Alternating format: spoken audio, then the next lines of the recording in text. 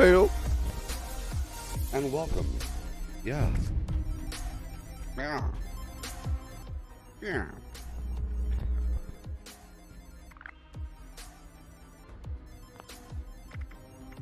And here we are. The cable guy will be coming tomorrow morning between 8 and 10 a.m. Yeah. Yeah. That's cool. It was all confusing and weird and stupid. A bunch of foreigners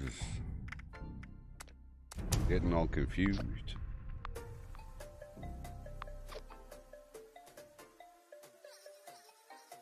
Yeah.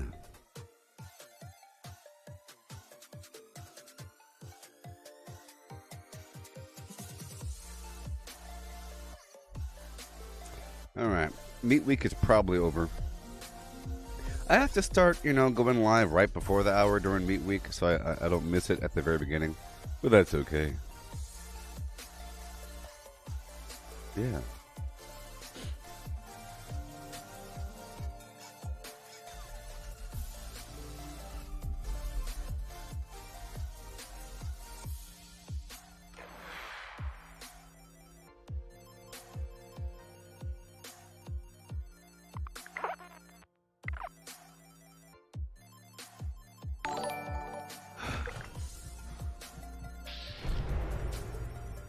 Okay.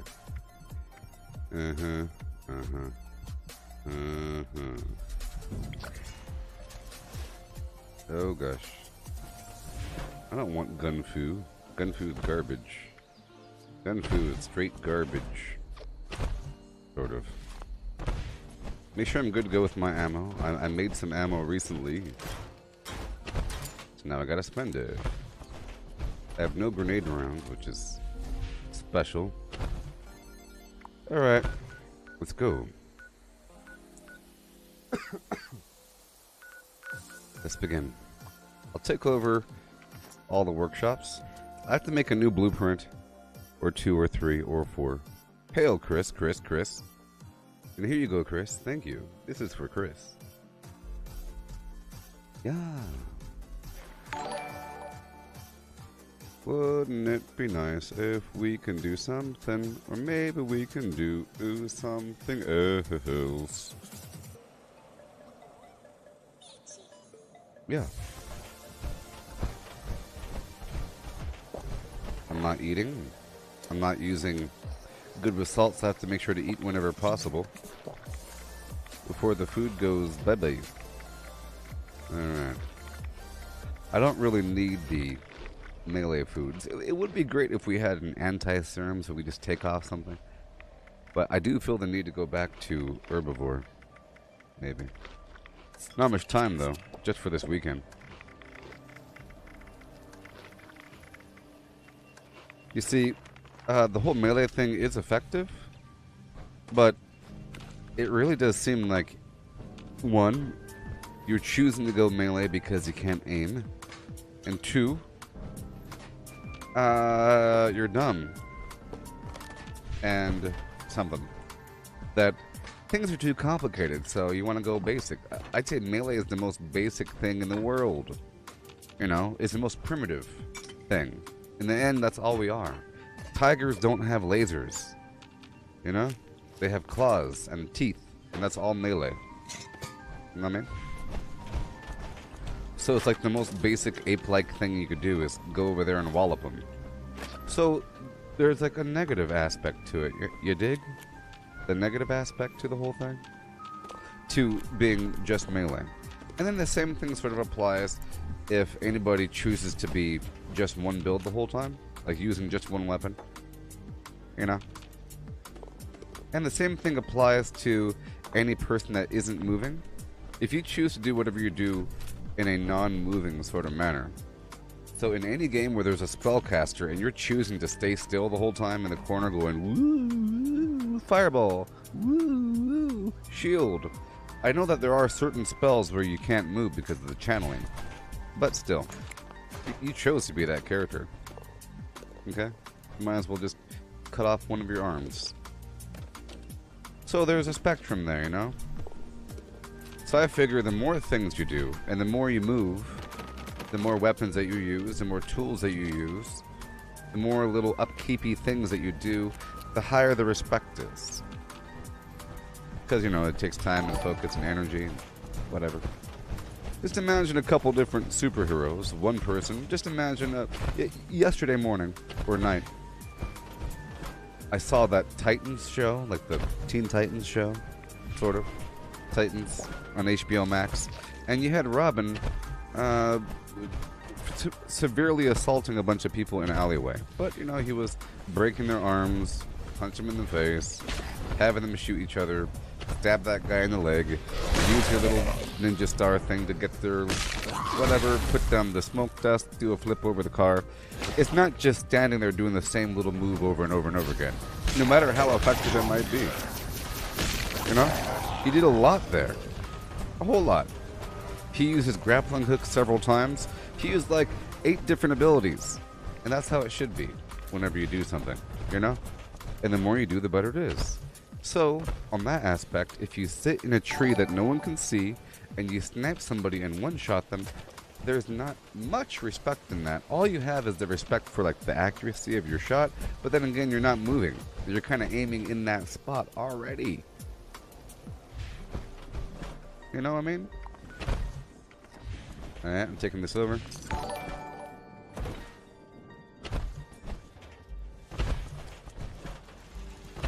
Now, imagine you use like an electric bolo to make them fall down. You put up a little foam thing to destroy their weapons. You put an ice slick up on the ground to make you fly faster towards them. You bounce off the ground with some bouncy taffy, and then you make the clouds into ice with your freeze ray, and you slam the clouds down on the guy. Boom, boom, boom, boom, boom, boom, boom. Then you implode the earth, and you collapse it back on him. You put him in front of you, and you go, pow! That'd be pretty epic. But instead you have a single shot or whatever. So I try to do as much as possible. Or whatever. So in this build we have the flamethrower, shotgun, Gauss minigun, grenade launcher, and the new pepper shaker. Now this pepper shaker,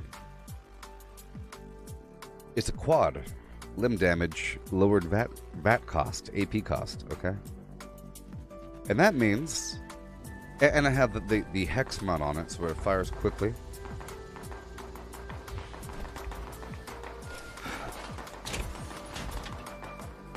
That means I can tag things easily, relatively. There's many weapons to use to tag things, and right now this is my long-distance tagger. It's not so much of a damage dealer.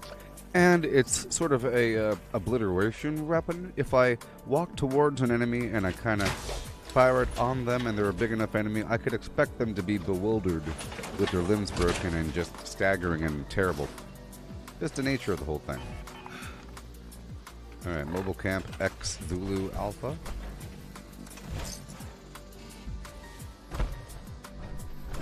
Come on, come on.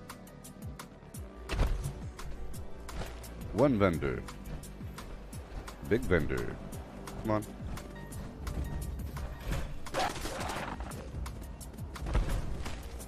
There you go. Come on. And come on. Whoa, you hear that? That was either unstable isotope, oh boy, or the armor I have on. Yeah.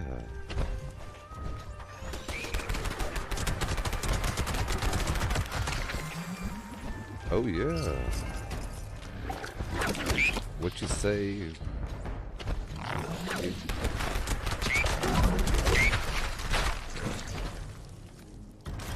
Oh yeah. Hail and hail. We have to finish this quickly so we do the other one back to back. Yeah. Yeah.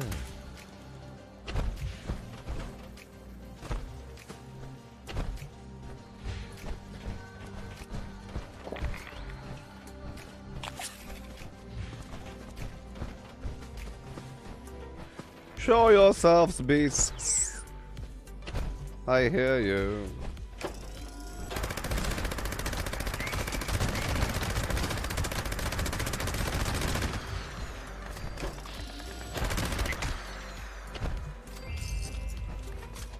There's lots of oil in these toads.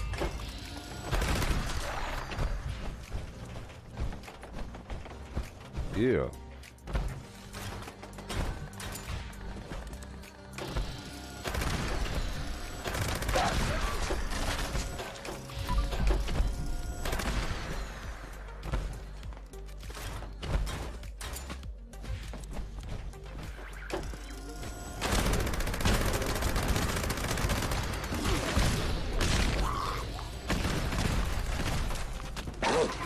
Yeah.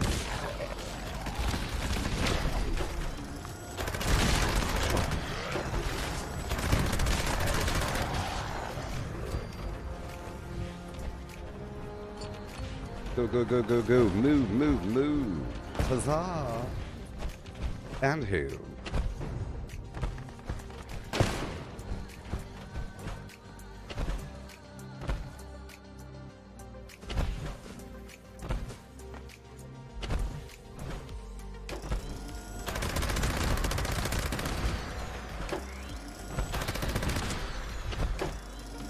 Achtung, Liebe. It's a little wild and a little strange when you make your home out on the range. Just start your horse and come along, yeah. But you can't get it right if you can't hold on. And sing it. Yippee-ki-yay. Let the cowboys ha-ha! I have come to assist you with the finest deals around. Get along, little doggy. Come on now. There we go. With the finest wares around at the finest rates.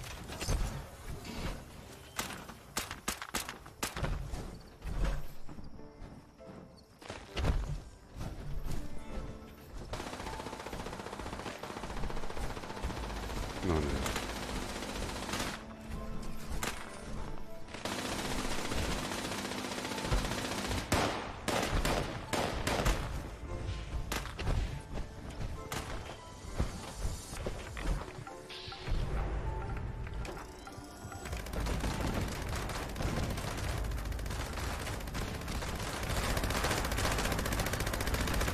Can't even see the guy. Till the break of day.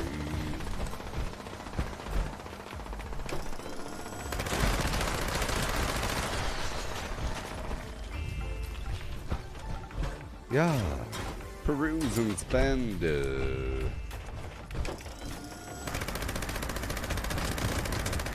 Per use.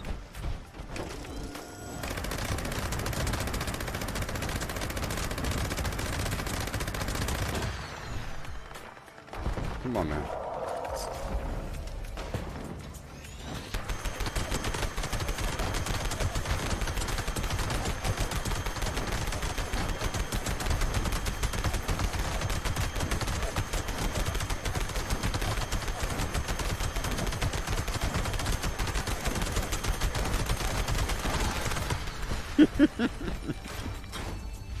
Ridiculous.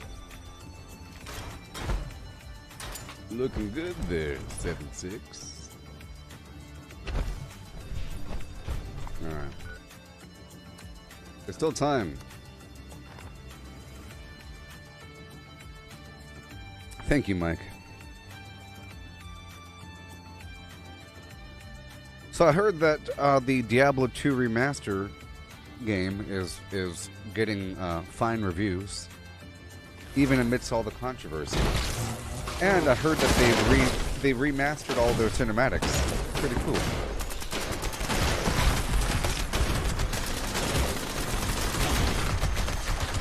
Oh yeah.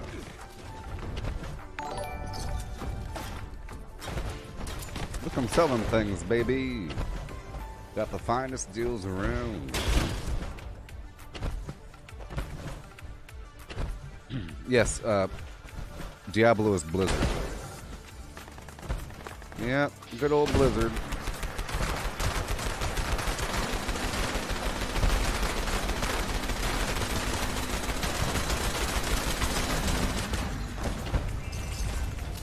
nice lightweight tagging weapon. Yeah. I love knocking out all three. There's a beast in the hills. A beast in the hills.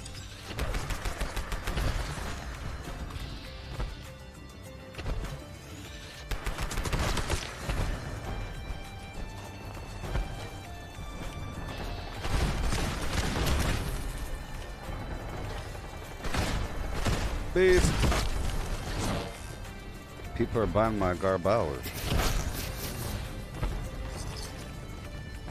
Yes, this is a great time to play Fallout 76. Okay. Is it time for line in the sand? Maybe. Let's go take over Thunder Mountain Power Plant right now. I have the means. I have the ends. I have the middles. And the beginnings. The flims and the flams.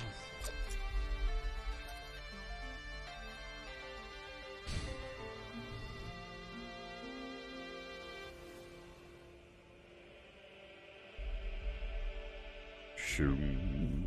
Supply run and moonshine delivery in Red Dead Flim Flam, Mike?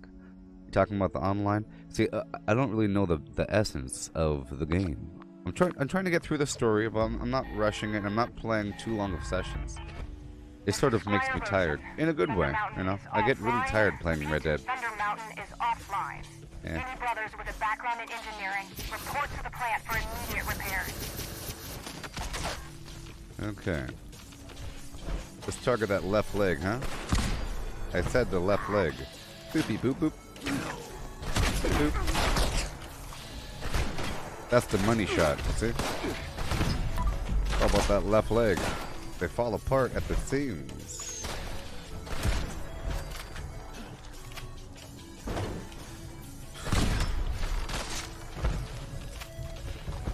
Okay.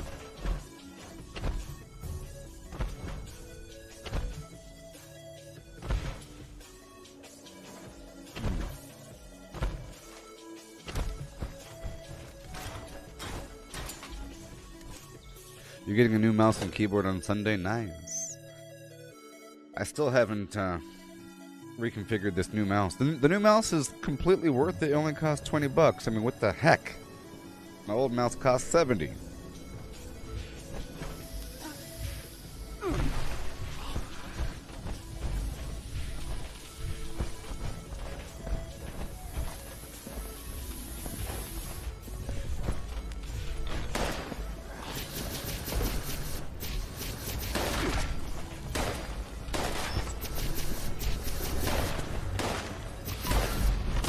Okay, we got my damage up, let's go.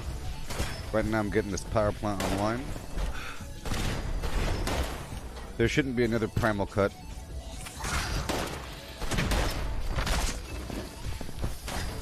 Not for a little bit. Alright, here we go.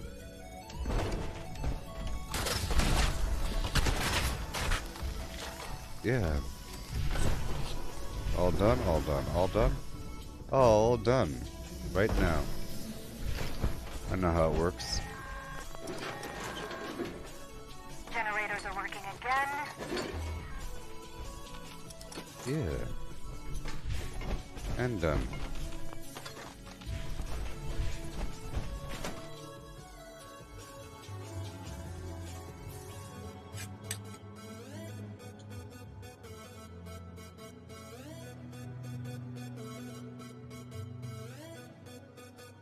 Hey Mike, do you have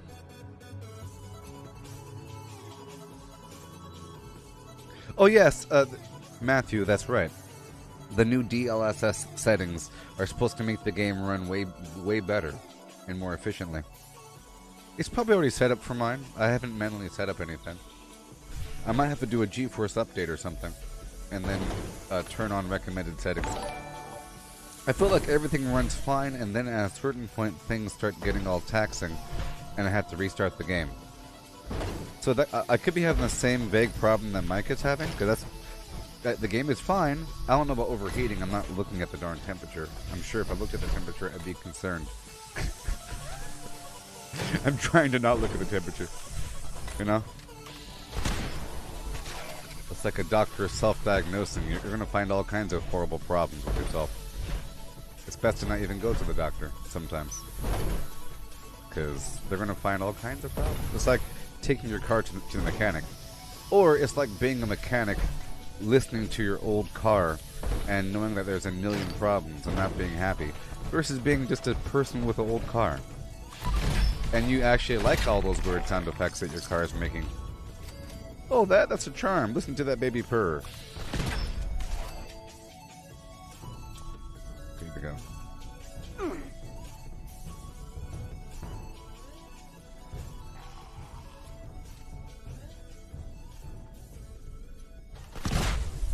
Yeah.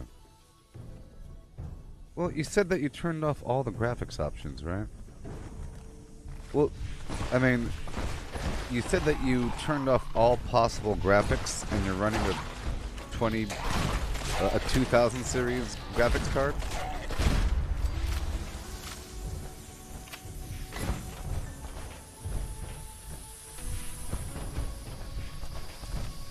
That's the problem.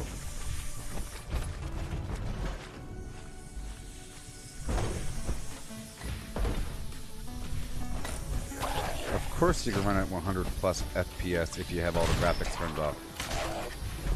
But obviously there's a compromise you're making somewhere, right? I'd rather have slightly lower frame rate to the point where it's nice and have it look darn real. But there is a horrible compromise. I haven't turned up anything, by the way. I don't think I can turn up anything because I don't have an RTX card. But I think everything's already pretty maxed out for the most part. There's probably something in there that isn't maxed out, but games are pretty efficient these days. It seems like there's a problem with hair sometimes, but I don't know what I'm supposed to even expect. But the horses sure are shiny. But I haven't modified anything about the graphics besides putting it in windowed mode so I could have my eye tracking on.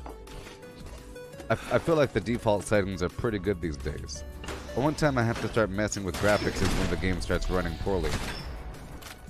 But I will check to see the DLSS settings to make sure that they're on, because it might help if it's not already on. But I'm just assuming it's going to be on.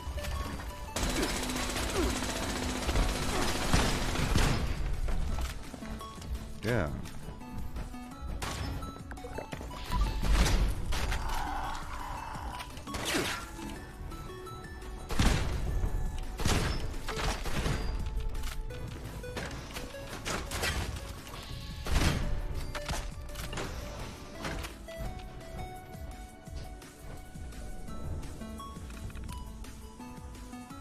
Yeah.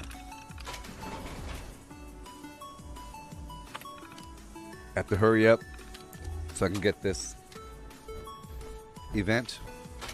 I'm over encumbered right now, though. I could fix that, maybe.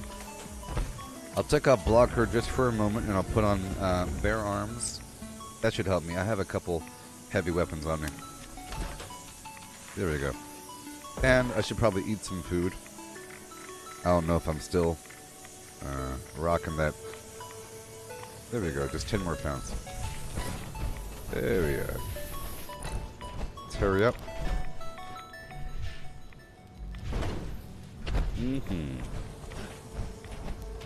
So, the way I operate sometimes is really interesting. So, here I am in Thunder Mountain Power Plant, right?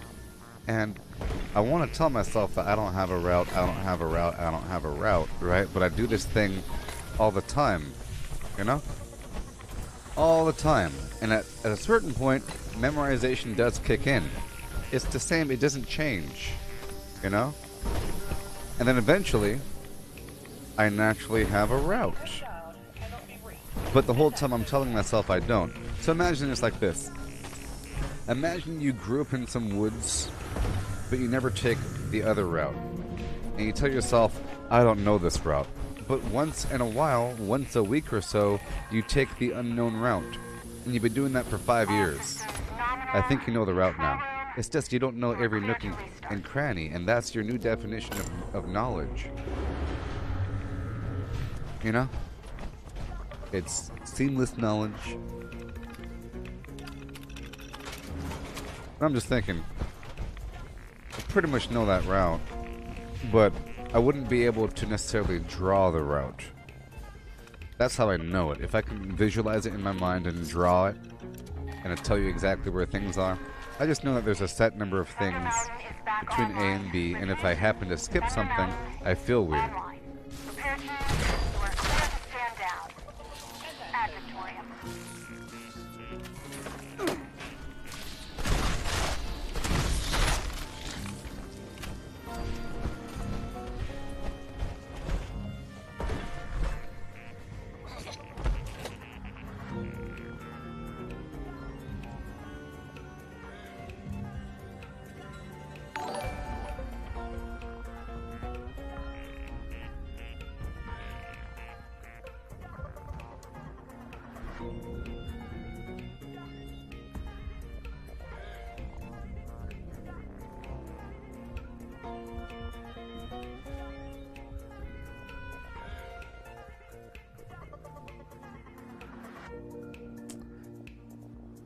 Yeah.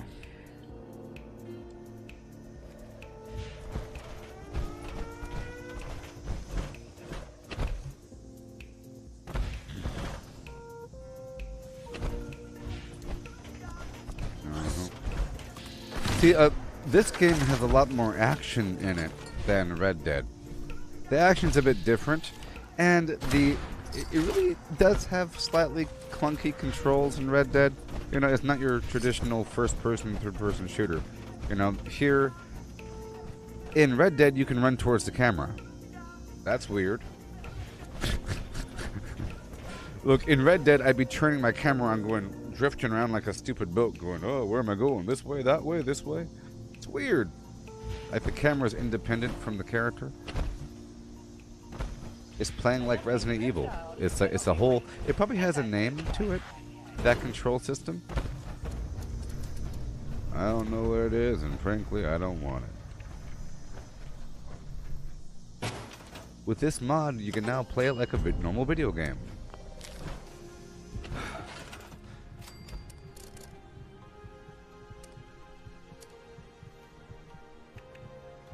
Yeah.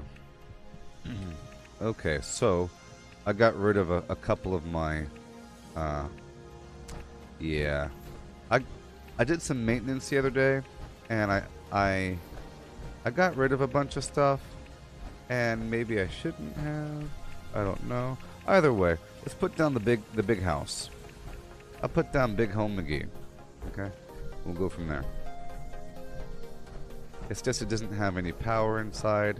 It doesn't have a collectron. So it's going to be messy for a bit. I just have to make new blueprints because I got rid of the old ones. But that's good. Maybe something new will come in the atomic shop and I could design something based upon that.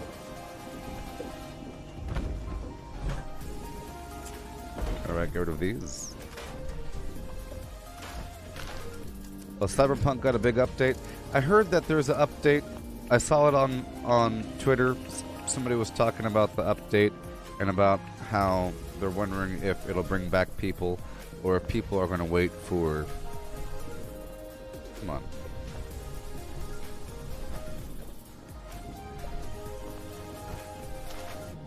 If people are going to wait for the next expansion. Come on. Okay, I'm going to try to blueprint this whole thing. New. It's going to be called 010 _ Big Helm. Big Helmer. Helmer. There we go. We'll see how that flows. Now let's get the heck out of here.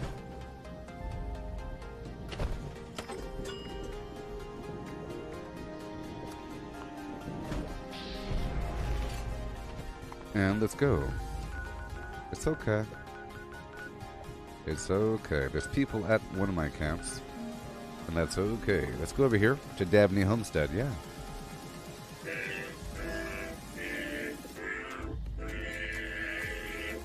I just love songs, don't you?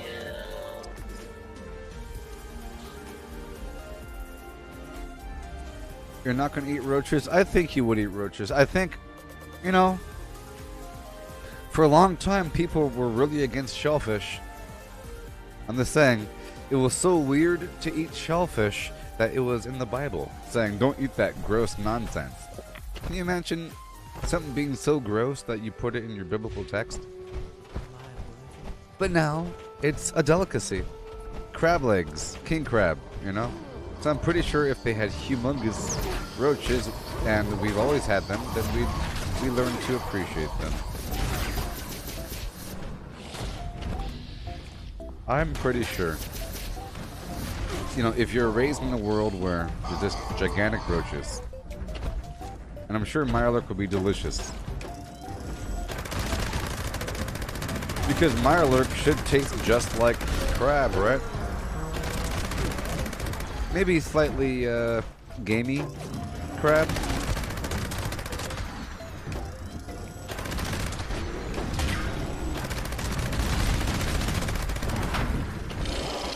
Here.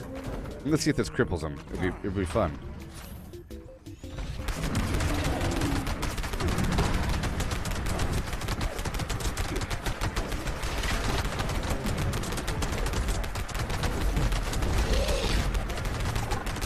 He's crippled right now. He's crippled. See, watch. No? He should be crippled. No? Well, he fell down. There you go. He got right back up. Whatever. You can kill him.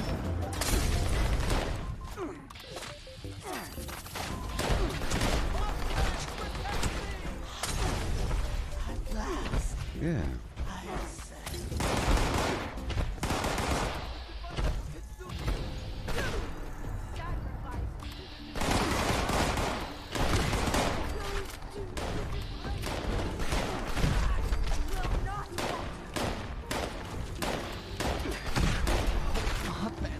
Shivered me to the mind.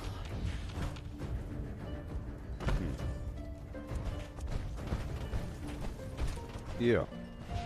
I mean, I like this weapon, but it's not really to kill things. I have much better weapons to kill things. This is just to tag and cripple. So it's a quad. You know? Good old quad limb damage. A flimmy flammy.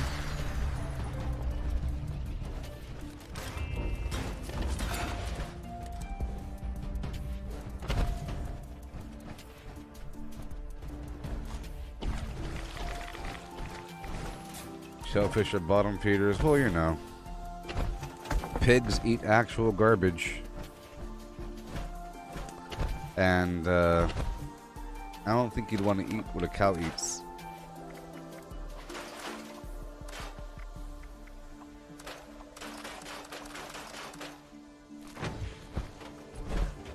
The flesh is different. I don't know. It is pretty gross.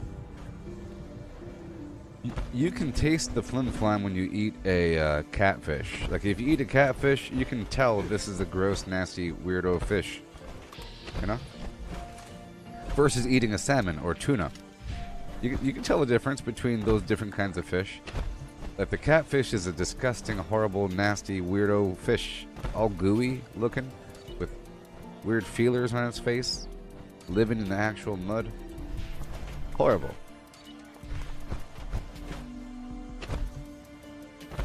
You get yourself a veiny, spongy, fatty piece of fish. You say, is this catfish? Oh yeah, catfish from that pond out there. That pond?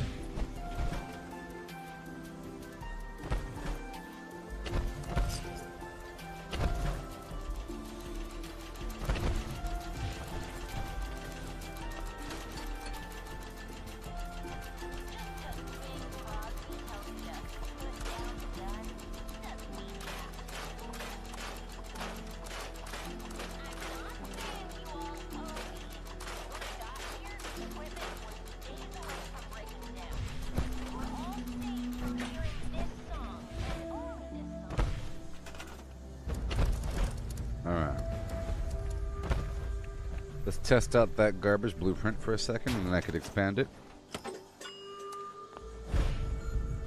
Big Helmer.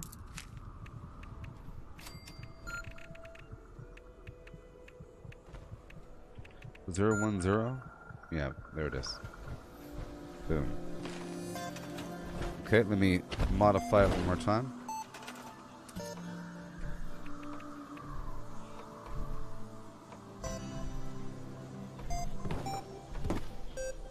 Alright. I'm sure it's still fine. So, Big Homer. Boom, boom. Goodbye. And now what? I'll add one more thing, you know. I'll add one more thing. Because this is actually quite terrible, you know. It doesn't really have anything I need. Just modify it and make it normalized. Even though I might get killed right now, it's just what has to happen. If I'm gonna have that, I'll have it. But the bad part is you can't. Well, I don't think. Oh, I guess you can. Before there was a weird bug or something where you were unable to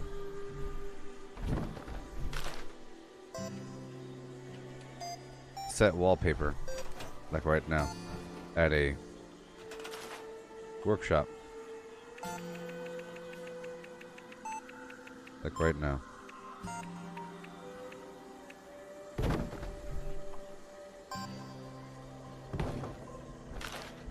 Okay. I just have to put a couple things down and we can get to stepping. I just love songs. Don't you? Shut up, beast. I'm doing something special. It's weird how this relies on memorization to a certain degree. To remember just where the heck everything actually is. Can I have a garbage bed over here for no reason? No reason, garbage bed. Okay. Put some stash boxes over here. Garbage bed in the garbage room. For no particular reason. What the F?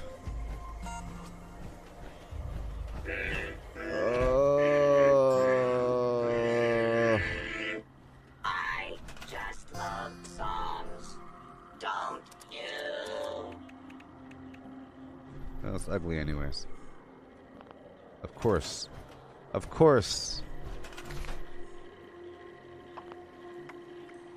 Something just turned invisible. So I'm just going to override it. And, oh well. If it happens, it happens. Oh, okay. Oh, You don't know what I'm talking about. hello.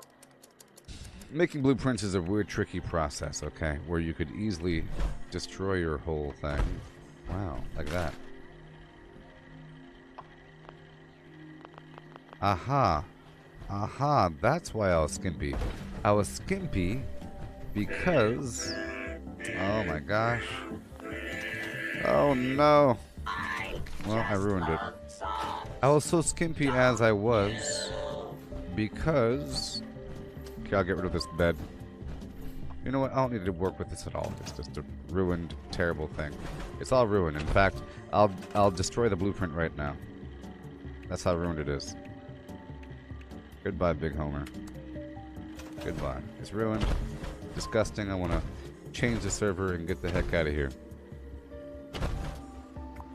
Would I happen to have pure violet flux? Well. Well, well, well. Sounds like we're in a situation. Oh, come on. At the tip of a sword, we got a scheme. Somebody else played the record machine. Come on now. It's so easy to say bad names when you listen to the record of Flim Flam James. Alright.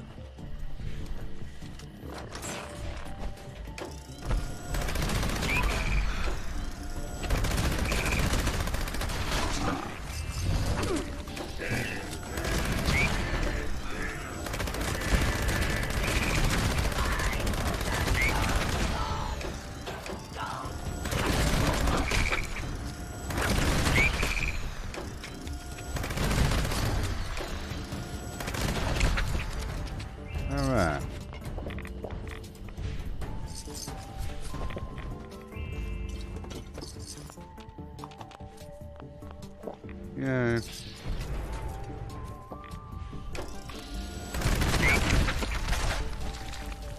Okay, gotta hurry up.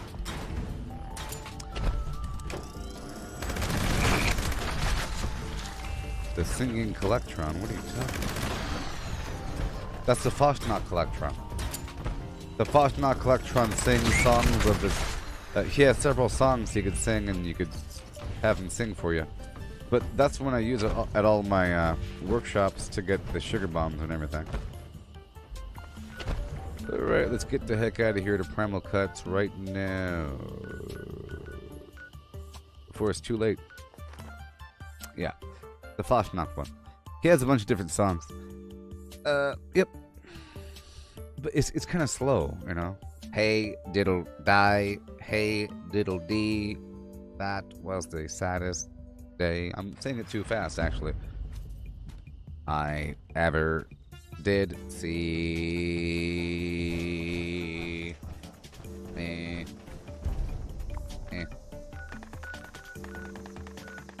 Oh Lord, her troubles with her. Oh Lord, her troubles with her. Nobody knows my troubles with her.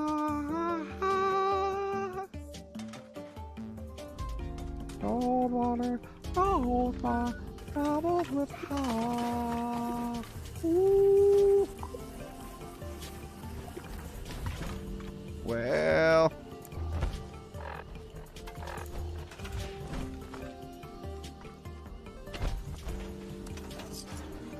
I'm gonna take my horse right over here and do something until I get my fear. Riding around doing stuff here on my horse now. Oh boy. Breaking lots of laws all up on my horse now.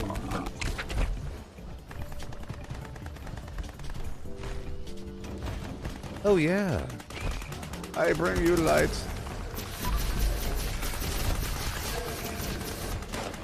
Time to tag the enemies. Tag them.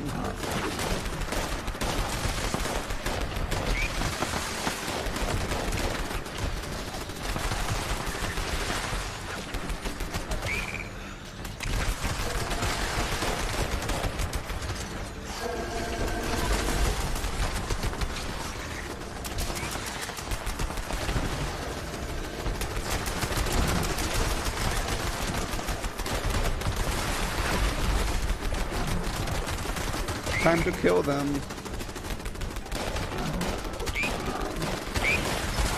I'll save you.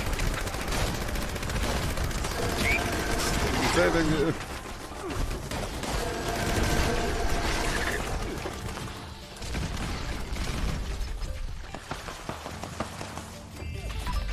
That was exciting.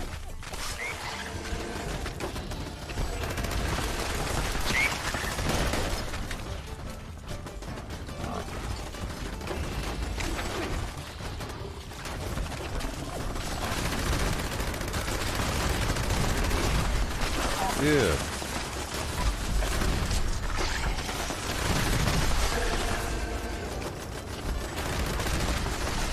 Yay. Let's reload this thing.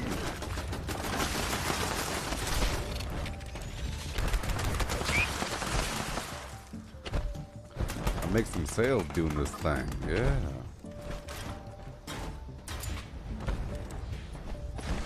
Down the hill.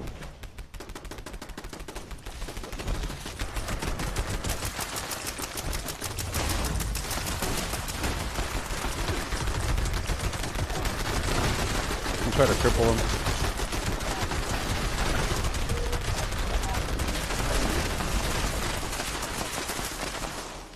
him. Yeah, I'm doing.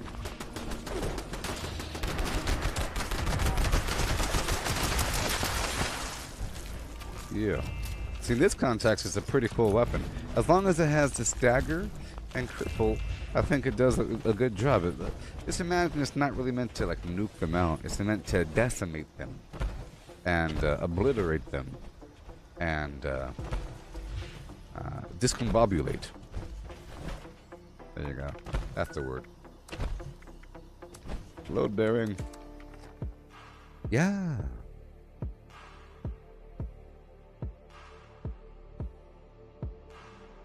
I can finish this before the event. Oh yes, I would like to team with you there. Am I on a full team? I'm sorry. I think you asked it a while ago. But I was going and going. Oh, don't you know it?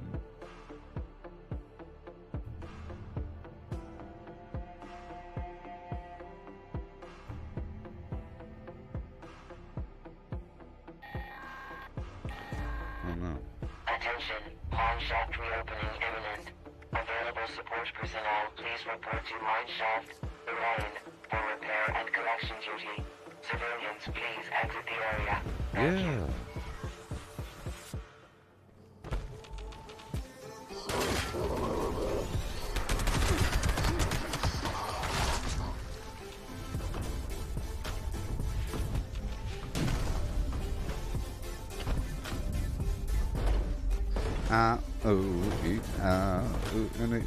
I, yeah. Attention, shaft reopening detected. Support personnel, please initiate collection and follow runner repair tasks with caution. Structural instability detected. Yeah. No diggity.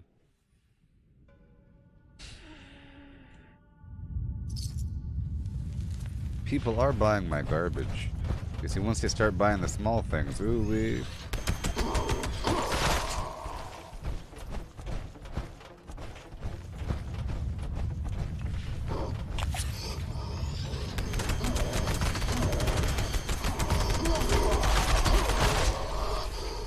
Rare minerals detected. Error. Collection from living. So I think for like events like this, it's kind of a fun weapon to use. You know, Please collect any it's kind of a fun weapon. materials.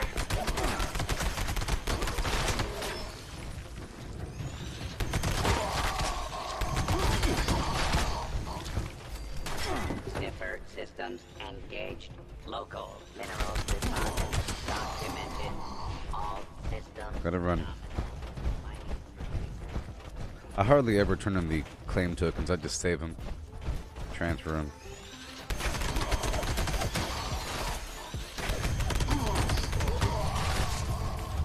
I probably should turn them in. Proceed to designated collection task.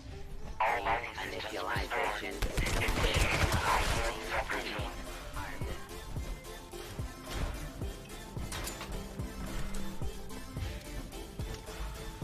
I'm not gonna loot until the end.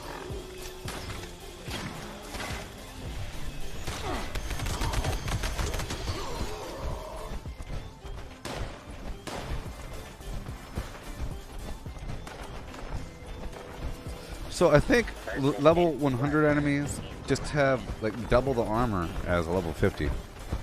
Oh, this is the pepper shaker with plasma, but it's a quad limb damage, whatever. Ooh. Quad limit damage, less fast activation cost.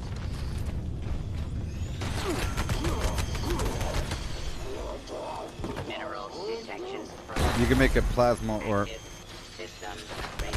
laser. It seems like this weapon doesn't gooify them, you know, which is kind of weird. Maybe it's just a temporary bug, but I'm pretty sure these weapons are supposed to turn enemies into goo piles. That's part of the appeal, right? You cannot.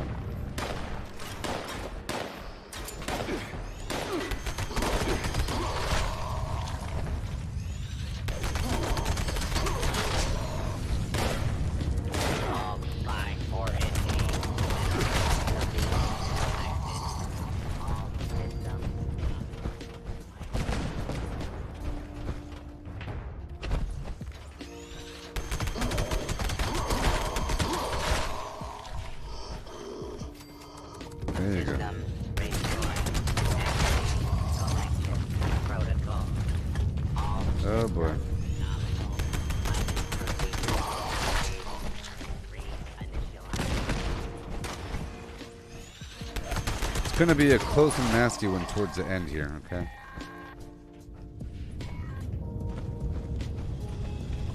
Drilling system. A close and nasty one towards the end. Food here is Chinese food? What are you talking about? Hornwright, senior executive detective.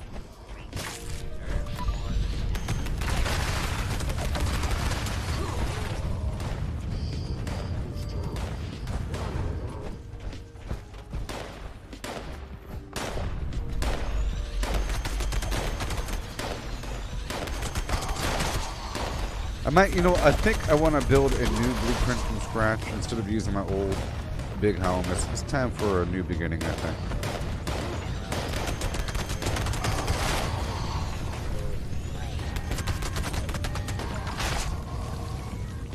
Please reserve gun station for spray. Hello.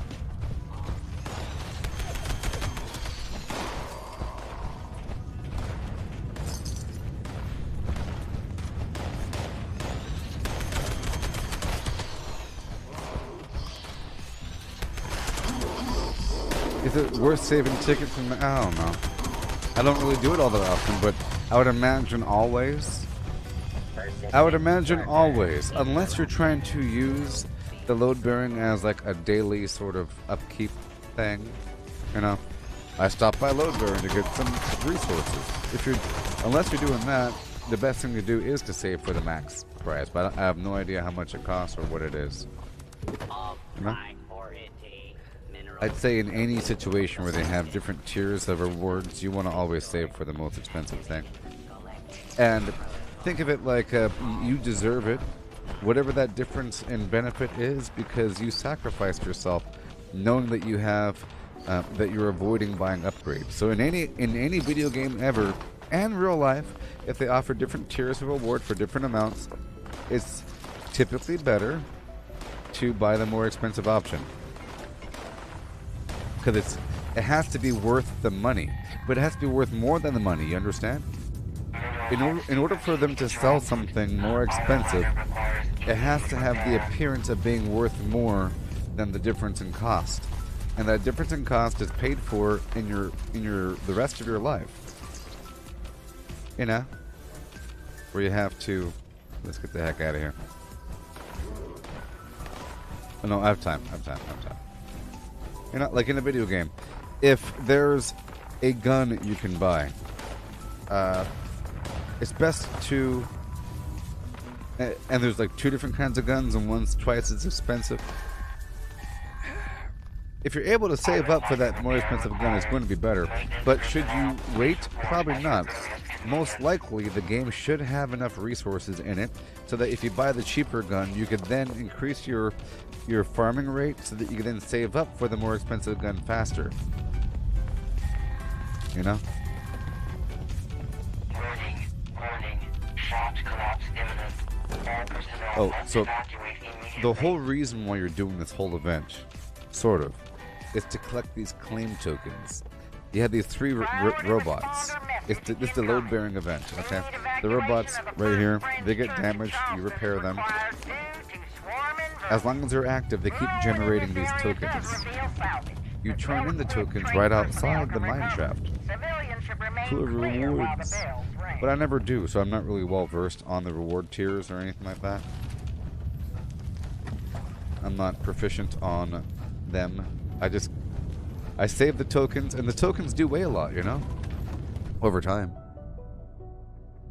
Every so often I'll move a bunch of tokens to my other character. I think I consciously bought some, well, just a couple times. I think I bought something recently. Let's go look at it right now. And let's just see, based upon the tokens I have, what can I do?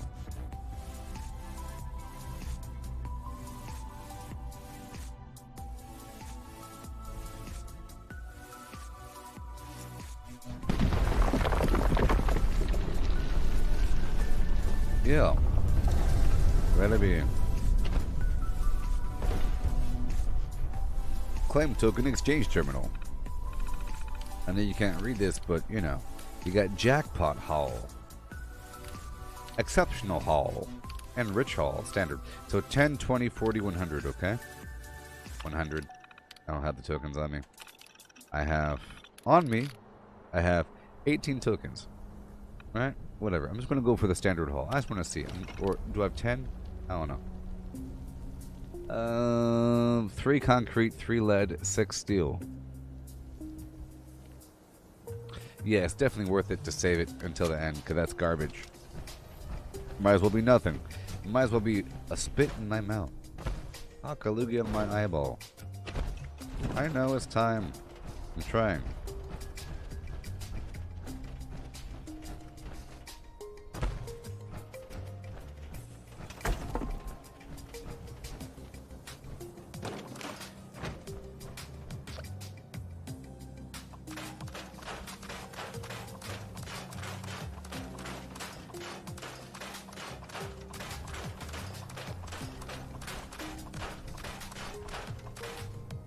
Okay.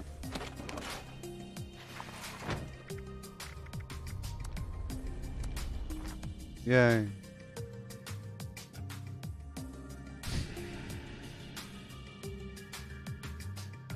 Oh, yeah.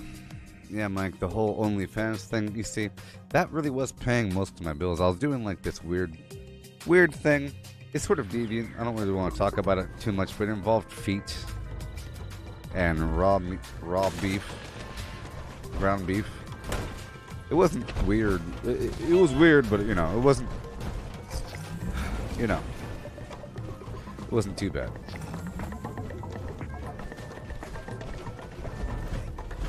At least I was here for the reward, but I wasn't able to turn in my prime meat. So sad.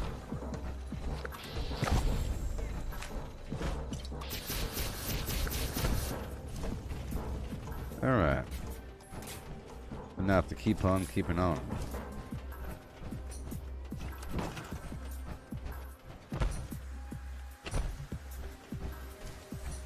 Let me keep on keeping on.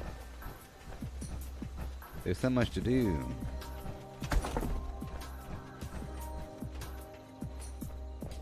I wasn't done.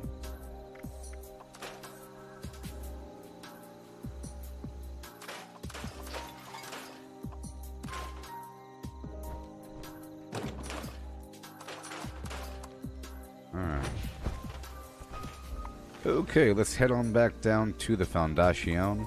Actually, I'll go up here to the crater, which is closer to the Toxic Valley where there's all kinds of activities. You know. I'll show up and show my face around, maybe initiate some dailies. Only problem here is that in order to exchange my treasury notes for gold, I have to go into the building. I have to like enter the building with a loading screen. And that just sucks. That just sucks.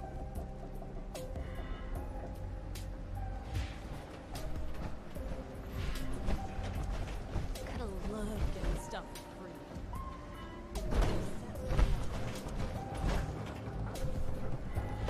Yeah. Caps. Spend your money.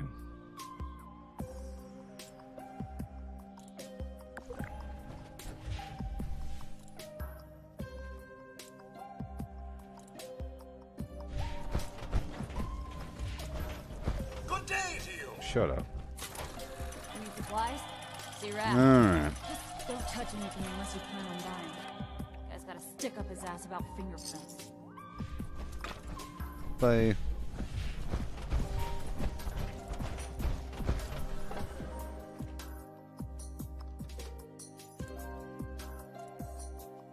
Oh, the OnlyFans thing. Yeah, I've been doing this thing on the side. I make most of my money actually from these exclusive videos. I just didn't talk about it here. I do it in other forums. I show examples of my craft. It's mainly black and white stills, but you know, like stepping on a cake or something. Steak, like If you ain't with us, they want me to cook a steak with the heat of my feet. It made it gray, but it didn't really cook it through, but I was forced to eat the thing. Made a lot of money that day. A lot of money. But it's mainly like cakes, Play-Doh, animal feces, ground beef, the stomach of a dead animal.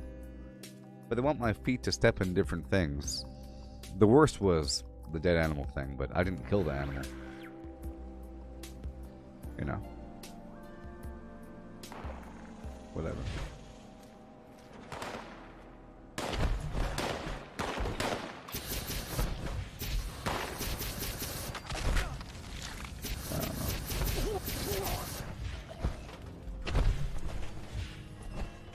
I want you to step on the belly of that dead animal there for me.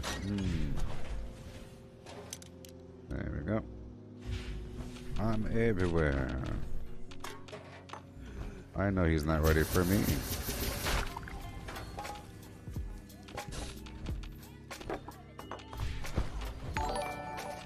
Yeah.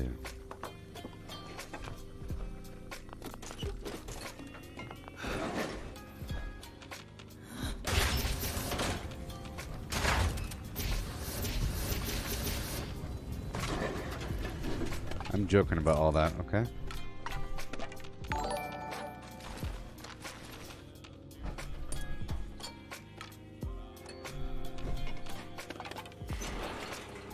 Yeah. Wonderful.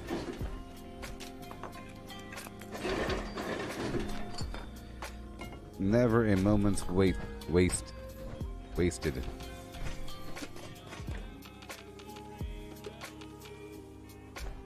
You can start driving nails in my flim-flimmity flu.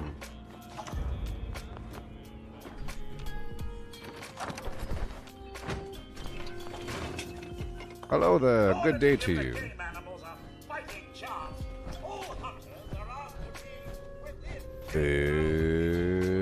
It's radiation. Rumble.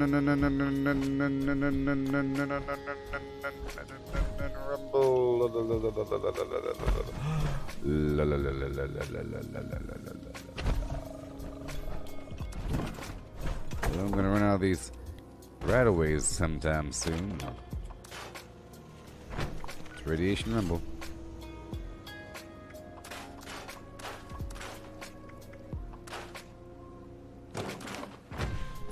Yeah, so so tomorrow, everybody, now that I have you here, tomorrow I'll be doing the One Chip Challenge 2021.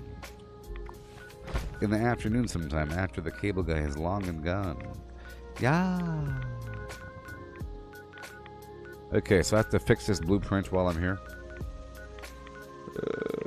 Yeah. Where am I? Patrol duty is garbage. Oh boy. I'll see what I can do. Let's go up here by Grafton Steelyard. Wait a minute. Wait a minute. What? Anyways. There's a symbol right where I was.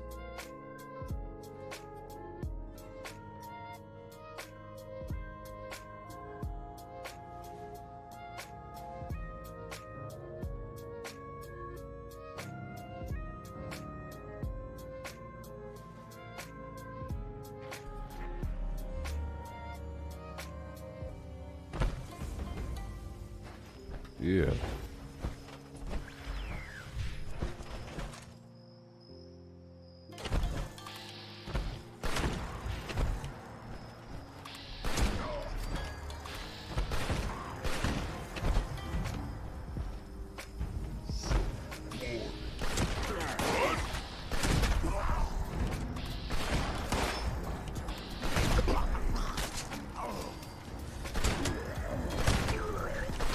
Yeah. There you go.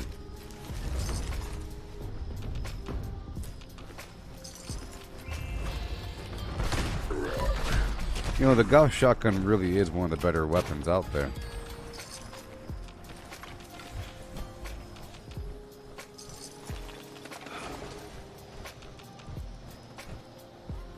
It's so accurate.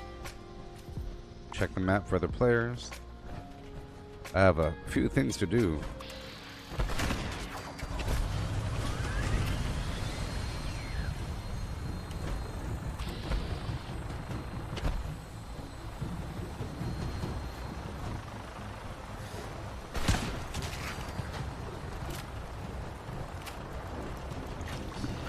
Okay.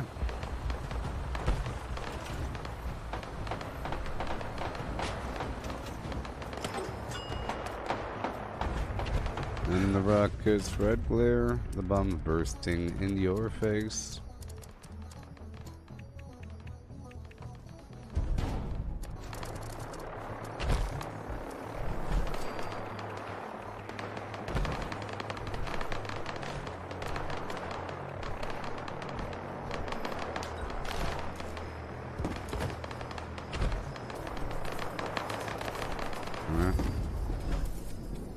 Yikes. Oh, they're up to no good. They're up to no good.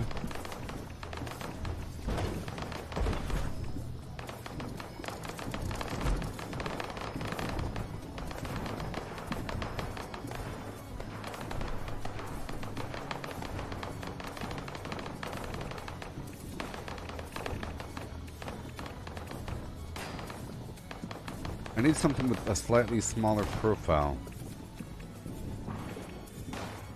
Let's see how this one works. I'll see how it works. Now, let's see if I could put the Collectron in here. But I would like to decorate the whole thing.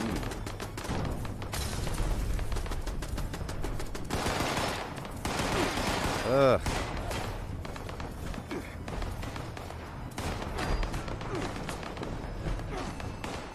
Of course, it woke up all the bad guys. Let's hurry up.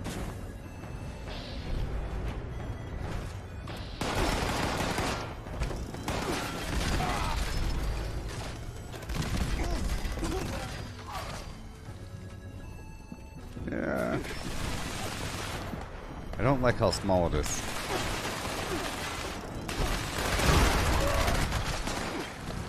Oh no. That guy was alive the whole time. They're all gonna make their way over to me. Alright.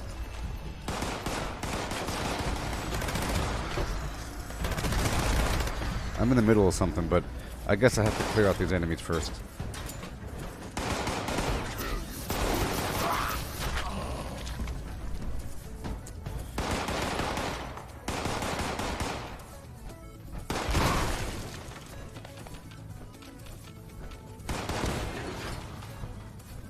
There you go. Do whatever you want. I'm in a hurry.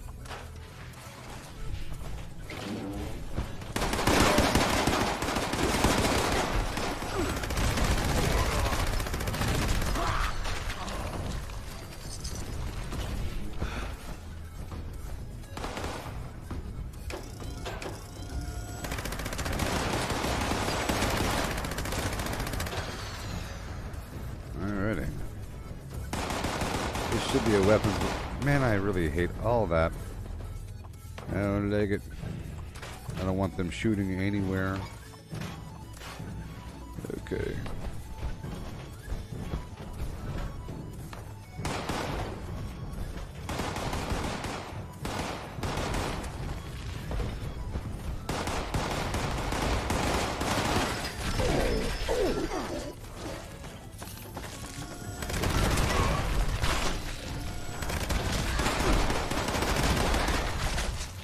Thank you.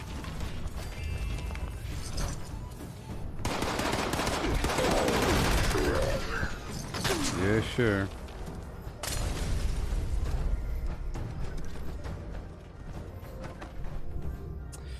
It really is a lot of enemies. That's why I like to clear through the place. It's not, well, I guess today I learned it's not just a matter of convenience, the fact that, or a matter of XP and loot, that there's a bunch of enemies here. It's the fact that you have to get rid of them, otherwise they'll take over your workshop. You know, once they get alerted, they all start coming over here. And it feels, unless you get rid of them all, like it's an endless stream of mutants. It's just there's a lot of them. You know? So I have to do the prime cut, I know, is active. I have a little bit of time.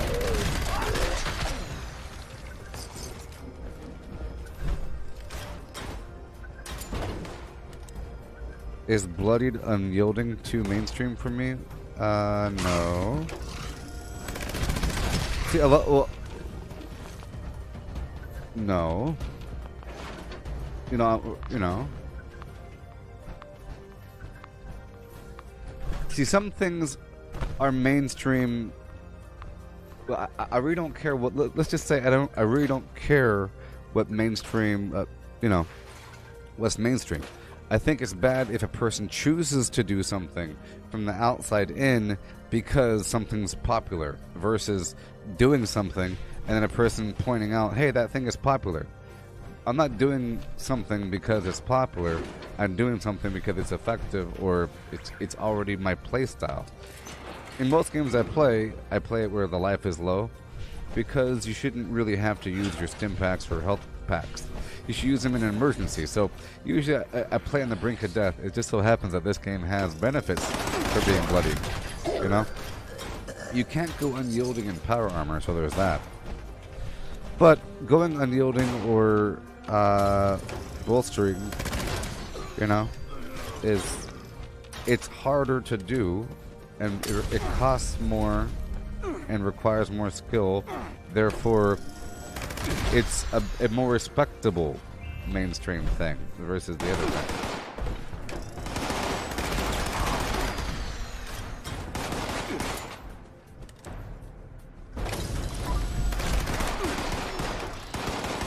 You get it?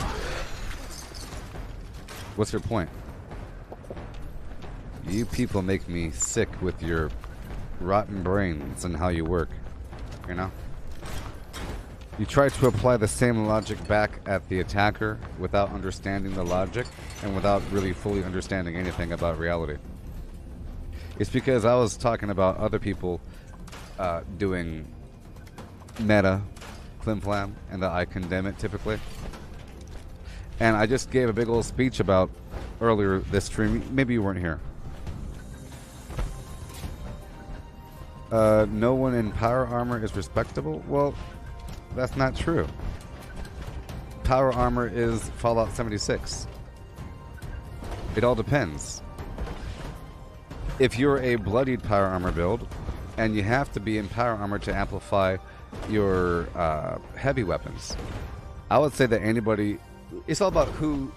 Look, a bad guy has a respect spectrum. Who cares about what they respect? I don't care what cheaters respect. Cheaters respect good cheats. Hackers respect good hackers. Right? It's stupid. Okay?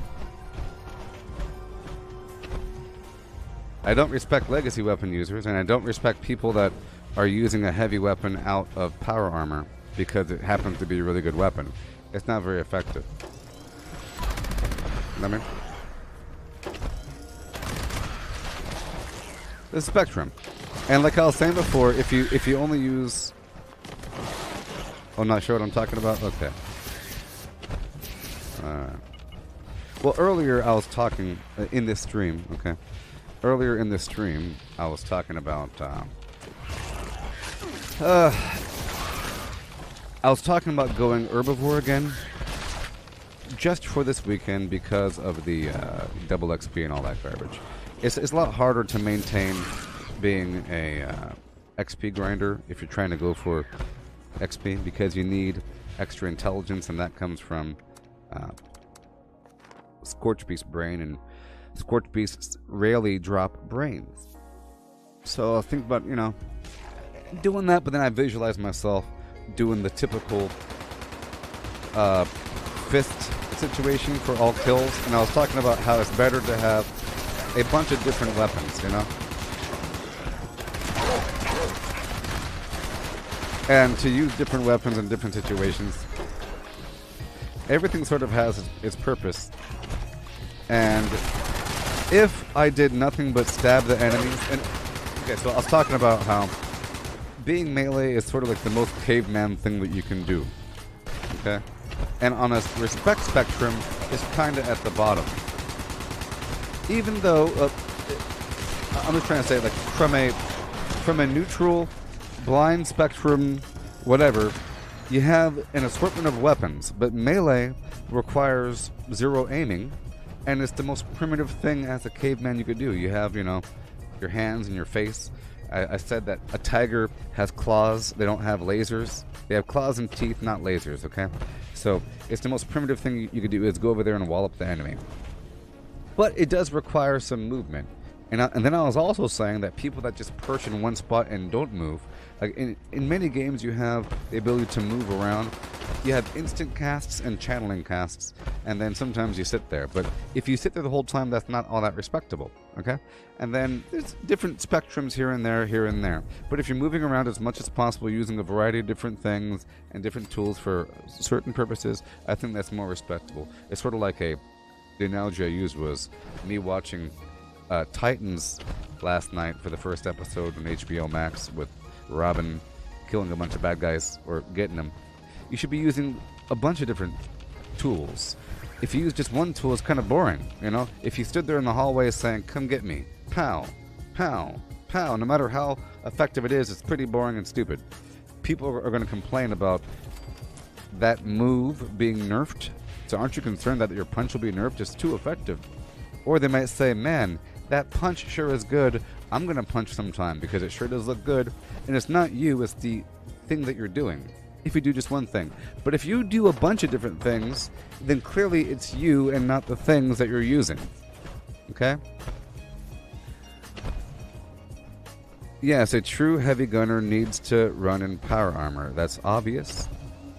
You know, first of all, it's Fallout 70. It's Fallout, and on every cover of every Fallout game, you have power armor or a vault cover, but it's power armor. It's like the whole thing, you know. And it might be annoying, but I actually like this clomping sound. You see, and in first person, the default view is like this. And this might be annoying to some people. And this might be a reason to not use power armor, but you can turn it off, which is great. Like the field of view gets obstructed, and that's kind of weird. But it makes sense. You're in power armor, you know. But power armor has a million little benefits and buffs. See, normally, whenever I'm not I have a build for running around for XP. I'm like this, using a mole miner gauntlet, punching things, because it's the most efficient and effective thing. Naturally, if you are in a bloodied, unyielding build, then you have all kinds of points and stats and everything. It's about what you're doing with them. And typically, you should be melee because you have all kinds of strength. And if you have all kinds of agility, then you have the ability to go into stealth quickly. And you should be able to quickly get them, stab them, jump around. It requires a lot of skill to actually get them. It's a different kind of skill than shooting them. But I don't like to do nothing but that, because it starts to make the game feel kind of weird and boring, I guess. It makes it look boring. So I like the I like the contrast between non-power armor and power armor. So when I'm not in power armor, I use a jetpack. When I'm in power armor, I have really high durability. My torso here, the cool thing about power armor is the fact that you're able to have these different mods for your limbs and everything, and now that it could be legendary, it's even better. So it's truly a part of your build. I like to punch them without weapons. It's pretty cool. Pain Train's pretty cool. The fact that there's no falling damage is pretty cool. And it's just a ferocious thing, you know. And because you have the additional anti-armor and accuracy while in heavy weapons. You could use heavy weapons while not in power armor. In fact, some people might think it's cooler to run around with a heavy weapon not in power armor. It does look cool, but you're not, you know. It's all about what you're trying to do. That's why I like the difference. If I want to have fun, you know,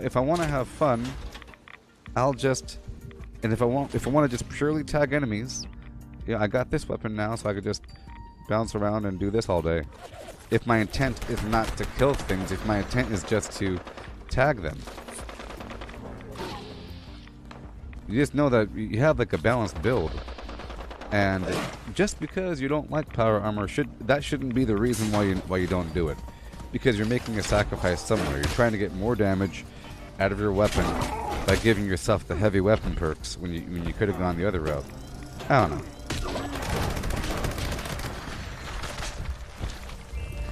A long time ago, I had the perspective that power armor equals weak, because it just means that you need the defense. But at a certain point, it evolves.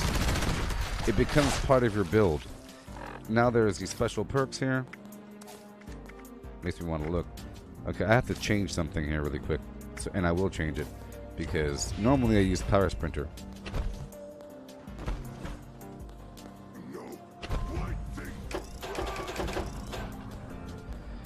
You think power armor shouldn't be in the game, in your opinion, not in 76? Well, I mean, that makes no sense. I mean, that makes no sense. Should I stop listening to you in general? I should probably just stop listening to you. Okay, we're not going to go down this rabbit hole of garbage conversation if you think that the power armor shouldn't even be in the game. My goodness. Time frame. It's all explained just fine. Do you think power armor was invented after? Do you know anything about anything? You think you're acting like you're an expert? And you think that Fallout 76 breaks the lore?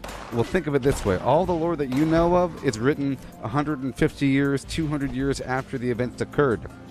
This is the truth. Everything else is a lie. Understand that? This is real. This isn't some fake La La Land. This is what really happened with the Brotherhood of Steel and power armor. This is exactly what happened. Power armor was used in the darn war. It's a thing. The flim-flam wannabe know-it-all that wants to condemn a game because you know the lore, but you don't know diddly squat. Need armor? You need armor? Blathering morons, I tell you. Not you. Other people. Other people.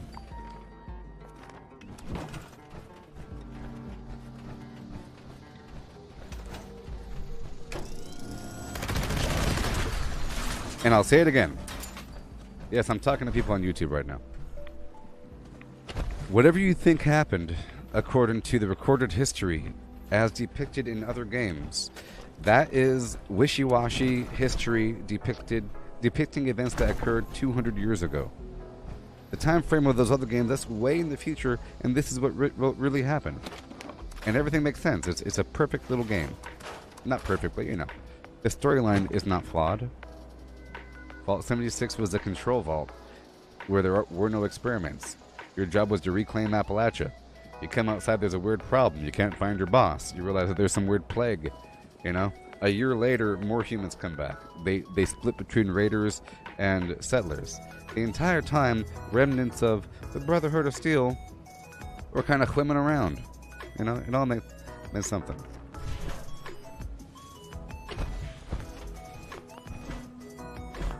Levels mean nothing if you're a cheater, no capitals.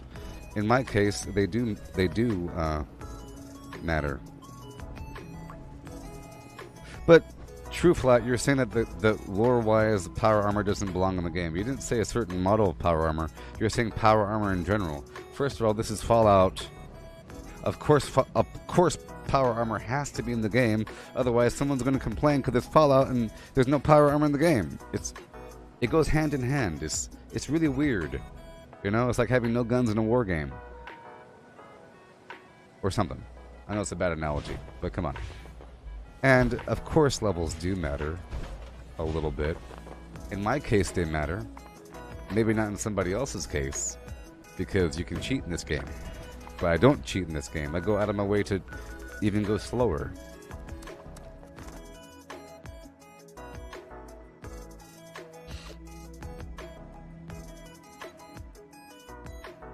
Exactly, it's not lore. No, what are you talking about? It's not lore. It is lore. It is lore. How is it not lore? Like what somebody else mentioned, power armor was invented before the bombs dropped. You know? And pretty sure if you look up the opening cinematic video for the war never changes. They're in power armor before the bombs dropped. Therefore, there's a bunch of power armor laying around in military facilities. And in this case, there's a bunch of robots, okay? And there's a secret vault over here. And we're able to craft the stuff. And we have knowledge. And, you know, it all makes sense. The same way that you can make power armor and craft it in 200 years from now. Look, the same way that you could find old power armor, the same way that you could find vaguely pre-war power armor 200 years from now, the same reason why you could find it 15 years after the darn war bombs drop. I mean, come on, it's common sense.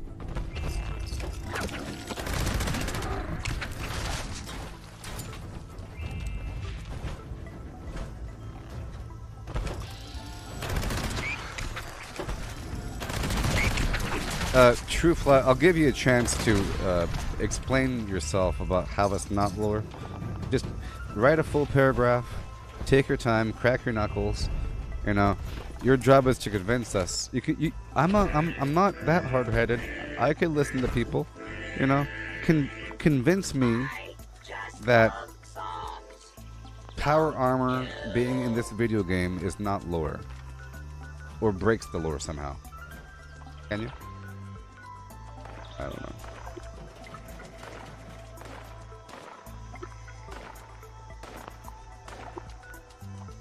I also think it's kind of cool to use certain power armor because it's kind of hard to get, kind of expensive. I'm using the T65 right here, you know, so it's kind of like a badge of honor. You're also showing your modules or your skins, and then you know the Gauss minigun really needs to be used to its full capability with power armor, and that's a really hard weapon again, or used to be.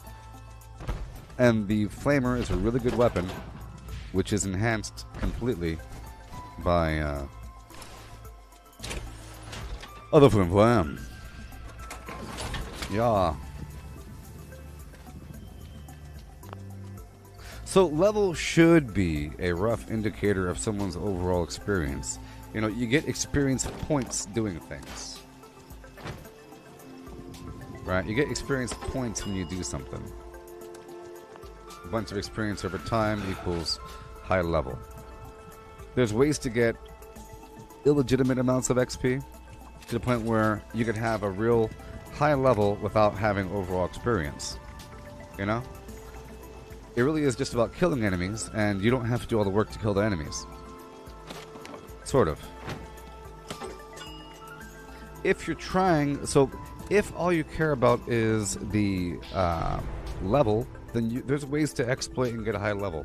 If all you care about is the hours, then you can exploit that as well. But they should be rough indicators of a person's general knowledge of the world. But in this case, this game is kind of full of cheaters and people that hate Bethesda and the game, and they're just playing because it's something to do and whatever. It doesn't matter. And those people will start to say, I've been playing since beta, and I hate this game. So the entire time, you had your eyes closed. And if you ask them what they do all day, it's like, they'll say, everything is pointless besides this, and this game sucks. There's nothing to do. If I just need something, I get it from my friends. LOL, you farm? I just get it from my friends. This game sucks, and there's nothing to do. It's hardly even Fallout. Even though you're not playing it like a survival game, you're playing it like an arcade game, getting all the stuff from your friends. Yeah.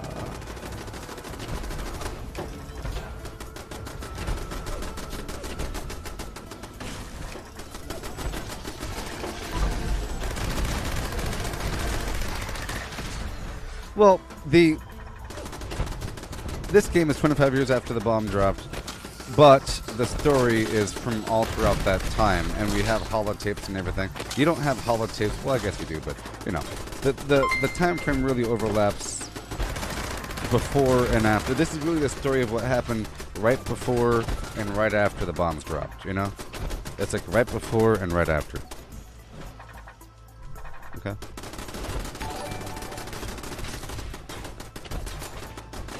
You're saying if the PA was invented 200 years behind or before this time, how would anybody know how to make it?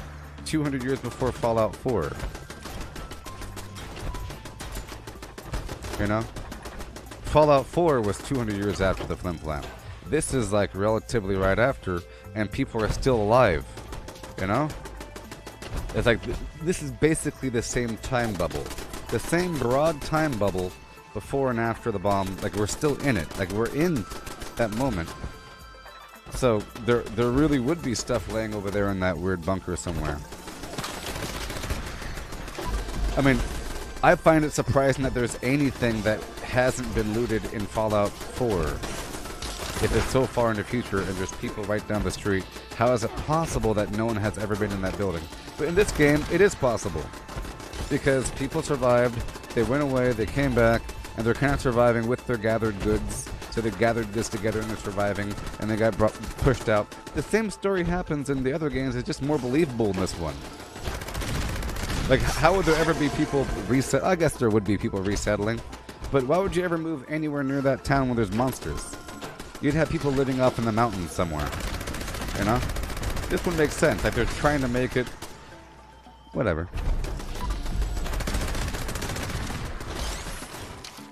What's wrong with you?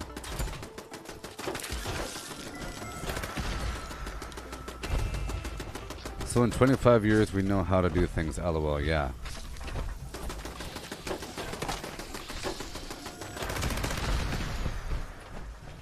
Warning, I'm known to mute people, and I will mute you. I'll mute you if you have a poor argument. And you never wrote your paragraph you're supposed to write. Okay, thank you, Tim.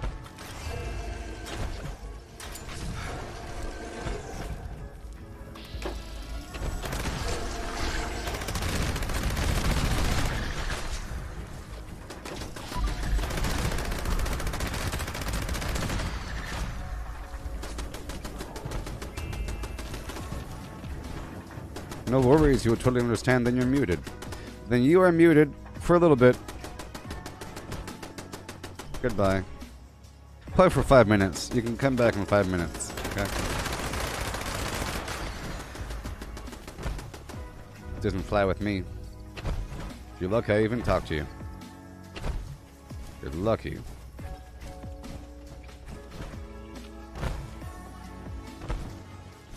Okay, let's put this stuff away.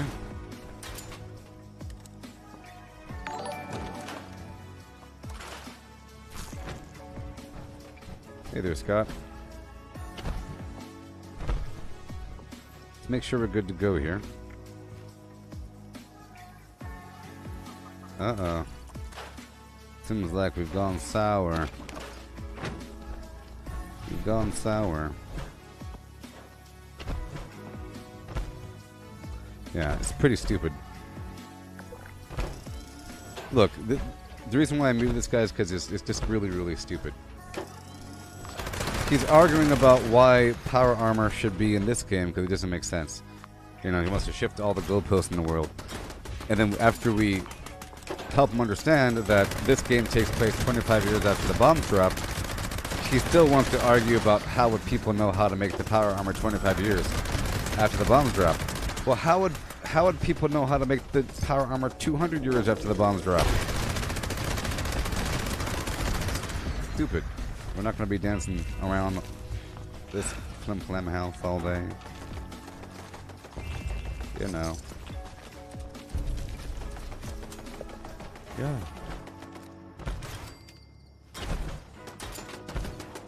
Yeah, but I do like the contrast in and out of power armor. It's just that right now I have, well, I did have sort of an excess amount of ammo. So I'm kind of forced to be in power armor for a bit. Alright. Okay, we're in a predicament. Probably ammo. I'll try to fix this problem. I'll put away these legendaries, maybe. A few items. I still have to, which I haven't yet. I still have to, do the scrippin'.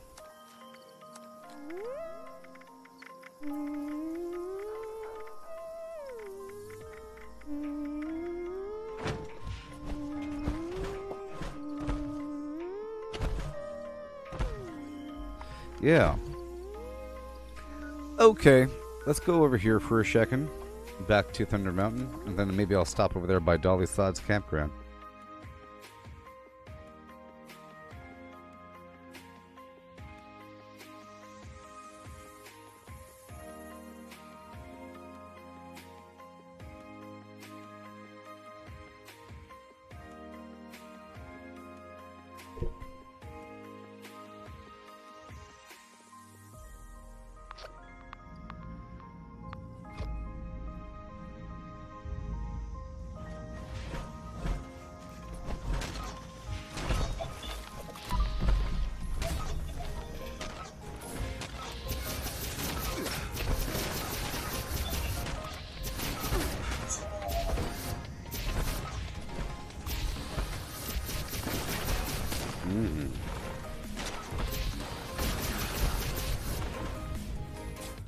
I don't really want to fight these liberators.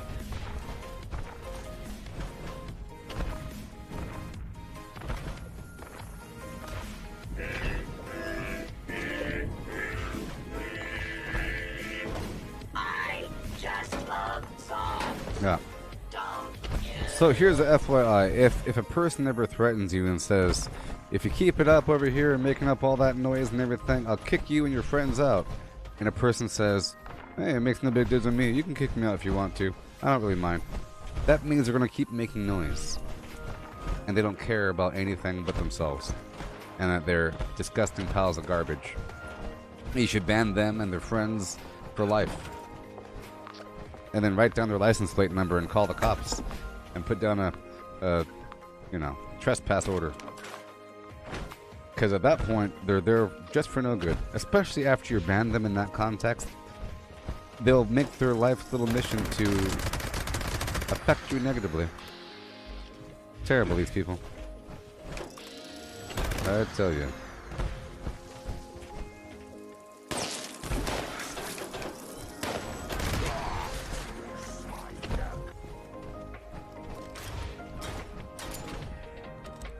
Yeah.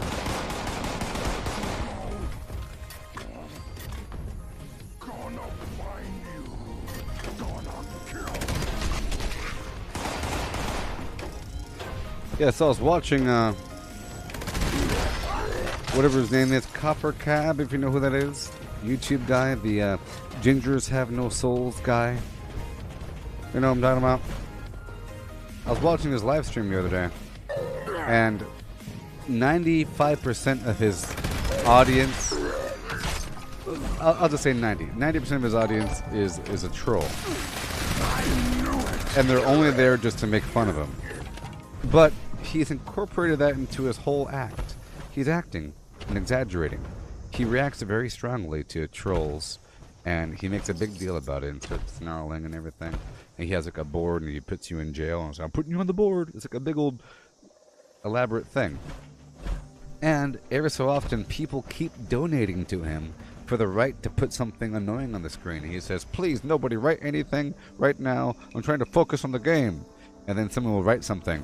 Ha ha ha, you stupid fathead. You would never beat this game. Ha ha ha, lol, lol, lol, lol. Stop it, I told you one more time, and you're going into the jail box. And they keep on donating the troll messages, you know, until that's pretty much what it's all about. And then he'll have streams where he'll teach a class where he's basically going over a bunch of YouTube videos, and he's acting like he has some really weird political opinion. He acts like he's a feminist and that he's really hardcore liberal, but he's not, of course. It's kind of funny. You know? So, but then if you click through that video the entire time, he's sort of yelling at somebody. The entire time. But, of course, that's where he gets his views from. And that's where he gets his traffic from. And he's allowing that. I allow it for a tiny bit, just so that it's known that these people really are horrible people. You know, and then I get rid of them. And then over time, you end up with a nice... I would rather have it where 70% of the people watching me are good people, and just to have a dollop of bad people, but I want the bad people to be overwhelmed by the good people, to the point where they're clearly just a troll. Or, right now, it's like 2/3 good versus bad. Every so often there's like a neutral bad person that says some sort of neutral bad thing, and I let them exist, and I'm watching them like a hawk, and I know that they're bad people because I remember them in the past, but they're acting like they're normal now, but I'm acting like I don't know who they are, and then I wait for them to break their thing, and then I attack them, boom. You know? Whatever.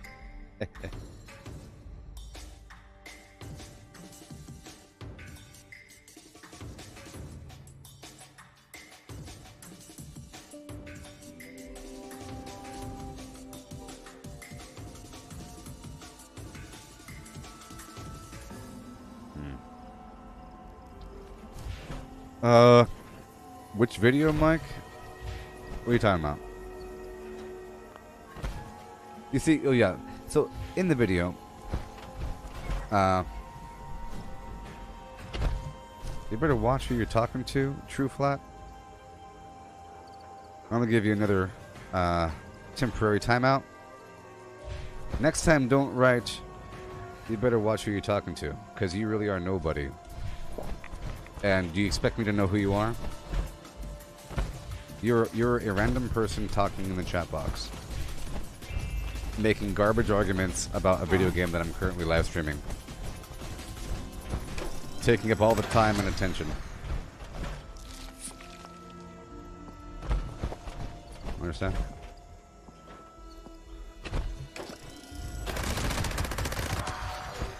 Are you like some tough guy on the street? You better watch who you're talking to, because I'll smash your face in. That's not how it works. You better watch who you're talking to, because I'll punch you. Oh, you wouldn't say that in front of me, because I'd punch you.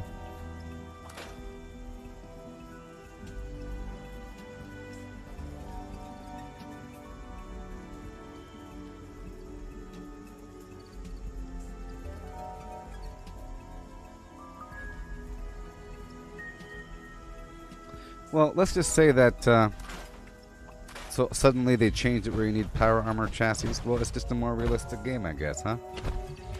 It's like, would you complain if there was a bunch of war games where in the past you didn't have to maintain your weapon, but suddenly you have to maintain your weapon because suddenly weapons break? You know? Chassis make perfect sense. I don't know. Some people are weird, though. Bunch of people. Okay, I'm looking for the populated primal cut so I could join right now.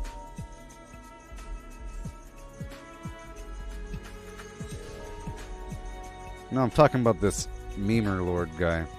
You're fine there, oh I did person. Yeah, so that copper cab guy, the ginger soul man.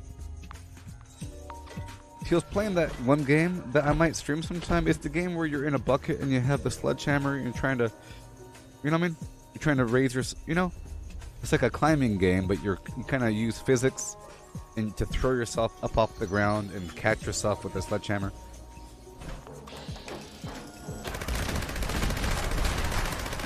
Yeah, getting over it. There you go.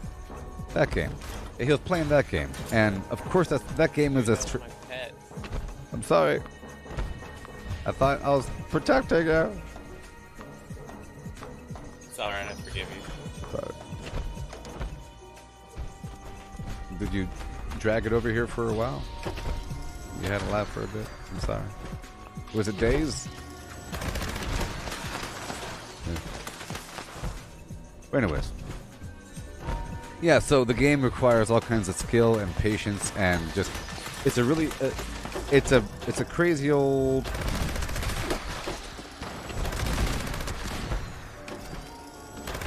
physics simulation. But anyways, and then if you lose, you can get really mad. So it's a game that I would play and stream and then have people tell me what to do and get mad at them.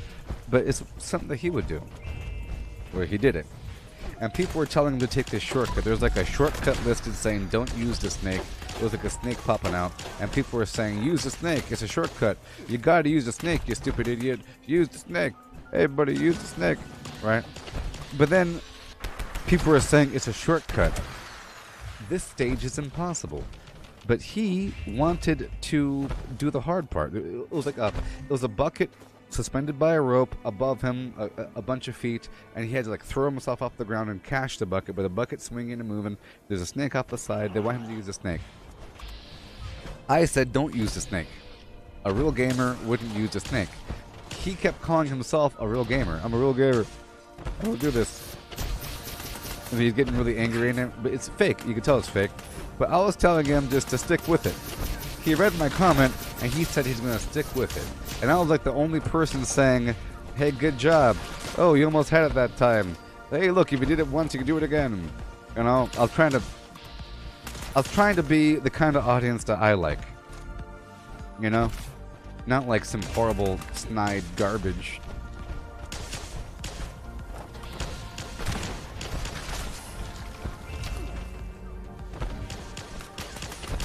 But everybody. He had like a bunch of people. I would say like 30 people out of the whatever people were watching were all there because they really enjoyed trolling this guy.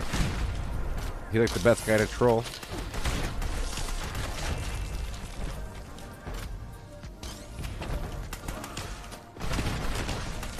The snake is bad at sensing the start. Well, there you go. Well, I kept saying don't take the snake either way. Someone kept saying that the bucket's impossible. I guess that's why they were so adamant. They were so adamant on him using the bucket because they wanted him to fail.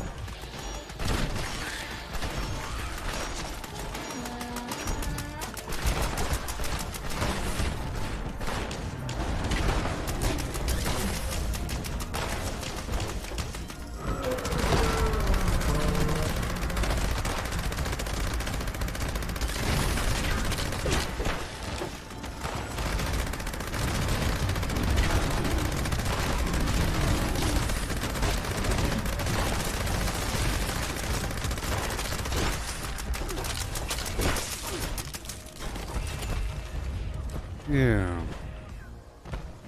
Getting over it.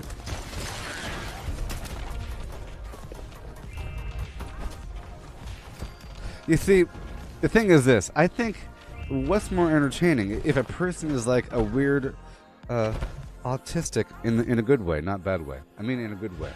Brainiac that is like just not talking and speeding through it. I'm pretty sure if you're doing a speed run of getting over it and you're really, really good, really good at the game, you're not going to be talking while you're doing it. You'll be like click, click, click, click, click, click, click, click, click, click, click, click, click, click, click, click, click. But if you fail, you should make some sort of reaction that might be vaguely entertaining every time that you fail.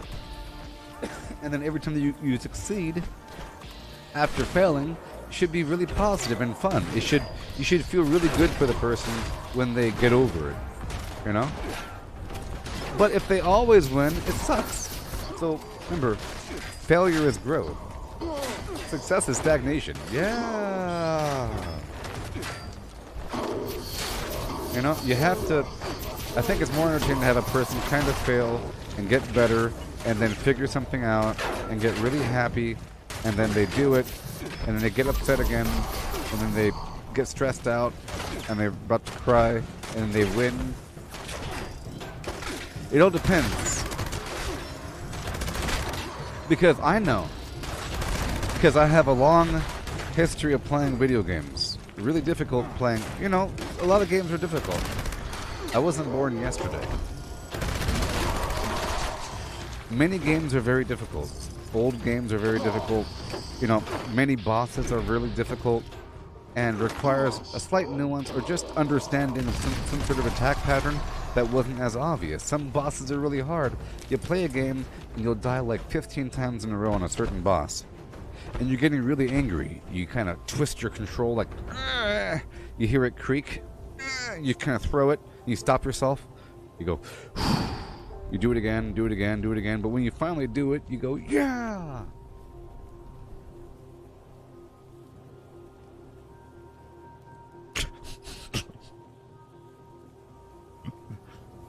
Yeah! Kind of funny. Hey, look, it's the game. Mike Brew just got me a game called Deep Rock Galactic. 9 out of 10. 8.5. 9.4. 9.5? How is that possible? It better be the best game in the darn universe. How dare you rate your game 9.5?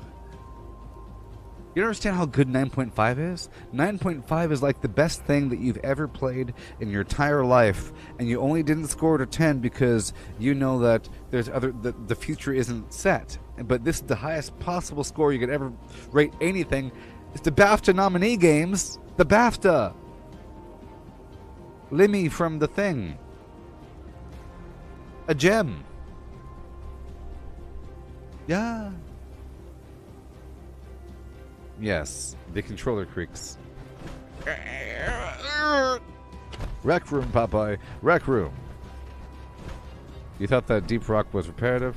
Well, geez, don't ruin it for me. Please don't ruin it for me. I'm a gentle, innocent brain man, and I need to enter things pure. Yes, it oversold itself, and unless the guy flips it. It totally did oversell itself. Now I expect perfection. I expect this game to be made by Disney. Disney presents a video game. Perfect.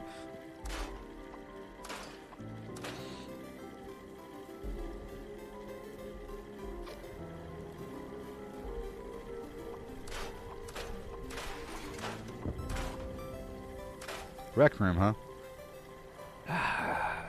You see, you know, I'm on Twitter all the time. Highly political.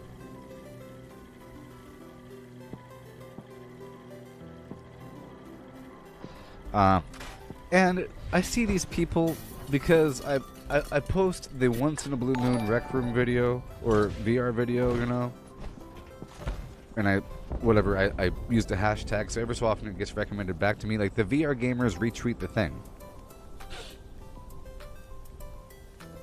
Yeah. And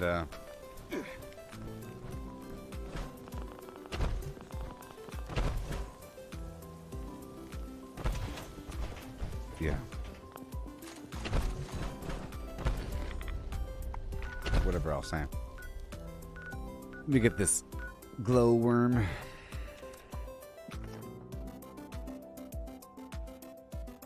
See, if you're in front of somebody, you can say, "What was that saying?" But here, I can't do that.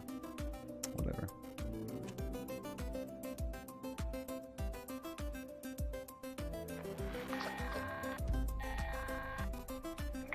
Oh, rec room. Rec room. I'm sorry, rec room. Yeah, so on Twitter, there's some dude that posts rec room gameplay, but he's not in VR.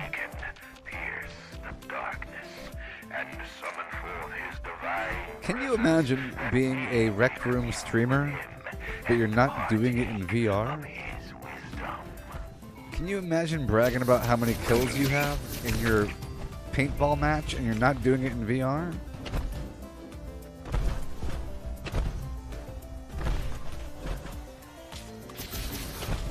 Can you imagine?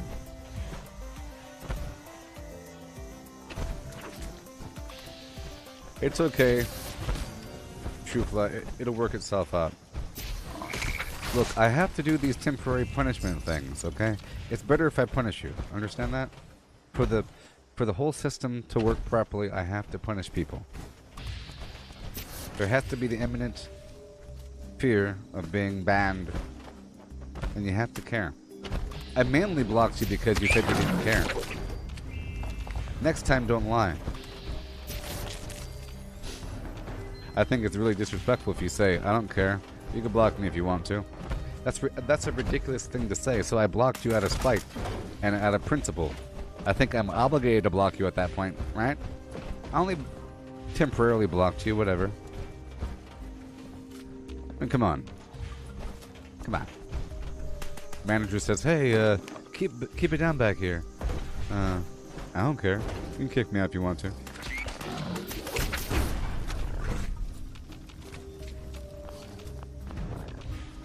It's okay. I know you're trying to have a conversation. Okay, fine. Fine, true flat. I understand now. I want you to see it from my perspective just for 5 seconds, okay? Imagine that there are some people that only argue just to argue. And that, you know, that the argument will never be done. You know? I have to eliminate those situations. I don't want people to argue just for the sake of arguing. That's really bad. Because it'll never ever be over. And I got that sense from ya. You know, I got the sense that it'll never ever be over. When you started shifting the goalposts. And so forth. You know? So in any situation like that, I'll probably kick the person. If I have the power to kick a person out, I'll kick him out. You know, imagine this is like a party. I'm not mad at you right now, because I'm especially because hey, look, you're here and you're talking. I'm not mad at you. If it was a party, right, and then a person's like having a nice conversation about whatever, it could be about the state of llamas in Peru. You know, and about what I think that their fur is sold for Sweaters. No, there's not sold for sweaters. You know, you want to have an argument about whether or not their fur is ever sold for sweaters ever. You know, and if you start making up things, sort of. If I get the sense that you're starting to make up things or to make up your stance just to keep on arguing, I'll kick you out of the party, and you might say, he kicked me out for talking about llamas. Can you believe he kicked me out? He has a problem with llamas or something. No, it's not llamas. It's, you know. But that's okay. I also have a big biased issue with anti-Bethesda, anti-Fallout 76 people. Okay? I'm like a fanboy. I actually have to be a fanboy, you know? I have to be... Let's just say that I'm playing a vague character, but not really. But not really. I'm playing a vague character that has to defend the honor of this game excessively to the point of controversy and calamity.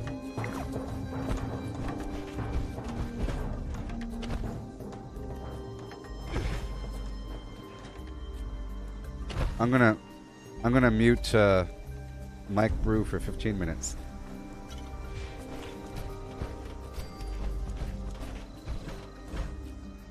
Yes.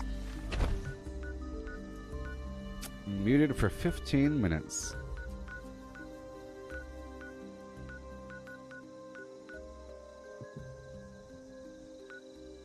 In reality, see, when I said llamas of Peru, I didn't expect some schmuck in the audience to correct me on that. Because I just made it up. My subconscious chose Peru after I said llamas. I said the llamas of Peru.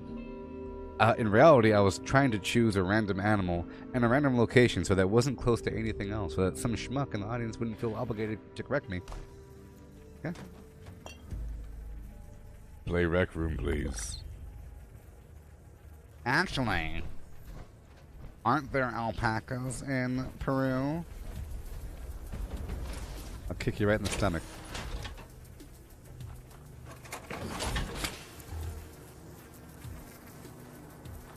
It's temporary, okay?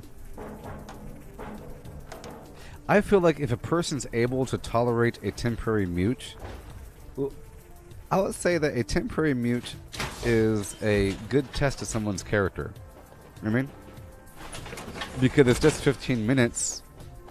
You know what I mean? It's sort of like a test to see if you're able, you know? Because otherwise, well, you know, is it like a weird problem where you have to talk? You really can't wait? It's like a test. It's not forever. It's a clearly defined state of time. Hoobity boobity. And I sort of throw out the 15-minute bannings willy-nilly. Just to prove a point. Sort of. Because it doesn't really matter all that much. It's just 15 minutes, really. Really. Really. I would compare it to this. Imagine there's like a speaker on a stage, and there's a big old amphitheater of people, and they say, okay, I'm not going to take questions from this side of the room for 15 minutes. Over here now.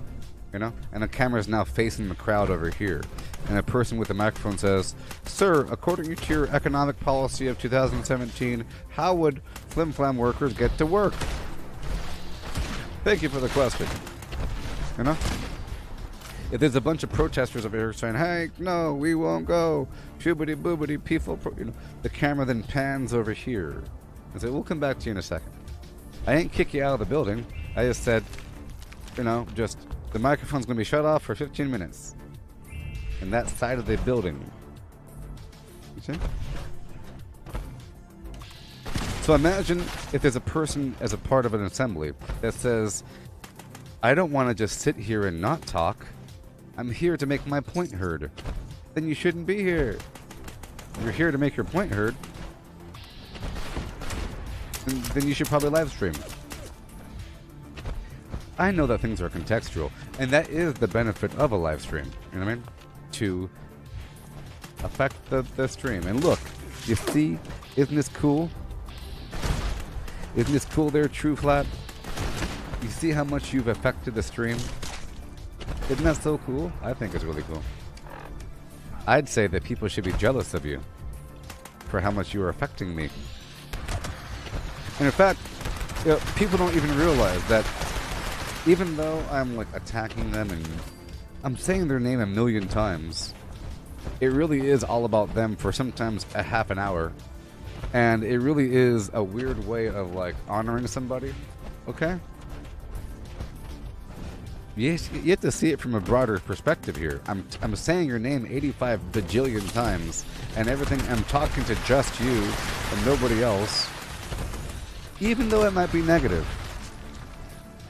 It's like saying, I went to see Tom Cruise for a book signing because he writes books now, and in the elevator he gave me a 15-minute lecture on how I have my hair. He said I shouldn't have my hair in braids. And went on about the peoples of Zimbabwe. Well, that's awesome. I don't like Tom Cruise now. No, you should like him. Because he wants to give random people 15-minute chunks of his time. Yeah.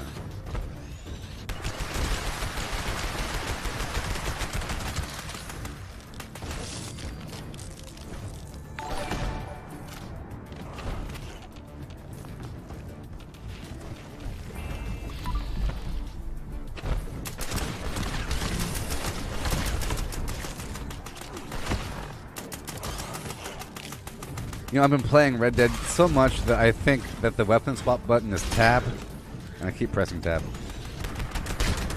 Be gone, foul beast! I will crush you.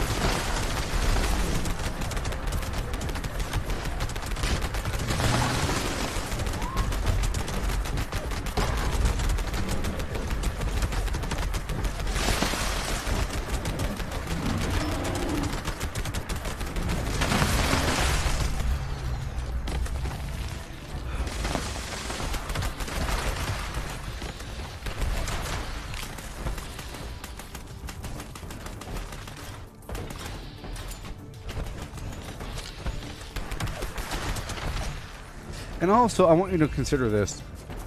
For most of you, I'm not really talking to you. I'm using you as a straw man, as a archetype that holds that intellectual position. You know what I mean?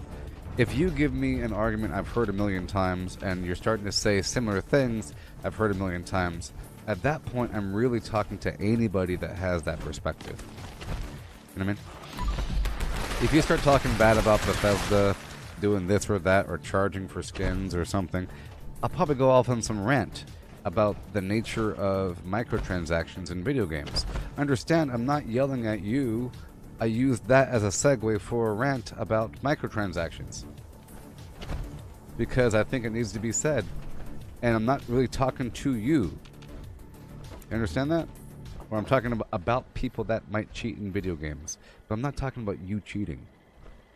Necessarily.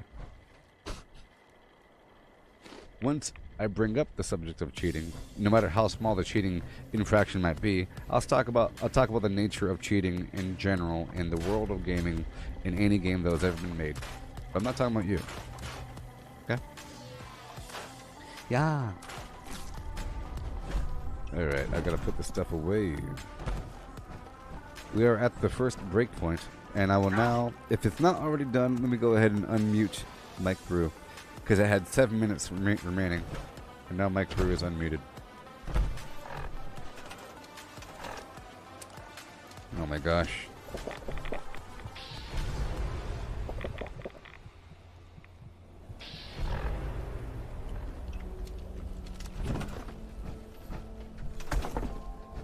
I'm Lithuania.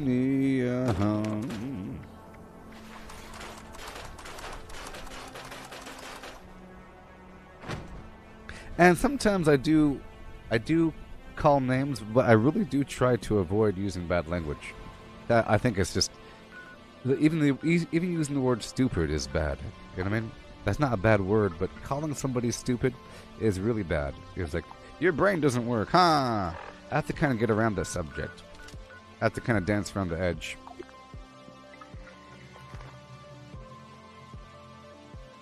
It's only when a person the main time that I use bad words, or not really bad words, but when I start to get in that realm is when a person begins to shift truth. When they start to lie about what they just said, you know? Or about what I just... When a person misquotes on purpose, when a person manipulates reality, oh boy. I don't like that. And a lot of times a troll that just wants to make somebody mad, they don't even care about what they're saying. They just want to affect a person or whatever. So they'll bring up one thing, and whenever that thing is refuted, they say, yeah, well, what about this? Yeah, well, what about that? You'll never convince them that they're wrong because they just don't like that entire thing. So they bring up aspects of it about what they don't like, but it's not going to change the fact that they don't like it necessarily. They'll bring up something else and something else and something else, and you'll never ever convince them otherwise. Yeah. No. You ain't a troll. I have confirmed completely that you're not a troll, True Flat. I'll put my rubber stamp on it. Here, have a Zagnet. Have a nice zoom in.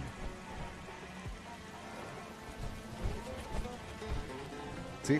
I gave you a nice zoom in. I gave you a nice Zagnet. You're not a troll.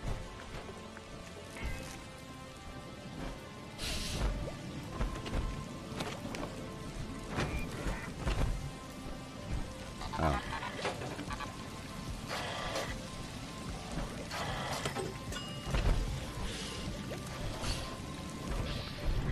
Alright, let's repair this thing.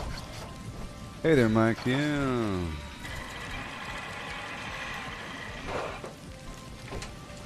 You see? At least you admitted it, Mike. At least you admitted that you did it on purpose to be a troll. Okay? At least you admitted that you did it on purpose. Okay? And now you know that I was not wrong for muting you.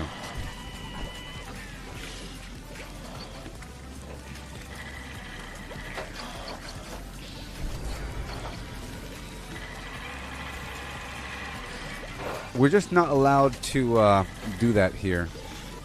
I know that friends do that. I know that friends make fun of one another and everything, but in this context, we really can't. We totally can't. It's not allowed. Because people don't understand. They don't understand that it's just a joke. You know? Because you chose the opportunity to do exactly the thing I was talking about, to be funny or something. But it wasn't in a joke format.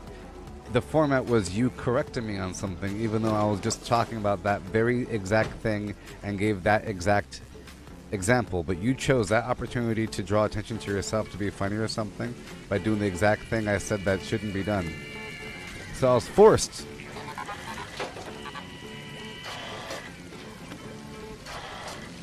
Alright, Memer Lord, goodbye.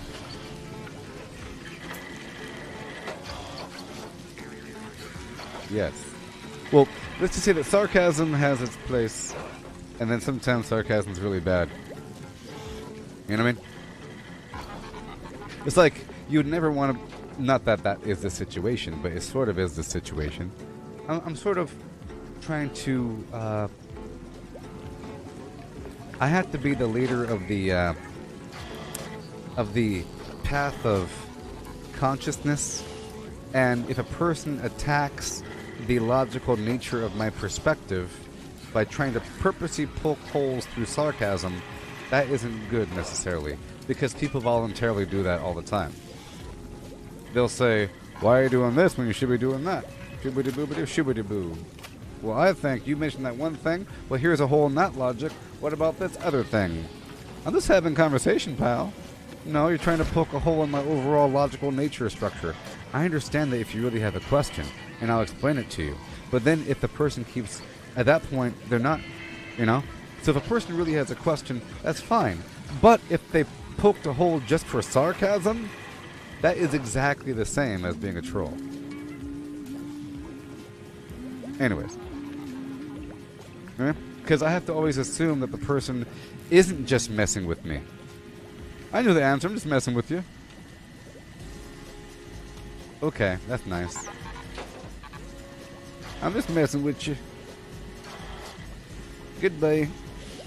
True flat. I'm gonna write down my slide here. It's time for me to take a break. I gotta take a break.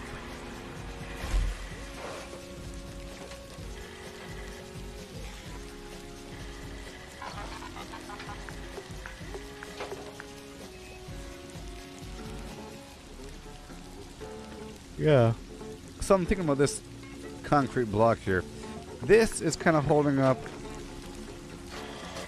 all that, you know? It's not connected to the side at all, so I would imagine, besides the very top, so I would imagine that this is reinforced quite heavily through the bottom with like some metal bars. And then how tall of a stack can you really make it? But I'm sure all of that is calculated using physics and lovely math, you know? They know exactly what the tensile strength and the load-bearing strength of all this garbage is, and you can calculate exactly how things should work. And now we have nice physics models where you can just put it in a computer and you can see whether or not it'll crumble. That's amazing. Alright, it's time to play the piano.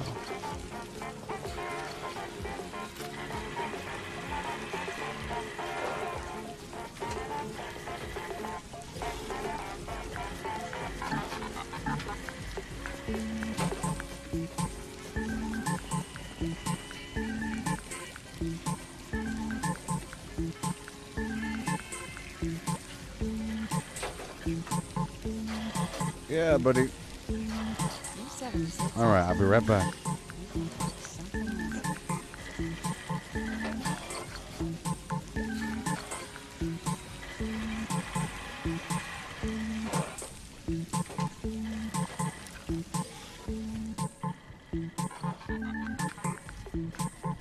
Craft legendaries with modules. Sell to NPC vendors. Daily quests. Workshop conquest. Lucky hole mine. Power plants. Farm fusion cores. Public events. XP run. Toxic glue harvest. Rebuild camp. Move camp. Repair armor. Repair weapons. Craft ammo. Lift weights. Sleep. Play music. Stock refrigerators. Stock vendors. Transfer items between characters. Bury Mentat run. Dump caps at vendor if over 20,000. U.S. requisition holotape. Garahan building farm. Reputation root farm. Iron or South Ash heap. Multiply crops at workshop. Purified water at workshop. Tanagra Town crickets. Faction dailies. Spend gold. Razor grain flower farm. Scorch beast farm. Grafton monster farm. Sheep squatch farm. Convert ammo at the ammo converter. Deathglow farm. Snalligaster farm. Tarberry farm. Flatwood silk beam. Check keyword status. Nukes Findingo Colossus for a cursed weapon. Sugar Run. Nuka-Cola Farm. Concrete. Late at Monorail. Abandoned Bog Town secret floor. Farm mole miners for aluminum. Top of the world aluminum farm. Ski poles. Enclave code piece. Keycard search. Somerville Bookhouse. Watoga High School plastic farm. Chem farm. Enclave events. Wood farm. Dogwood farm. Smelt ore. Smelt spoiled vegetables and fruit. Cook food close to spoiling. Mirelurk Egg Farm. Mothman Egg Farm. Nuka-Cola Factory Farm. Sunshine Well Farm. Daily Ops. Get a high bounty by picking locks. Lure player to camp with a high bounty to force vendor transactions. Hunt down wanted players. Honey Farm. Convert perks into coins.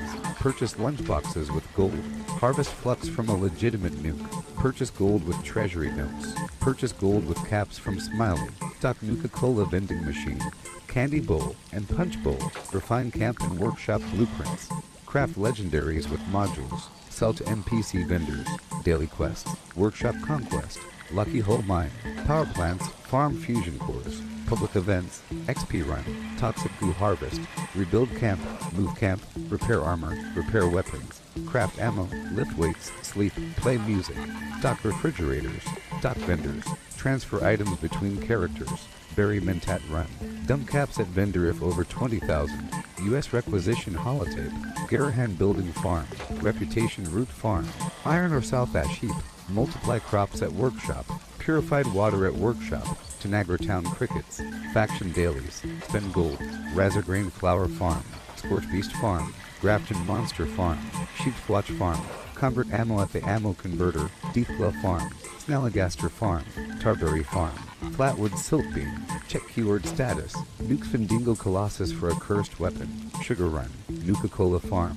concrete, laid at monorail, abandoned bog town secret floor, farm mole miners for aluminum, top of the world aluminum farm, ski poles, Enclave code piece, keycard search, Somerville Bookhouse, Watoga High School plastic farm, Chem farm, Enclave events, Wood farm, Dogwood farm, smelt ore, smelt spoiled vegetables and fruit, cook food close to spoiling, Mirelurk egg farm, Mothman egg farm, Nuka-Cola factory farm, Sunshine Well farm, daily ops, get a high bounty by picking locks, lure player to camp with a high bounty to force vendor transactions, hunt down wanted players, honey farm, convert perks into coins, purchase lunchboxes with gold, harvest flux from a legitimate nuke, purchase gold with treasury notes, purchase gold with caps from Smiley, stock Nuka-Cola vending machine, candy bowl and punch bowl, refine camp and workshop blueprints, craft legendaries with modules, sell to NPC vendors, daily quests, workshop conquest,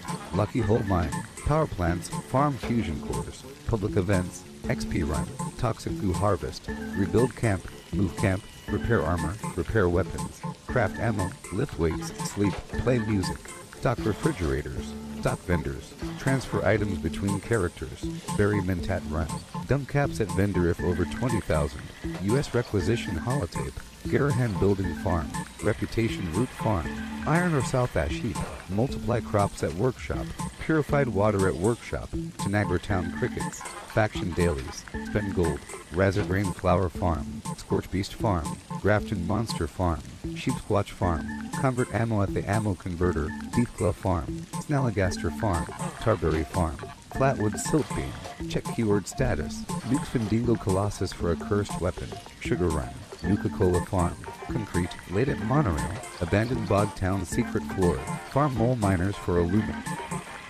Alrighty.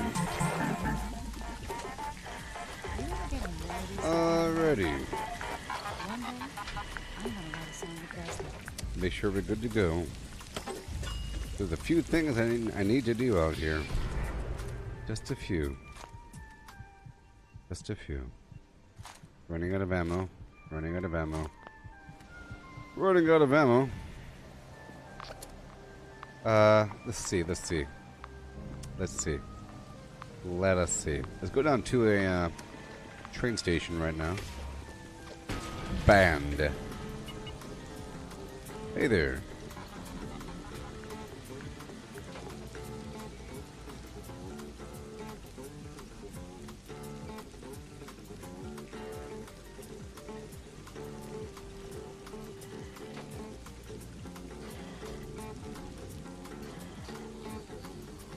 Yeah. Band.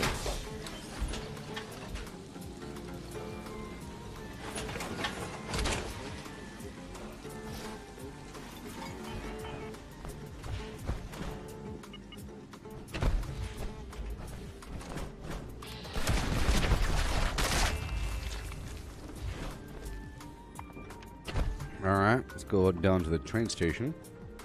I have a lot to do right now, sort of, maybe.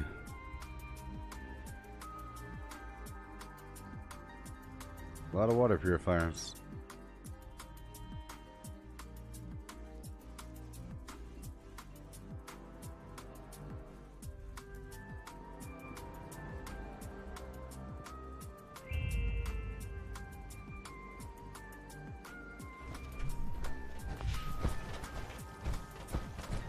Yeah.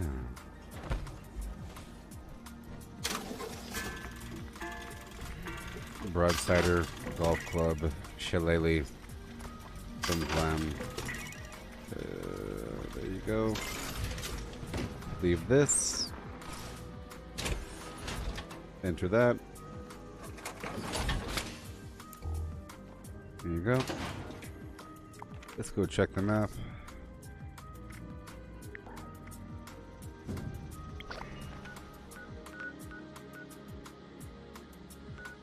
Let's activate that camp over there. Let's activate this camp over over here.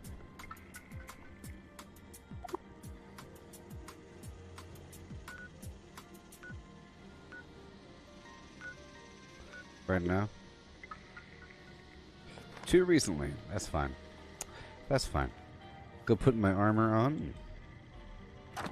Doing a whole lot right now.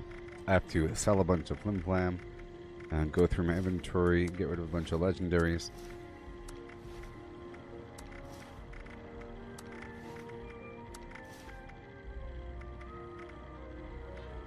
Okay.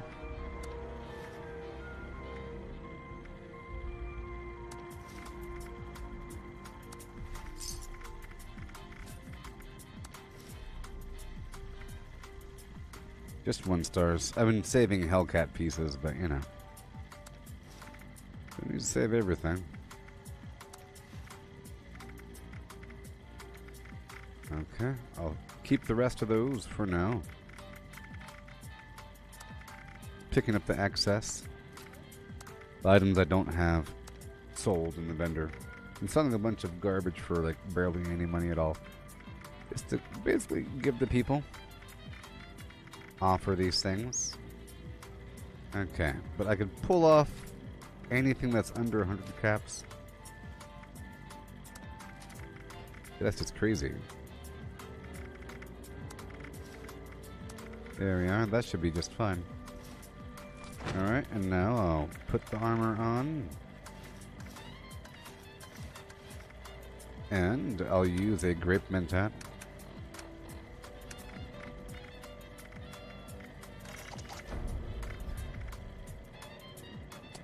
That I don't have. And then I'll make sure to be in the proper build.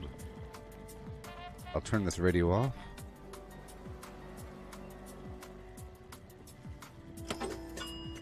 Builder. No. Yes. And I could sell some stuff. If you have supplies to trade, I can be of I want to see the service. vendor. I'll sell all the grenades.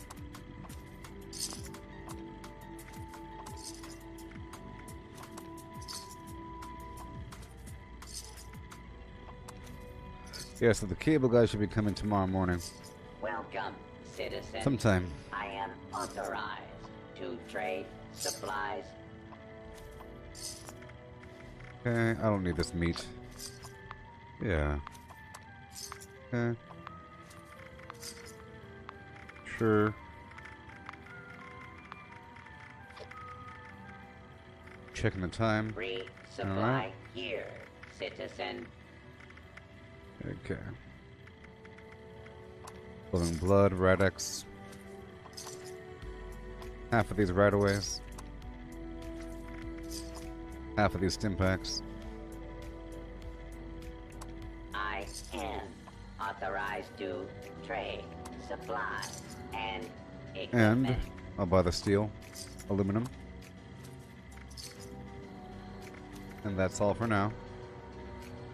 Besides Nuka-Cola. Alright. Sort by value. Go to the very bottom. 3, 3, 5, 5, 9, 9, 10. Here we go.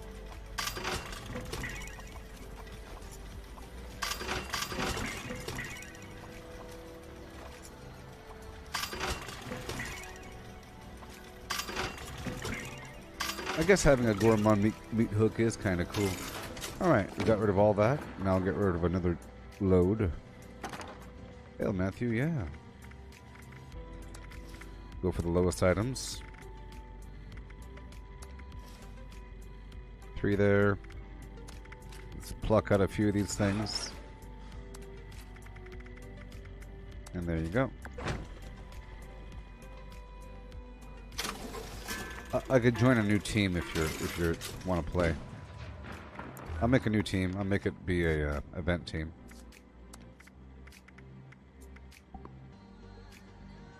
I'll get into the habit of that over time, you know.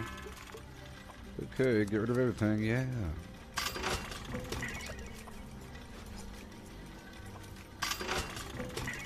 All right, there's more.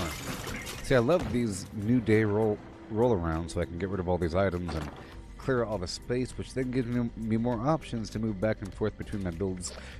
So now I'll sort by weight.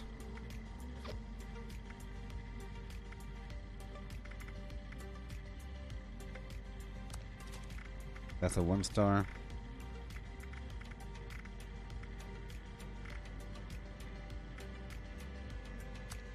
Get rid of that. And that. Okay. I'm sort of getting rid of some trash. I would like to eventually just sell some good stuff, you know.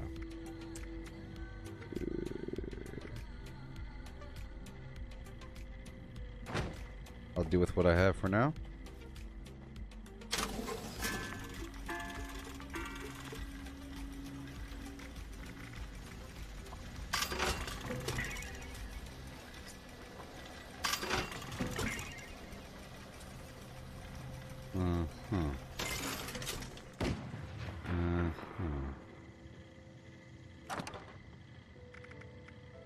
Everything back.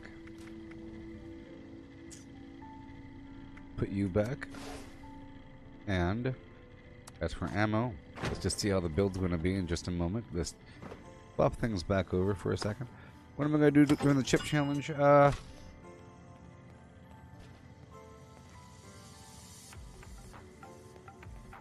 Maybe sing a song involving hot stuff.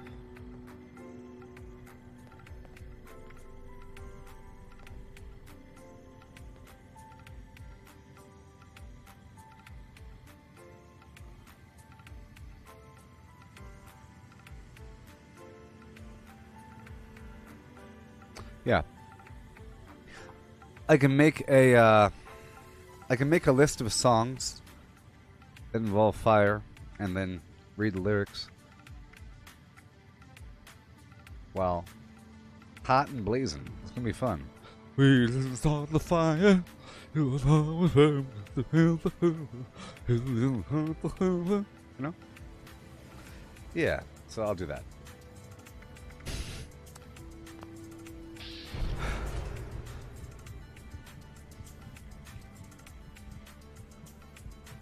Put the extra ammo over here.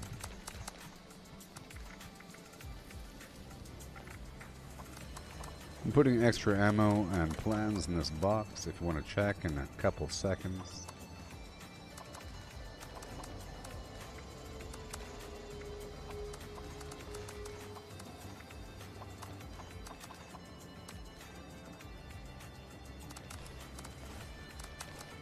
I'm sure a couple of these plans would be nice for you. And since you're hanging around, I'll give you a circus cage trailer for free.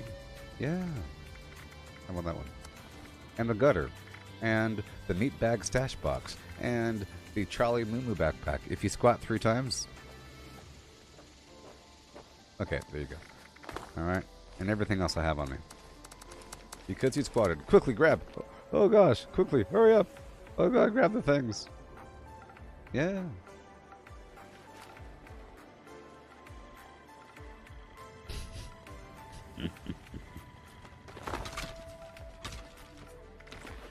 Okay. I'm not in the right build right now. And why? Why am I not in the right build? Because I have no backpack on? No, I got a backpack on. Oh boy.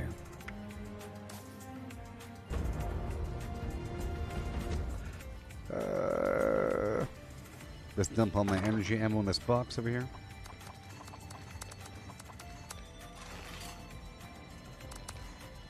Alright. Okay, get my little weapon out here. But I will maybe pull out the plasma, unless I just gave away all my plasma. That's okay. There we go, right about there, 1,000. Sure, I'll put away these other weapons. That one, and that one, and that one, and that one, and I'll keep.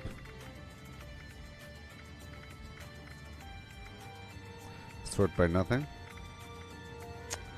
That one.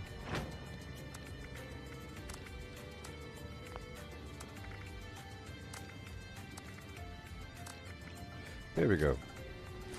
Reload.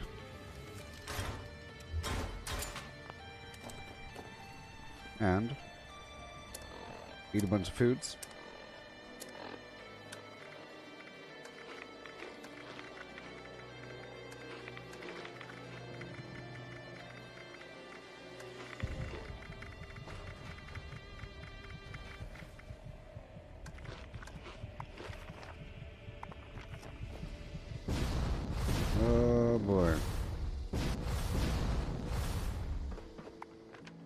I'm heading to the primal cuts.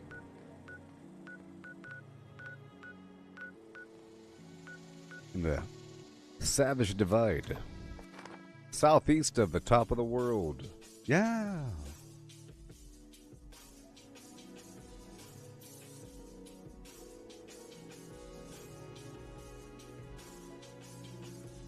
Can't build stream. It'll happen. It's going to happen organically, okay? Because I have to. Because, look, it's going to happen. Right now I have 3 mobile camps in just the water park camp, so I'd rather these things to happen as they happen. Know what I mean? Oh boy, let's not mess things up. Okay, good. I was making sure I wasn't moving my flim-flam. Ah. Come on. Come on.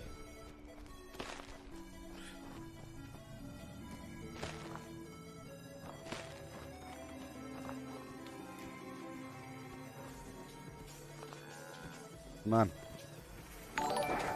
Come on. You can do it. I'm gonna go over here.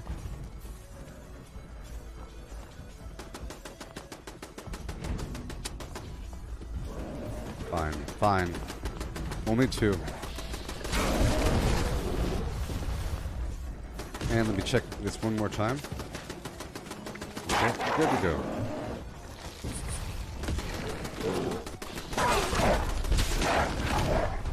Good to go.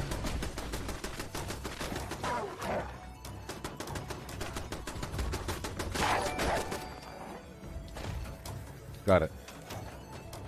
Yeah. Here we go. Yeah, I got rid of these things. Plus, I have to make new blueprints, so part of this stream will be that. I'm just always busy here. I was about to do it. Earlier in the stream, I was trying to modify one of my blueprints, and then it wouldn't place, and I said, well, I guess I have to make a brand new blueprint from scratch. Just, that wasn't the time for it.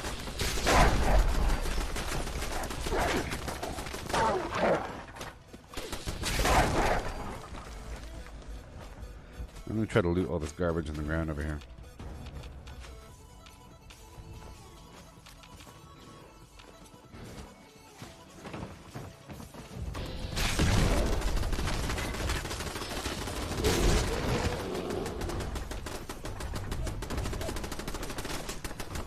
Yeah.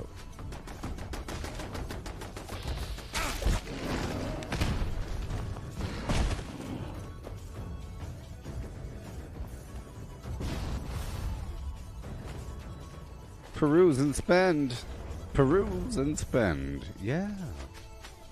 Defend yourselves from the beasts in the wood line.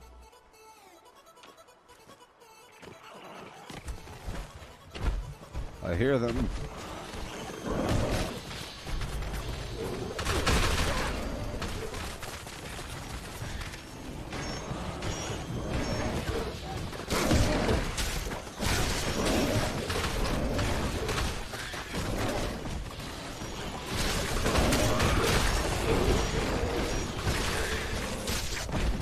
Yeah. I think we got him.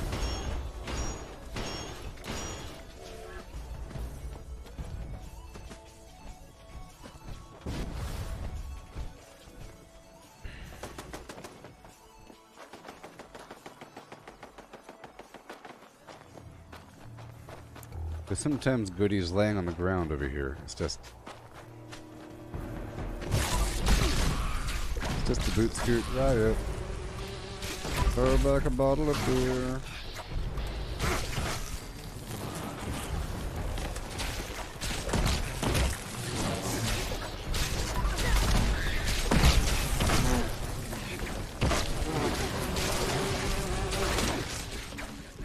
Ah.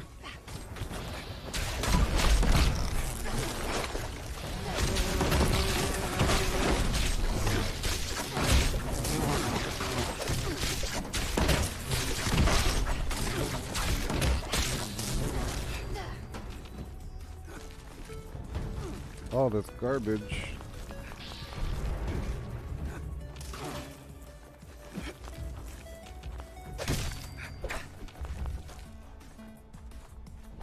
I'd rather not talk about that there, Matthew.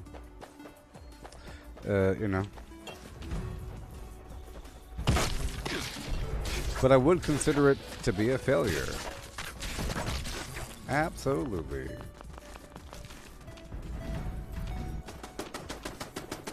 Common sense says failure. Common sense says not inevitable. Common sense says a little preventable. But that's all I gotta say.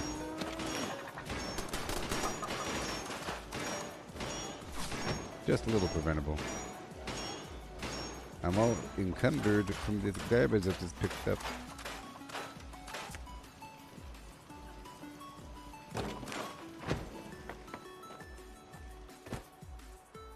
Yeah.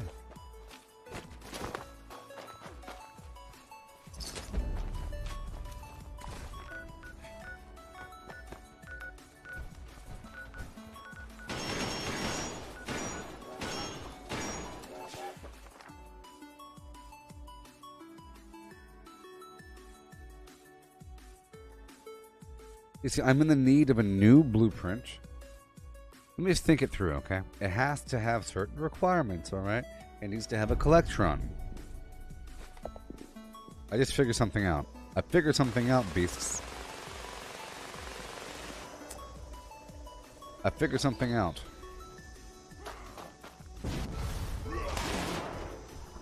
Using my own brain. I figured something out.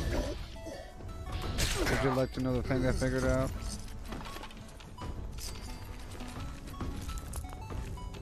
I figured out something. And I'll let you know my train of thought, okay? So you can come to it in the same manner that I came to it. Alright, so we're talking about blueprint and building. See, I got this nasty, stupid building. I want to make a brand new thing, okay? This is like something I had a while ago. Now the main problem with this collectron is that it spins. And that typically is the main issue in a blueprint. You just got to remove the collectron, you're kind of good to go. That and other weird things don't like being stacked. Sometimes power routing is kind of weird. The way that you hang lights from the ceiling, you know? Things that might slip into a wall aren't tolerated once you make the blueprint. So just gotta make sure that things are nice, squarely placed, nothing stacked at all. Sort of. Whatever. But the main issue is the collectron. But like I said, I would like to have my collectron in the blueprint. Sometimes I do have the collectron already in the blueprint. Like in the case of the stacks. But guess what, everybody? I got rid of my stacks blueprint. And frankly, I'd rather have something that I build myself. I think there's more respect in making a...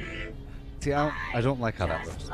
But anyways, I think there's more respect inherent in building your own structure than using a prefab, even though the prefabs are pretty cool, and there's a million of them. And because there's so many prefabs, and because they are limited time release, there's like a rarity, so it's almost like you're using Pokemon cards. It's kind of a really cool thing, you know?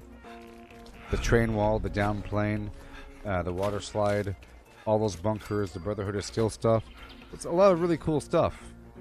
That Blood Eagle nest I use all the darn time, which is this, Matthew.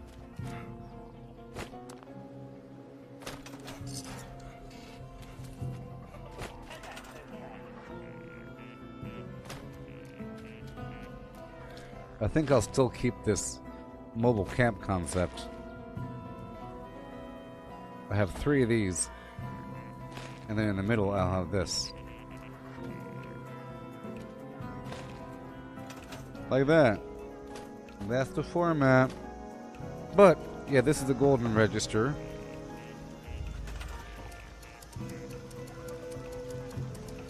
So now I have 4 vendors here.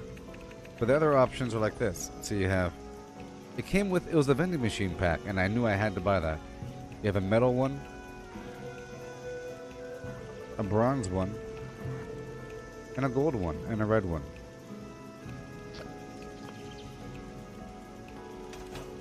Yeah.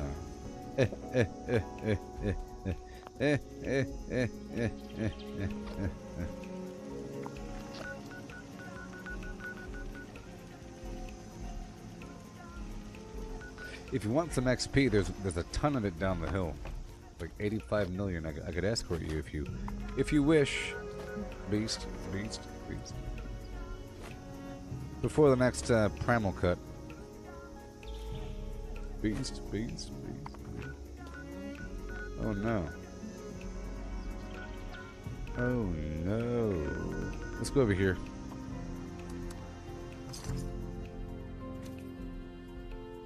Yeah, so I'm pretty sure I damaged my shoulder when I jumped out of the plane the last time. I'm not lying right now. But they thought I was malingering.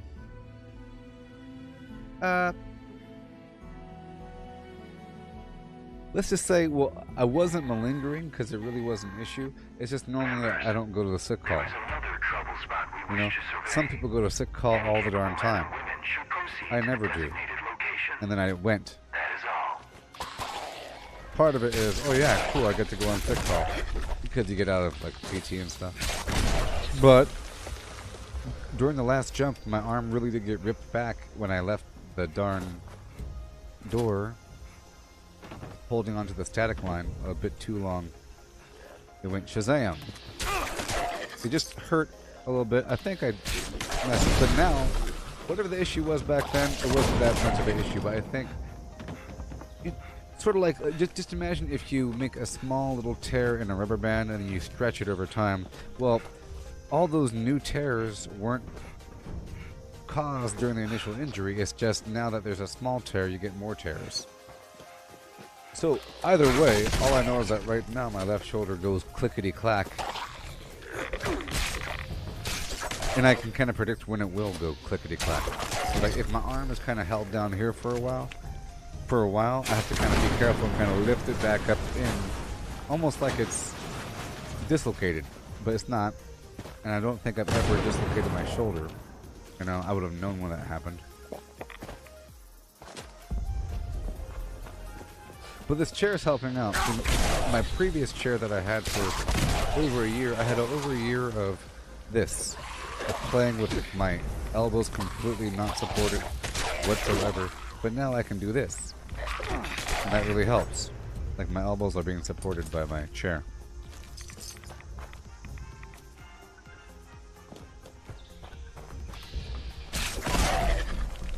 I don't think. It's been so long. You know? It's been such a long time. I'm telling you, like my out processing was really dicey. It wasn't the smoothest process, and it took a while. I wasn't able to go to all the briefings and all the classes and pretty much any of that. I had to like, do all the weird sections afterwards because they kept me working until the end. You know, they never really had a replacement for me, and I still had all this. Look, basically, we were due to come back from Afghanistan at a certain time, and I was due to leave the army according to my ETS date just a couple months after we got back. And, you know, we're still in the deployment, and I have no replacement, and I'm working by myself, and I was in charge of all the communications and computers and everything, and the ComSec, and I'm just waiting. I just still have to show up every day and do things. Whereas other people, they get, you know, like you're sort of off for a while as you're out processing. People out process for a long time. My out processing sort of happened all after my ETS date. Sort of. It's terrible. Terrible thing. But in the process, I end up getting a lot of money because whatever. But on that note, I haven't done anything with VA. I haven't registered with the VA. I have all my paperwork, but I haven't done anything involving anything. You know.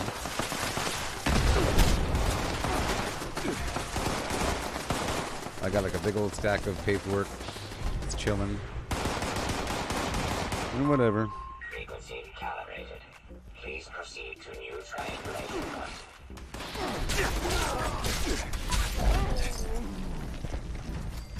Just understand, I've been out of the Army for a long time. I got out in the end of 2014 and 2015. You know, it's been a while. So, when we showing up at the VA hospital saying, "Hi there, I'm one of those weird, crazy people. Here's my paperwork. Where's my money? I have this injury in my shoulder. If you want to check me out, docs." I don't believe a lick of it. Plus, you know, it's who cares? What are they gonna do? You know what they're gonna do? Look, they're gonna do nothing. I know how medicine works. What are they gonna do? So let's just say that I was a bajillionaire and I had whatever medical insurance and I wasn't in the army in the past and I just, you know, my shoulders are giving me a problem. What can you do? No, just fix it, doc. I don't want any medicine. I just want you to fix it, doc. It's gonna get worse. If you have to go in there and start replacing things, that's terrible versus just having some weird bone spur cartilage buildup thing. Oh, you got this cartilage buildup. Oh, you know, you're gonna, oh boy, this is gonna give you a problem in the future. I'd rather just deal with it versus having big old scars here and there and all this scar tissue cutting through the whole thing. They cut away some bone and they shave off the flim-flam and they cut away all the old cartilage and they replace it. It's terrible. It's never going to be better. It's horrible.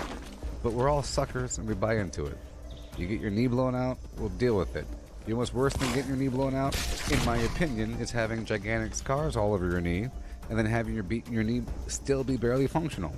And having to go back all the time to get new little treatments for your blown out knees and having constant medications, otherwise the bad things happen.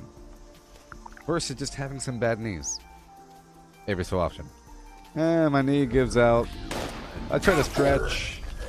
You know, I used to work as a carpenter and to bend over a lot and, you know, now my knees. Versus, hi there, I'm a carpenter in the past and my knees are bad. Can you help me, doc? Sure, let's just replace those. It's not going to work out. Here's 15 pins. No. No. I'm not saying it's... I'm assuming my own personal opinion. I think it's... Ooh-wee. It's like going to the mechanic all the time. You know, just imagine going to the mechanic all the time. What if you do go to the mechanic all the time and you ask for an oil change, but you don't say, hi there, I'm a millionaire and I want my car to run perfectly. Please fix every last problem. They're going to say, oh, there's rust over here, there's a small hairline fracture in your window over here, we should probably replace that. This seal around the door frame that's kind of wobbly, let's just replace that whole knobbling. They're going to find constant issues. You know, preventative medicine. They're going to replace all the gaskets in the car. I know that it's what you're supposed to do, but just like think about how farm animals are treated. You know? It's like that. I'm going to clip this off.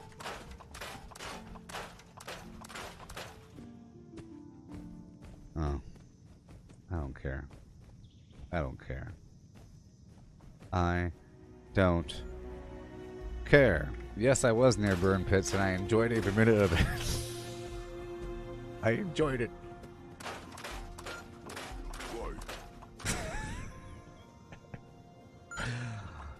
Yes, I was near burn pits in Iraq and it was fantastic. Thank you for remembering. You know, I'd volunteer for that darn thing. You don't wear masks. It's a big old hole in the ground and it's awesome. It's like the bowels of Flim Flam. You put anything in there. There's like gunfire going off. Pew! Old cans exploding. Staring at it. It's awesome. Hey, who disappeared?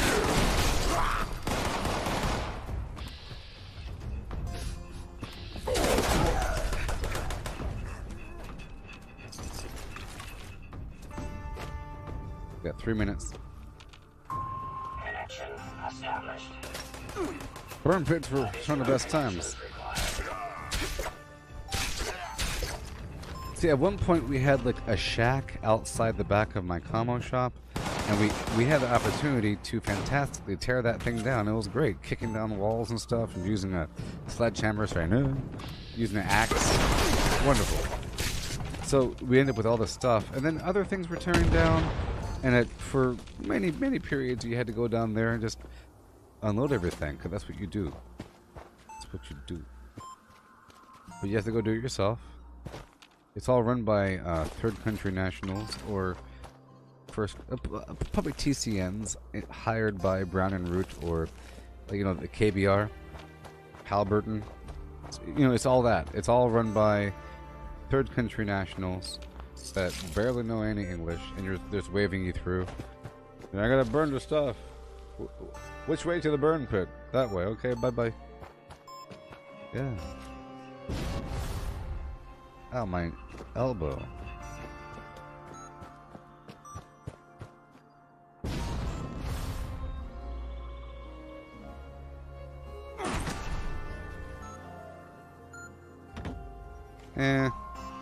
Well, either way, I don't want to go to the hospital. I just don't like the whole process. I think it's worse. I would say the only time I'd want to go is if somehow I wake up and my elbows or my shoulder is inflamed and pussing and I have a big old fever. Then maybe you go. If I'm having convulsions on the floor, then maybe. Otherwise, I'll just try to wait until it's over. Wait until it's over.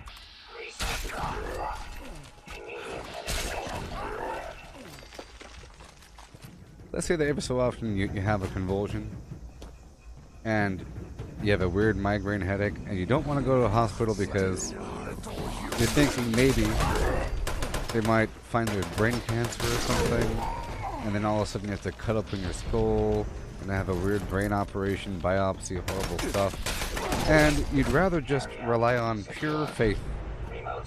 You know? Pure faith. Meaning, what if it was just a headache? Because until you look in the box, it really is both. Like the Schrodinger's cat, you know? The inside of your head and any ailment, like my shoulder, it could just be some other weird, minor, stupid issue that everybody has. Or it could be something bad. But it's not confirmed until you go to the hospital and they look at it with their microscopes and endoscopy treatments and tubes. They have a lot of tubes. And once that's done, you lose a lot of power of creation. But my point is that when things are a mystery box, you have the power to redefine the outcome. With your consciousness collapsing the quantum waveform into a point of singularity, representing your will. Understand?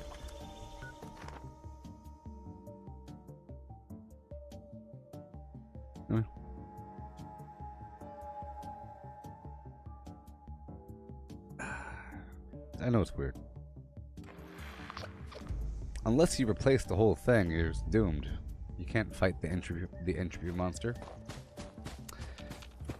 Until they start saying, okay, we could replace the left side of your torso for $10,000. It works perfectly. Made of your own flesh. Replace your head down. It's an amazing treatment. That's good to go. That's good.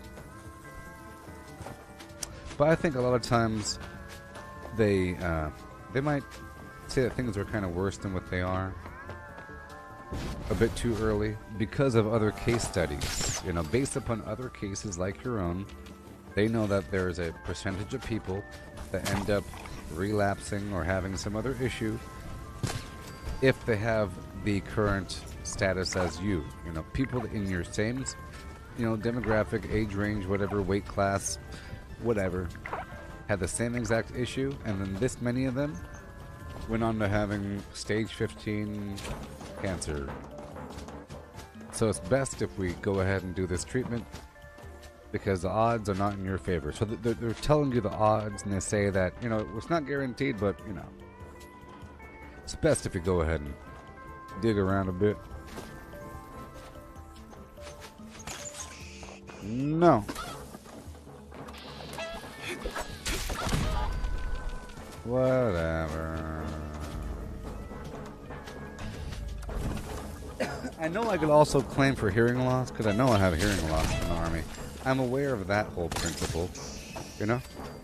I'm aware that they should have owed me some money for some hearing loss, because you have it. But that's really hard to factor. It's not that hard. I have my hearing data. But, you know, you have a person join the Army when they're 17, of course they're going to have perfect ears. Or maybe music, but you're still growing.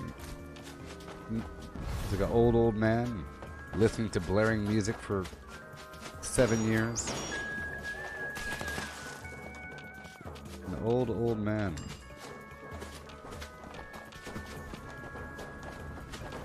Don't believe in it. I'd rather just let it happen. You know what I mean? Let's say for some reason I'm forced to go do something, and then there's a chain reaction. I'm forced, they say, oh, we have the records of this, and now you're enrolled in this program. And now because of these records, you're owed this much money. Here you go, yay, and I didn't have to do a darn thing. Sometimes the current just goes in that direction. I'd rather not power level life like that, you know? We're immortal, right? We're all immortal. We just gotta, you know, not worry about the current time frame. Just coasting around. Trapped in now. It's not gonna be tomorrow.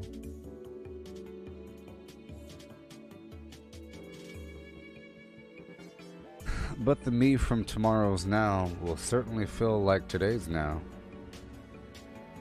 Indistinguishable. The feeling of being me. But the thing is, I'm pretty sure the feeling of being me is indistinguishable from the feeling of being you. Ain't that the trick? And I'm pretty sure the feeling of being you is no different than the feeling the dog has of being a dog and a horse, and, you know, it's all the same.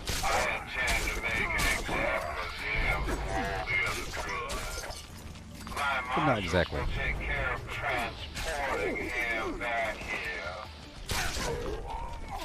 So think of it this way. I think your thoughts build a lot of your consciousness, you know, and amplify it beyond that of just the mere awareness of being alive. Okay? You have some creatures that are clearly not all that alert upstairs, like a toad, like a bullfrog just sitting there.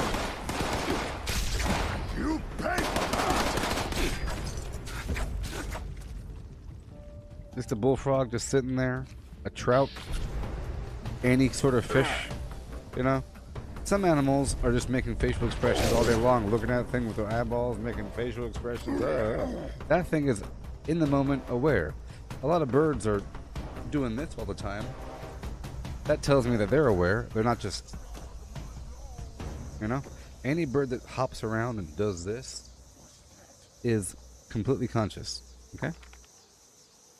But there's levels and layers here. I don't know how much something is reflecting upon its own life. I think it's evident the amount it twitches. If you have a bird that does this all the time, even though chicks do that, sort of, I think this is a comparison.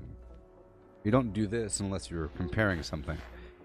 I think they're comparing the now with previous points of now to get depth. They're inducing a parallax. They're saying, are you still there? Yep. How big are you? Okay, that's where you are. Are you there? Yep. They're really sizing and getting the depth feel out of it. But it all depends. So, just think of a chicken walking around doing stupid chicken stuff. They're clearly stupid. They might do this all of a sudden, but that really is just a depth finding, okay? But dogs do a lot different. They kind of back up, slow down, back up, look at things, think about it. It's thinking a little bit. Now humans, average humans just walk around doing human things. But now you take a human that just got out of a deep breakup, and they're looking at the sky, and the trees, and the grass, and the sidewalk. I used to look at that sidewalk. I used to, you know, everything has more meaning. It's all in this other context. So clearly that person's more alive, right? But then you have super emotional people that aren't even living in reality. Are they more alive? The ones that live more inside their heads? Well, clearly, thought equals consciousness. Per my examples, I said the more you think, the more you're aware, the more you twitch. Whatever, you know? If you're not thinking, you're just kind of...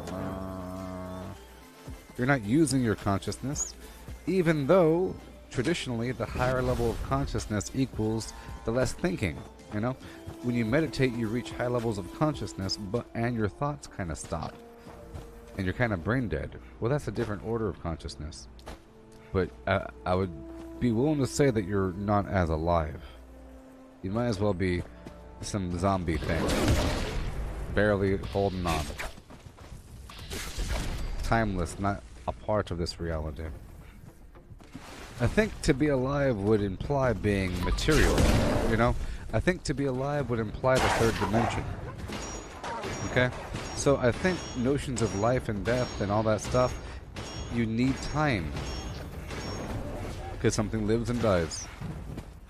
And is alive. And thinks and moves. Okay? And also, without time, you have no need for thought. Because everything's happening at once and whatever, you know? So there's no need for any notions of consciousness or life.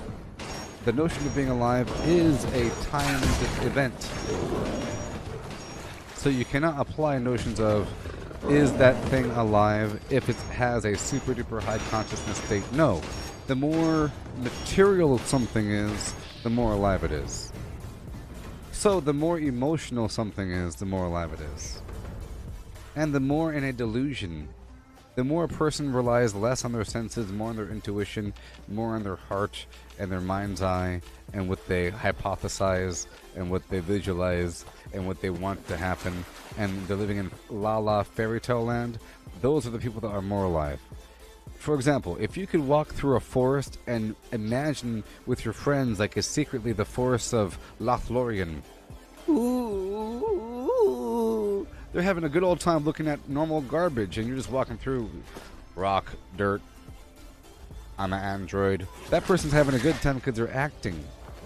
You know, they're living in a fantasy. So I want to say that fantasy is more indicative of stronger consciousness, whereas traditionally higher order consciousness equals less thought. Get it? I want to flip the script and say the more primitive and primal something is, the more alive it is. Not that there's any worth or value objectively over this whole umbrella concept. From a divine perspective, of course, being more in one with everything is better. And of course, thinking is primitive, time is useless, and matter is just fleeting patterns of the chaos. And that's just one part of the whole. You live in the third dimension, I'm on the 15th. Jeez. I don't even have to think. I have to reduce my being into thought just to, you know, I only have to think when I talk to you.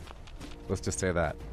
Just like you only have to use your earthly senses when you interact with earthly things. Beyond that, you're in your head. When you're sleeping, you're in your head. Right now, I'm in my head. You know, if I look at this, I'm looking at the particles coming out of the light and everything. Just like a higher order being has to lower themselves to process the information from a lower order thing.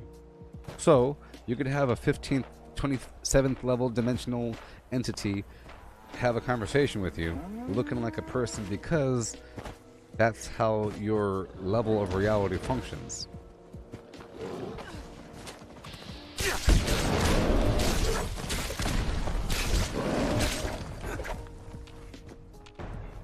Yeah.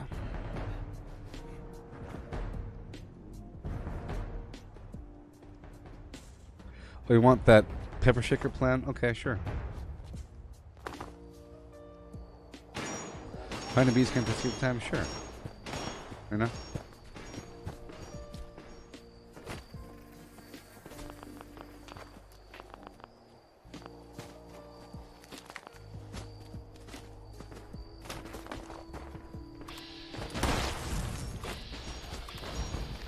See, I think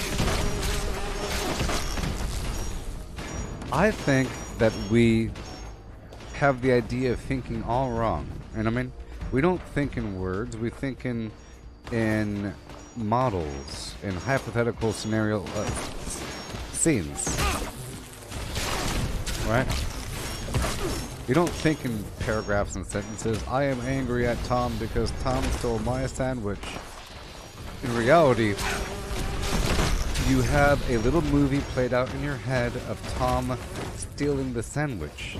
And then you imagine like a timeline of what happened before, what happened afterwards. He's going forward this way in a big old multiverse stream. And you even imagine what's inside of their head, and you play out those models really quickly. But you're not really thinking, it's just models upon models and what-if scenarios, like a dream state where you're playing it through. And then you have this other third sense, okay, that is looking at the whole thing, giving a value assessment, saying, yeah, I don't like that. And then you start describing what you're currently seeing in your head in real time. And then you're sort of translating this model of reality into language. Like right now. It's really weird. There's a parsing in there where it breaks down to language, when before it was just witnessing some sort of event in your mind's eye. You know what I mean? Just think about it. Just think about it.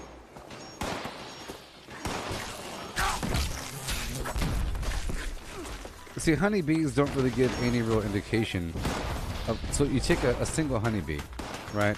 And every so often, well, honeybees as a collective appear to think. You know, they dance and they rhythmically do all kinds of weird stuff, and whatever, they warn about the invaders, they act as a group.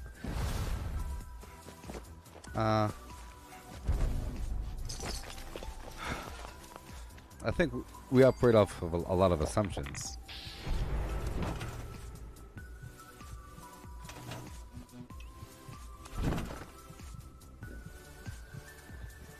I don't know. Same. Those are different orders of organisms. Like insects, like the whole term insect, like, means what? Cold? Or reptilian means what? Cold, literally, because they're cold-blooded. But that means not showing emotions, just staring at you. You know what I mean?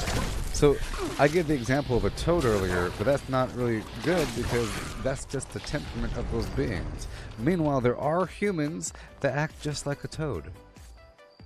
They go their entire lives not really... They go...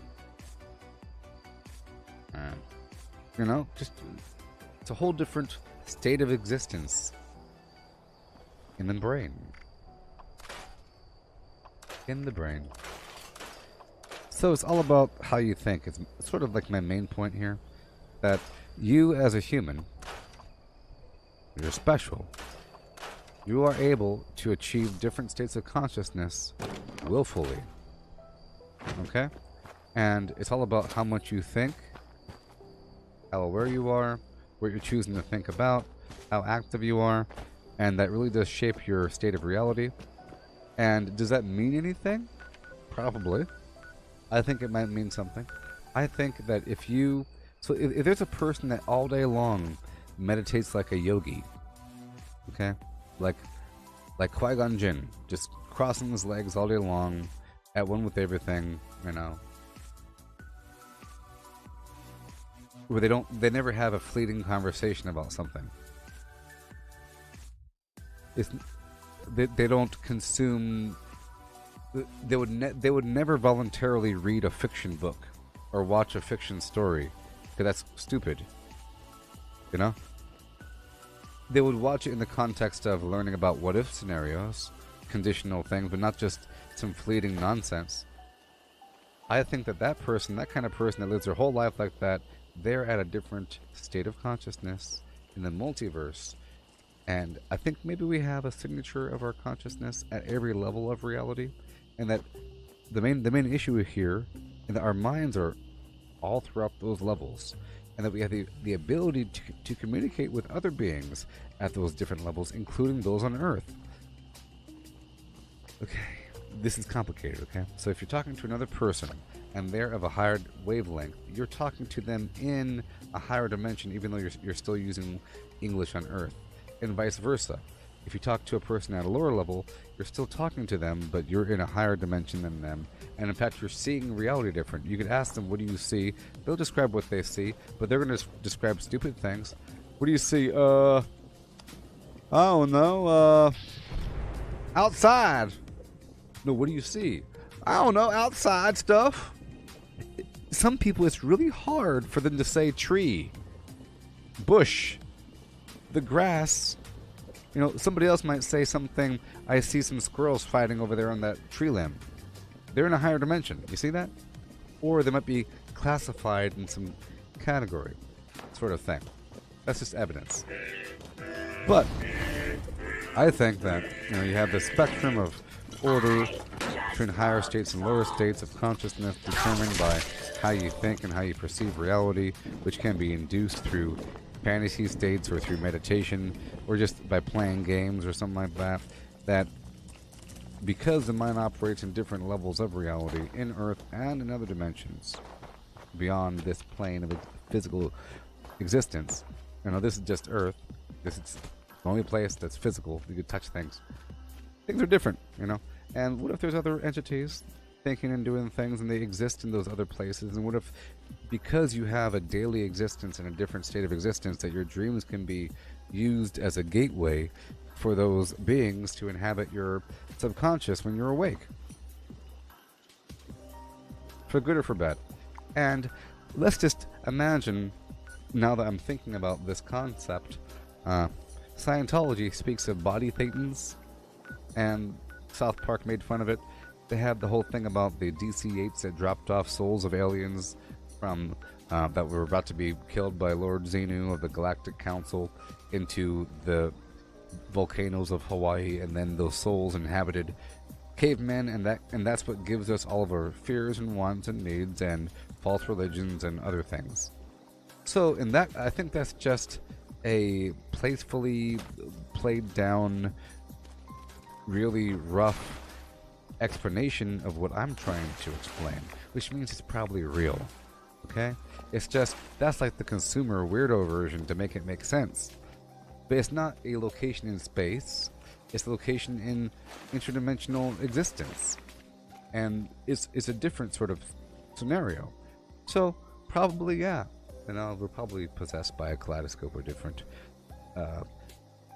aspects of reality that want to maintain our current state. That's why it's kind of hard to make a person snap out of it or to get them from moving from one emotional state to another, because those emotions have an energy to them of a, let's just say that emotions can be seen as a harmonic frequency that attunes with a different dimensional state. That's why I said that emotional states are more conscious and alive than non-emotional, because emotions require a delicate chemical balance within the brain. It's not just, you know, circuits. That's why it's really hard to imagine a robotic brain having emotions. It's like the final step.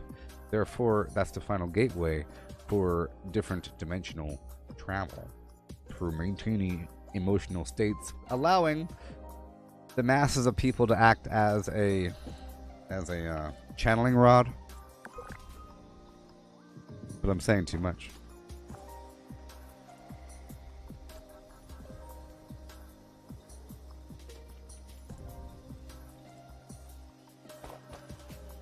I think it's all coming together.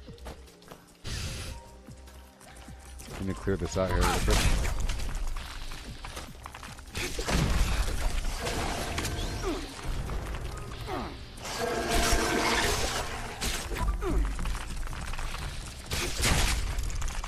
So,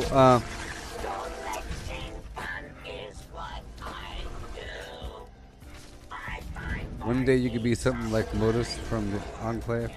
No. What I'm saying is that, okay, so I'm saying something sort of new today. Something I haven't said before, even thought of before. I'm combining certain thoughts I've already had. But the new thing I'm saying is that a person is their most, a being is the most alive when they're most primal, and that a higher state of consciousness is normally seen as less thought, you know? Like, if you want to be one with everything, you remove yourself from the equation, you have total ego loss, and then you stop thinking as a person and you just perceive. But that's not very alive. That's basically like saying you give your energy to the universe and you cease to exist. Sort of. But anyway. So, more emotions equals more life.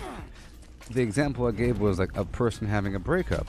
You know, everything is enhanced. They have hyper reality. You know what I mean? Walking outside, looking at the clouds, looking at mountains, looking at trees. Everything means more because anybody that has a traumatic emotional experience, they have enhanced reality. You know? In fact, the whole idea of PTSD is that you're hypersensitive to certain sensory input stimuli, right? Isn't that literally what I'm saying? A person with so heightened emotional states create heightened reality states, for better or worse. And it's evidence, you know? If all of a sudden you get on edge because you hear something, well, pay attention a little bit more and don't get that scared. It could be the sounding of the horns of the apocalypse or something. I don't know.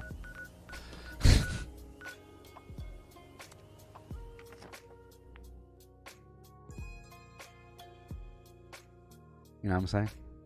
New thing I'm saying is that you are able to shift between dimensions. And what if this was always known? It probably has always been known. You know, I want to go ahead and say it's always been known. I want to say that the third dimension is really it's the only way for a being to enter all dimensions. Let's say that the third dimension is the center of everything. Okay? Let's just imagine that. Third dimension is the center of everything. You have to go down to go back up. Okay? Imagine you have like a hole with a bunch of spokes leading to everything else. But to go from one spoke to another, you have to go back down to the middle. The middle is the third dimension. But you can get trapped there sometimes. In fact, it's really easy to get trapped. In fact, most things get trapped.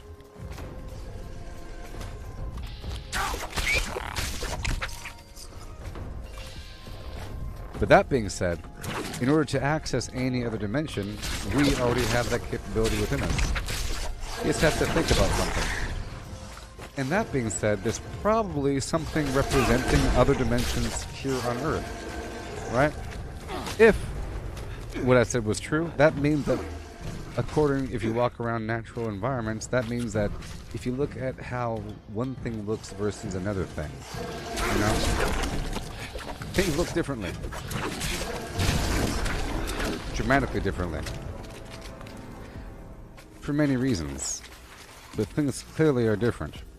It's based upon the environment, at the very least. But let's just say it's as simple as the environment. Okay, different states of, like, the different composition of minerals in the earth, different elevation, different air pressure, density, composition of gases in the area, the solar radiation during that time of the solar nexus position of the earth, wobble of the earth, whatever, the existence of a moon. These are advanced systems. But I want to say that since nothing is artificial and everything is natural, you should see a duplication of patterns, and that the same pattern should just replicate itself everywhere, which means if there are a bunch of different layers of coexisting multiple dimensions, that we should see signs of that within our Earth. And it should match the same patterns. You know? Which means that if you go to the 13th dimension, you should find a bunch of frog people. Or something. And that being said, you should find a bunch of mushroom people and a bunch of rock people, you know, there should be a dimension representing everything commonly seen on Earth. Okay? I know it's weird, but let's just say that our brains are a filter to take information and make it make sense. And that you would just see them as rock people. Because that's what it means to be a rock person. Just gotta think about what everything means. You know? So there's probably all these different dimensions of different entities representing different states of matter and organisms, you know? Like dog beings and cat creatures. The whole idea of like the Egyptians having a dog-headed being representing something. Well, that entire dimension of dogs probably does exist between this dimension and that dimension. And if dogs are seen as the gateway... So, for example, if you have some belief system that said that dogs were the guardians, in reality, in my opinion, if you view the multiverse like a jawbreaker with our reality here and the next place beyond, you have this layer in between that can be best described as a dog.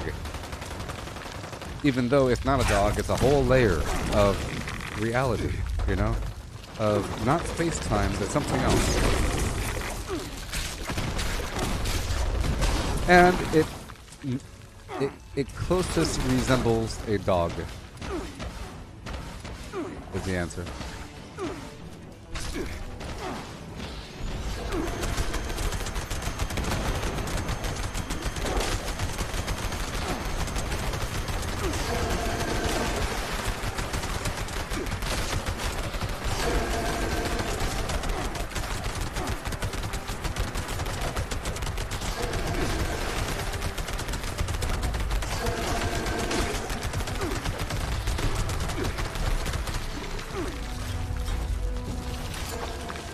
Am I alone here?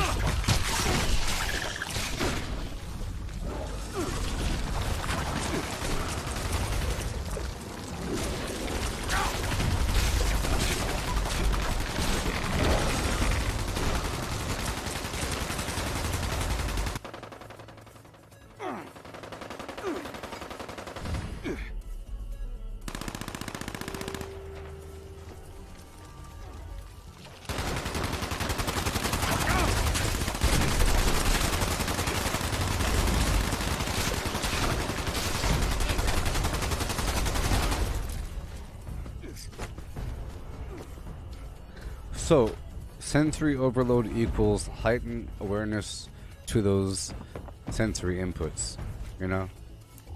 If you were in a bombing, surrounded by a bunch of glass, and you heard all the glass break before the building exploded, you would probably freak out every time that you hear glass break. If someone happened to drop a glass, you would have a vision of the wall exploding in, and all these emotions would start running, and, you know.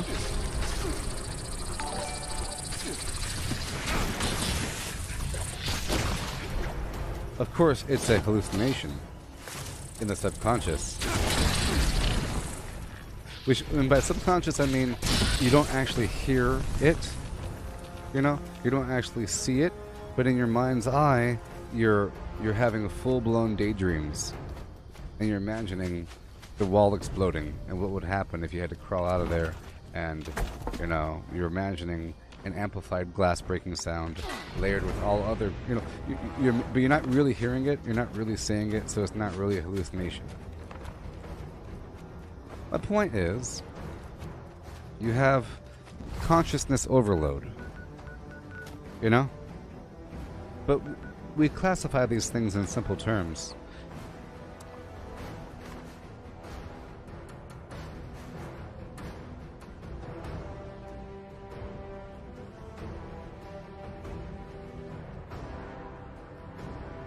Know what I mean?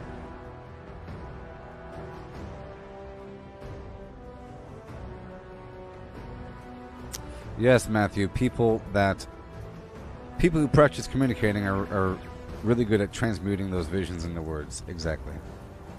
And I think the way that the brain works, I think we've been around language for a while now. There's a whole part of the brain all ready for it, right? And I think, just like with reading, like I said before, you're not really reading the words. We all know this. It's just if you've seen a word a lot, you auto-complete it with a hallucination. You know? You autocomplete with a vague subconscious hallucination overlaid upon the word to the point where you don't read it. because that word has been stored in your little database of words. And we're really quick at doing it. Whenever there's a new word, we quickly store it away into our database. It might take a couple attempts for it to be locked in, but once it's locked in, it's pretty locked in. You know what I mean? Or the swamp. So now, the same way comes out with language. Not just reading, but speaking. So if I have a vision of the entire Heart of the Swamp event and what it entails, overlaid upon reality, so really right now that's what's happening. Every time I've ever played is overlaying itself in the multiverse, and I'm seeing it all, you know. But that translates into Strangleheart.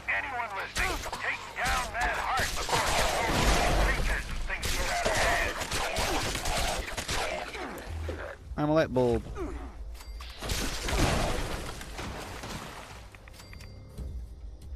So I say Strangleheart, and then I know that part of language. It's like a whole thing. It's like a whole different pattern, you know.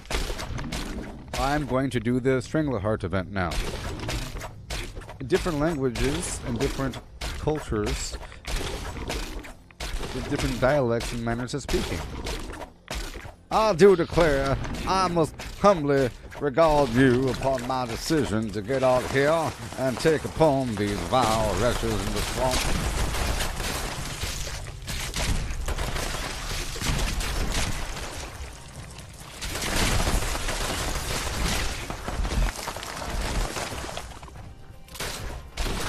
Yeah.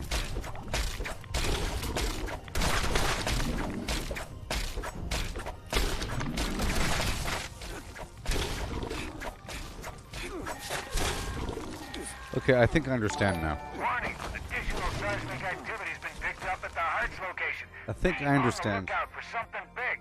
I understand now. I understand now. I've cracked the code of humanity. But what do I do with this information?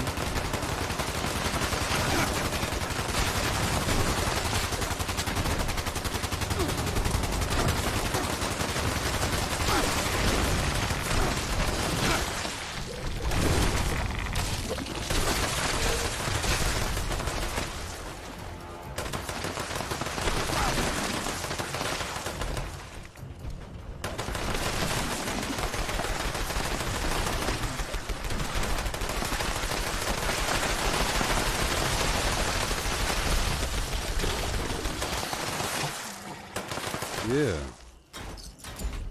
Feed me.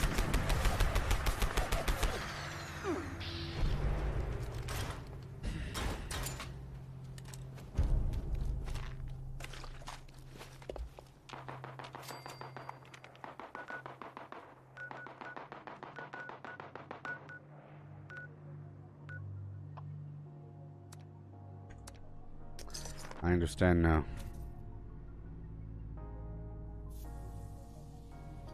I understand now. Feed me.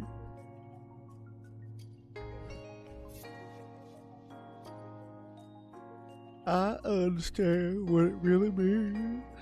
Count the days to the end, because I know what it really means. I really know it. Greetings, members. We're detecting a collection of vermin that appear to be more than just an eyesore. Report to the extermination site and see the lures we've deployed there are taken care of. That is all. Signal detected. Activate additional signal sources to initiate extermination protocols. I'm a light bulb.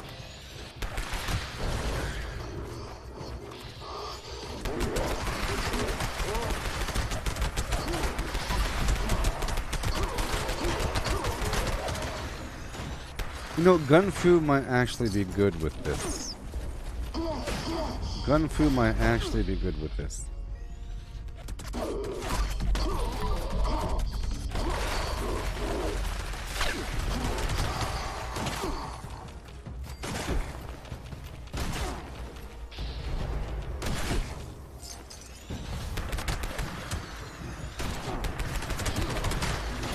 Alright.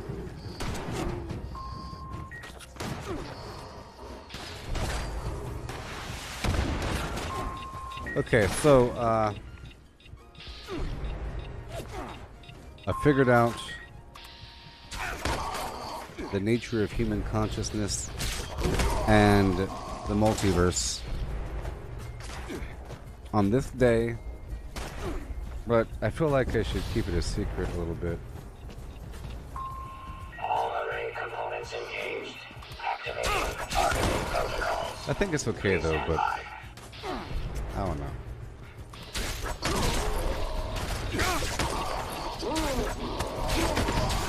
Circuit failure detected. Bypass requested.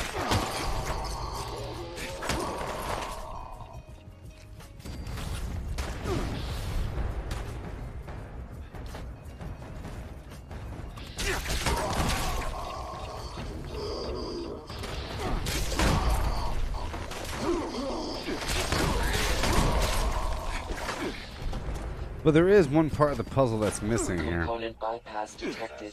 Resuming function. Recalibration requested.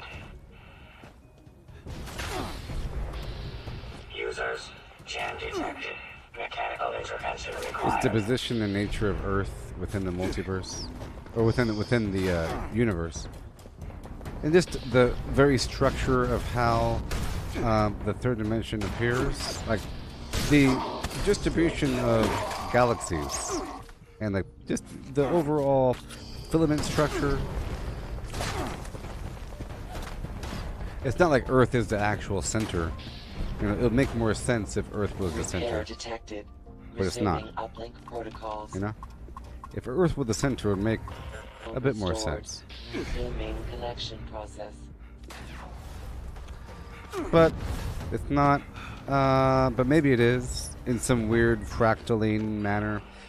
It could be that every map that we look at that determines the distribution of things.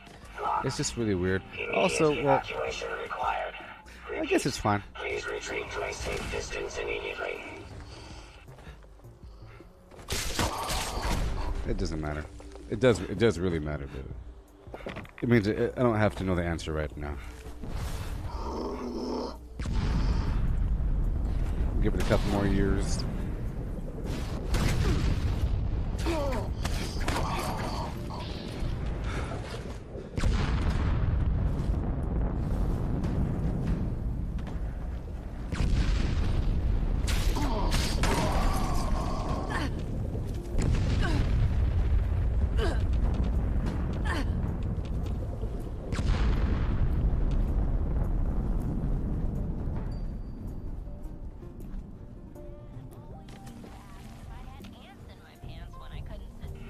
Orbital strike complete. Elimination of remaining hostile targets authorized. It's amazing.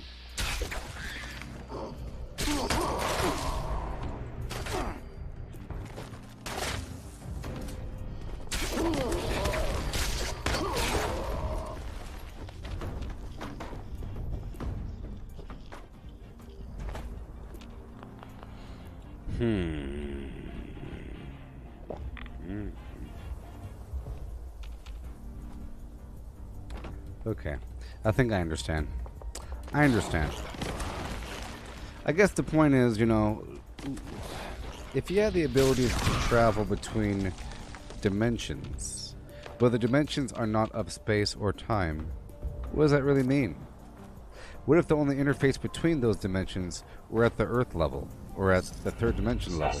Even though you could interact and gain knowledge and influence and insight over those dimensional planes.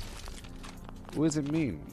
A person might think, well, if I'm able to travel to the 15th dimension, does that mean that I can somehow come out near Alpha Centauri and then space travel?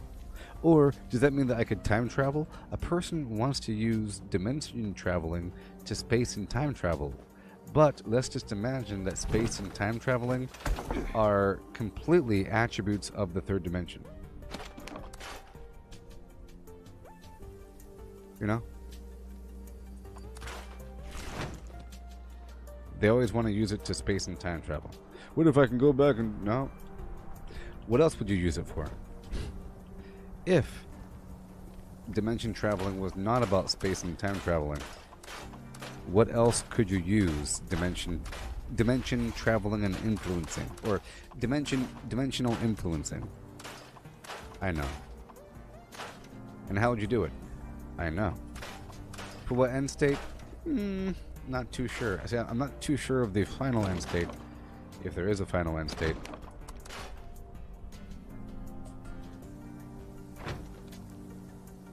See, there isn't supposed to be a final end state. You know what I mean? Think of this. To imagine that there is an end to time within the third dimension where you need time to exist for space to exist, it's like a space-time continuum, then you're speaking in other dimensional terms. You want to destroy the third dimension. If you end time, you end space, sort of. You know? So time can't end, and space can't end. Which means, hypothetically, Earth can't end. Which means there is no end state. It's just existence.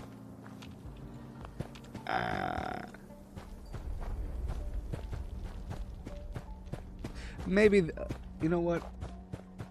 There probably is some other grand mystery, and I think I saw the answer just for a second in my mind's eye. Just for a blip, I saw the answer. Okay. I saw the blip.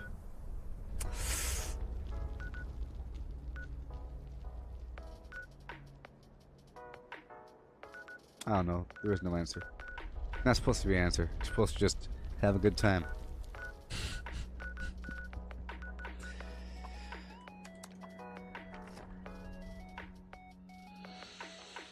You know.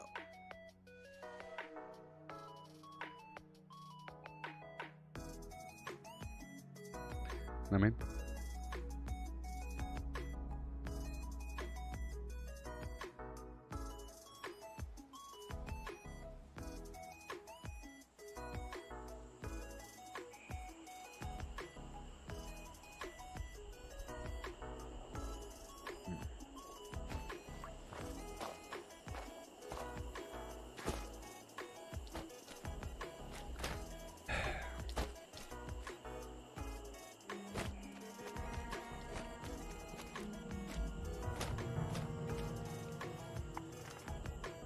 It's sort of like this.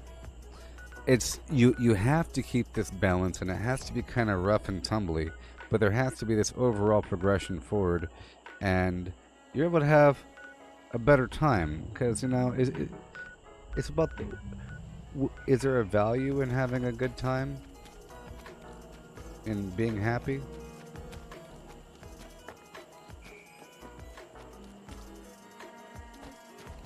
I think the answer is yes.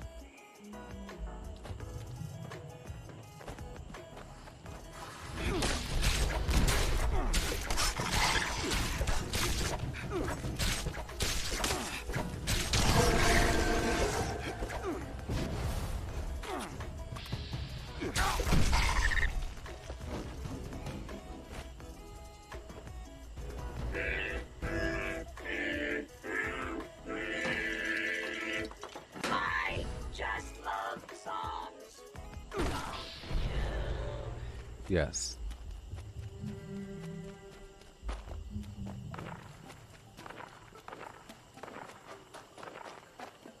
So if the only end product is happiness, I don't think that any form of happiness is equal, just like any form of consciousness is evil.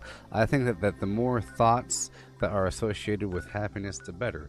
In the same way that you could be miserable and everything has meaning. See, I gave you examples, a couple examples, like a breakup or a death or something, where you could look around outside and look at the clouds and the trees and the ground and have enhanced sensory input, where you have a shadowy overlay of hallucinations of the past of what it really means to you. So you're thinking about all these other situations. Oh, my poor pet dolphin, look at him. Oh. Like, if you had a pet dolphin, you would imagine yourself petting the dolphin when you see this dead dolphin. You know, you imagine your dolphin dying, all kinds of things overlapping in your mind, you know? But that's all negative. Now imagine happiness. Imagine being really happy and doing that same sort of cycling thing, but in the nature of happiness. I think it's much harder to do, you know? I think if you win the lottery and you had a bad life, if you look at a poor person winning a bunch of money and they're on stage, they go, yes, they're crying and everything. They're thinking about their life, but in a good way, in a reflective way about how they've grown and now things are going to be better, and they have hope, and they're visualizing good moments and good things and all the good actions, and a future that means that they get to be happy and healthy and produce more after their own kind, you know, is what they want, versus just getting a small thing or expecting something and you get happy for a second, you know. A lot of times when you watch a television show, you're able to induce feelings of happiness because you're sort of living through those people's moments and those lives and those other scenarios in fantasy land, like I said, which is able to conjure similar feelings to the people in the show. You understand? You're sort of let's just say that the show is filmed and written so that the protagonists are you, you know. So if something happens to them, it's really happening to a version of you. We see ourselves in other people. It's natural because that's just what we are, you know. It's like a subconscious thing. You could witness something third party and still gain values. You see, a rabbit can look at a rabbit, or a dog can look at a dog, get rewarded, and understand what to do.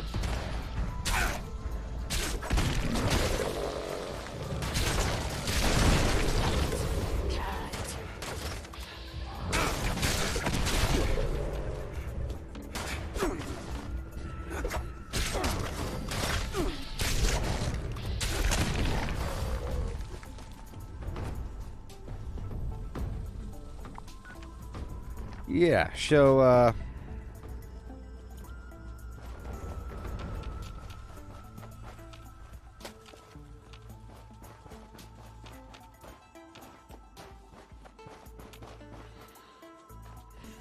let's just say that the most important thing is over time humans in different ways are finding value in different stuff, in different patterns of existence, you know. And then people are copycats and they say, oh, those people like that thing, let me try it out. Oh, I like that thing too. And over time people try more things, and then more things are used, and more things and patterns of existence are appreciated by more people. I think the end state will be for everything to be on equal value footing. Everything somehow to be equal, or listen, every plane of existence, if you want to view different states of different patterns of existence as different dimensions, like I said earlier, if you want to view it in that manner, then the goal would be to have every plane of existence to be equal. I don't mean, it's kind of hard to have every single thing be equal, but every thing. And the way that you do this is by having a combination of everything produce different results, where you know that the only way to get the end result is through the perfect combination of all of the different states, including the nasty ones. Like, you have to have the bad stuff a little bit.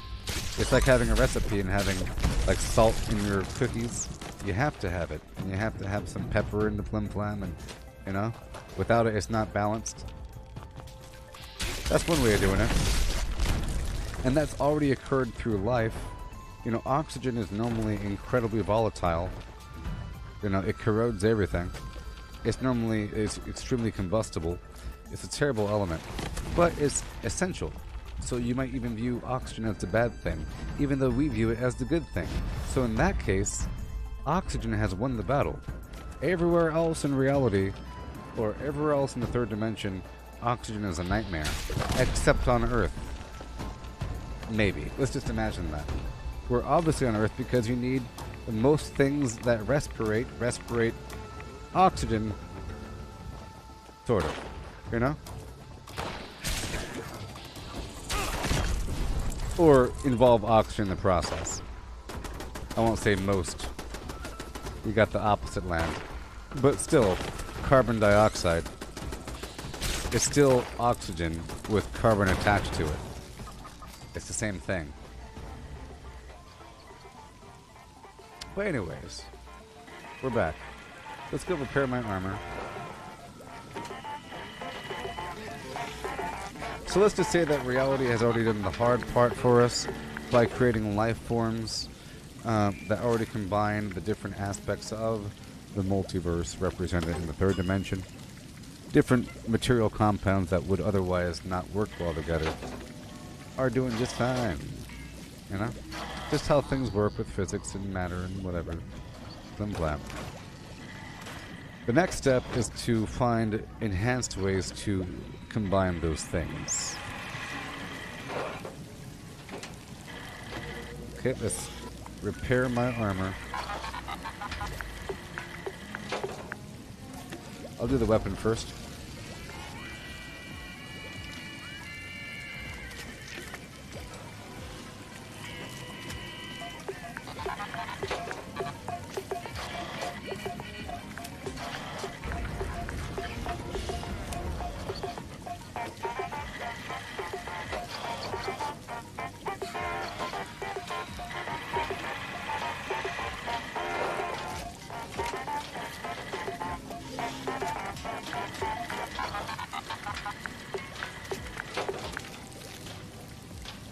Alright. Back to how it should be. Weapon artisan.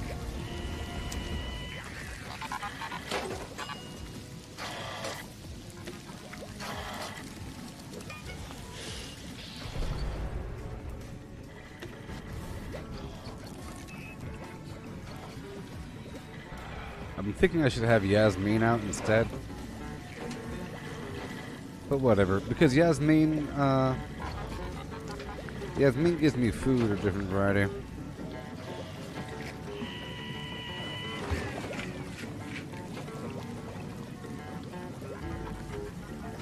Alrighty.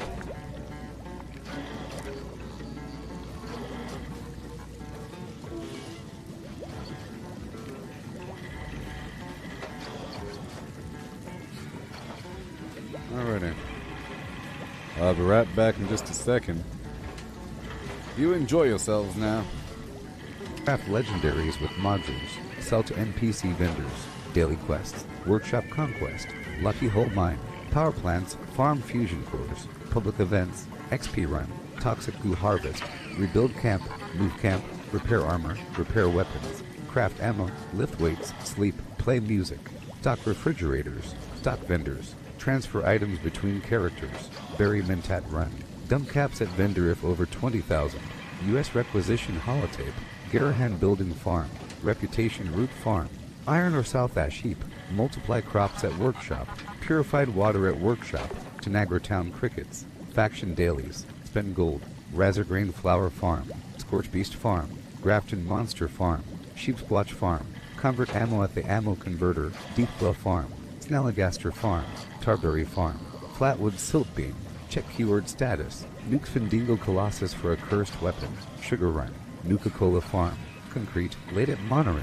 Abandoned bog town secret floor. Farm mole miners for aluminum. Top of the world aluminum farm. Ski poles. Enclave code piece. Keycard search. Somerville Bookhouse. Watoga High School plastic farm. Chem farm. Enclave events. Wood farm. Dogwood farm. Smelt ore. Smelt spoiled vegetables and fruit. Cook food close to spoiling. Mirelurk egg farm. Mothman egg farm. Nuka-Cola factory farm. Sunshine well farm. Daily ops. Get a high bounty by picking locks. Lure player to camp with a high bounty to force vendor transactions. Hunt down wanted players. Honey farm. Convert perks into coins. Purchase lunchboxes with gold. Harvest flux from a legitimate nuke. Purchase gold with treasury notes. Purchase gold with caps from Smiley. Stock Nuka-Cola vending machine. Candy bowl and punch bowl. Refine camp and workshop blueprints. Craft legendaries with modules. Sell to NPC vendors. Daily quests. Workshop conquest. Lucky hole mine. Power plants. Farm fusion cores. Public events. XP run. Toxic goo harvest. Rebuild camp. Move camp. Repair armor. Repair weapons. Craft ammo. Lift weights. Sleep. Play music.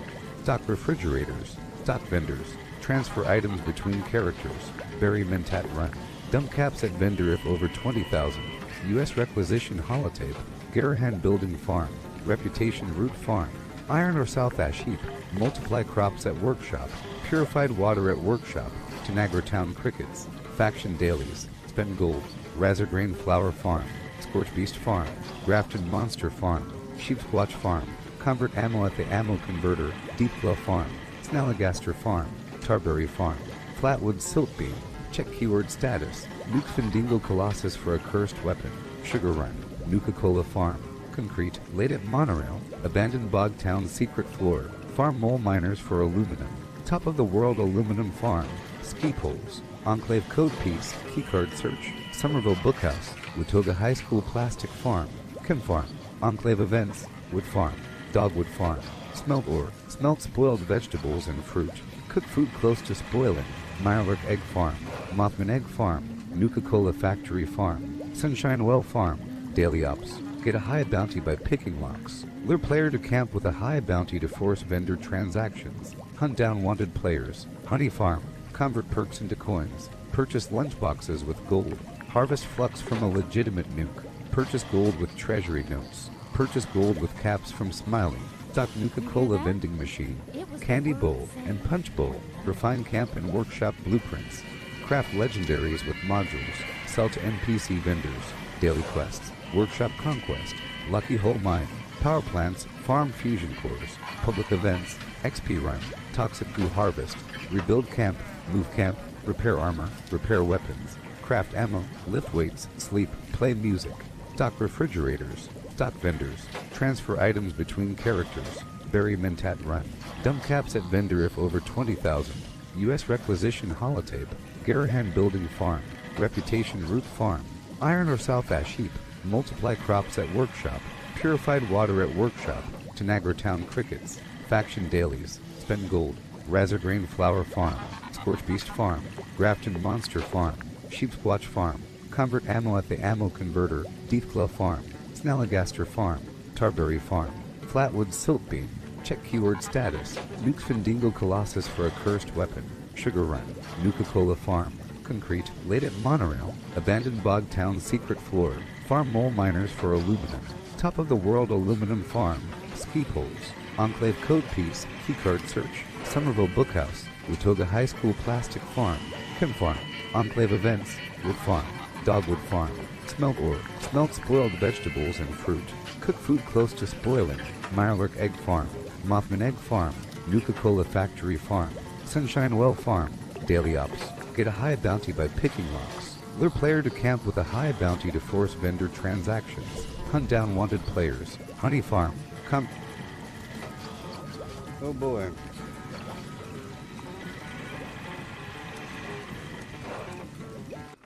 It's time. How y'all doing?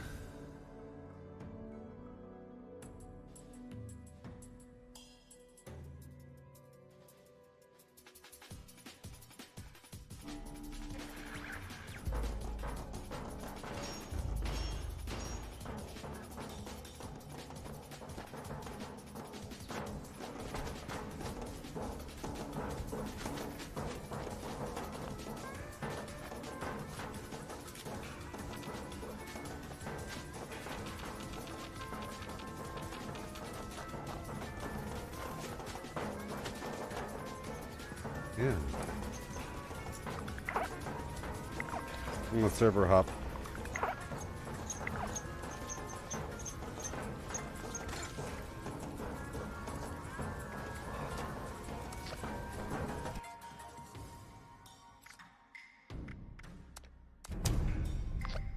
Can you pay my bills? Can you pay my flame bills? Can you do the things that you want in the morning time if you please? Yeah.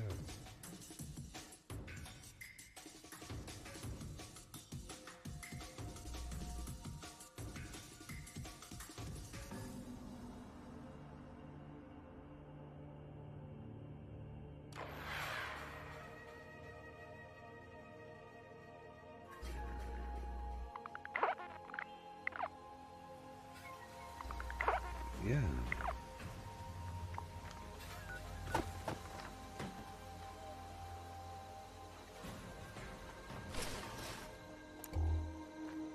What the heck was that?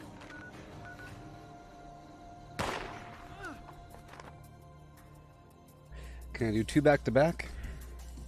I saw an above level 1,000 person, so I had to leave the server. I figure if there's anybody near my level, they're cheaters. I don't want to be anywhere near them.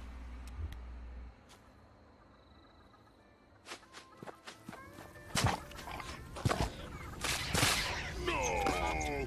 Meat cook is Oh, failure. wow. Graham is failure. Charlie is... Not... But Graham failure. Humans too. Humans fail. Must be a new server. Oh well. We try Brand new meat cook server. again Yeah. next time. Oh my.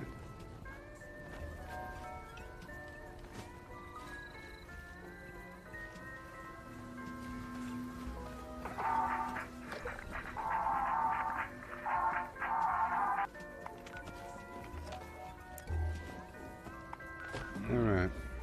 This need not look so great, friends.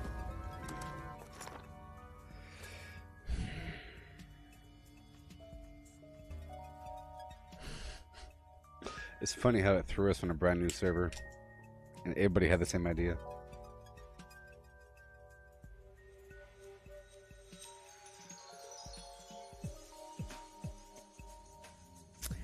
So tomorrow, in the late afternoon, 1 chip challenge.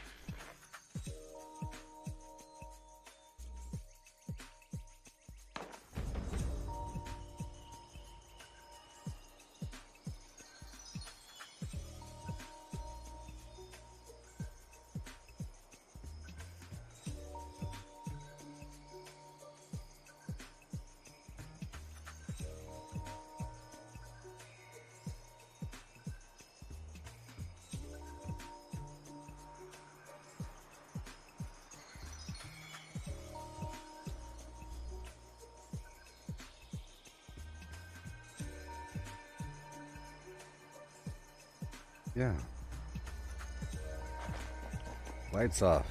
Let's do what I have to do. Kill.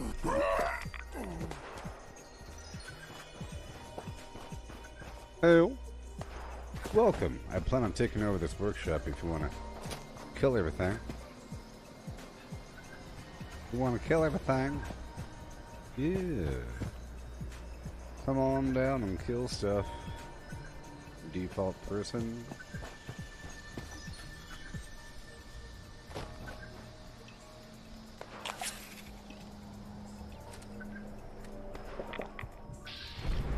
Get over here and tag stuff. I know you want that sweet XP. You want to take over this workshop. I'll help you kill things.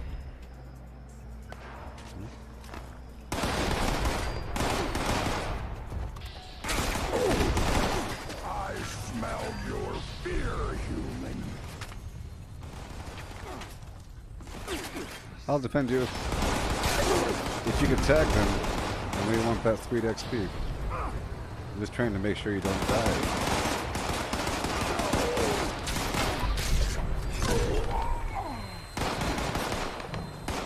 This guy over here, hurry! Oh no!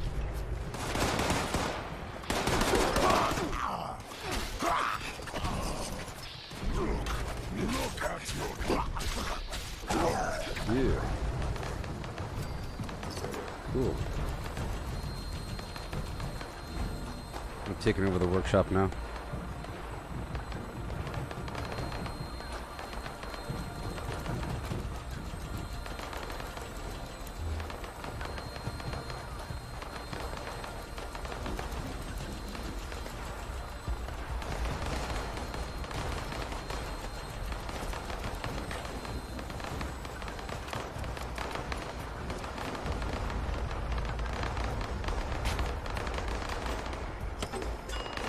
Here we go.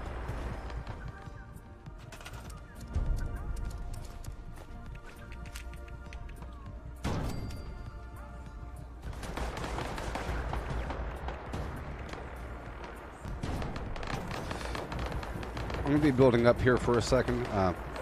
there will be a defensive event in about 2 minutes. So.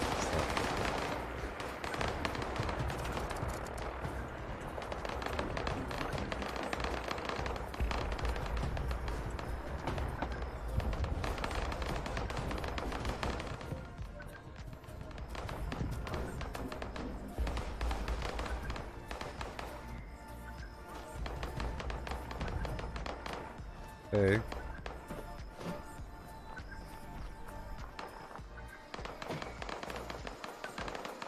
There it goes. The angle is off.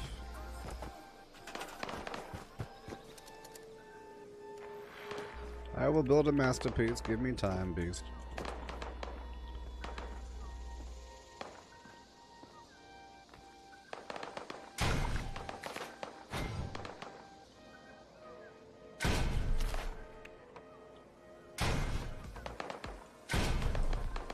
Yeah.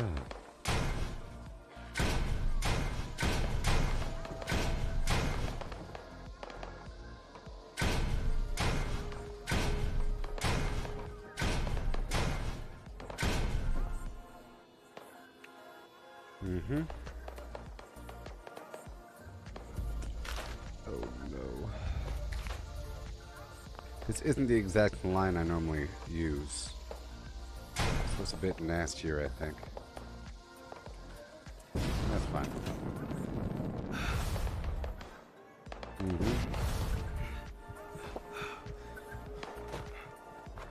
So I have to build something new. I gotta build something new, but first I'm gonna put down a few power options just so that we're kind of straightened out over here.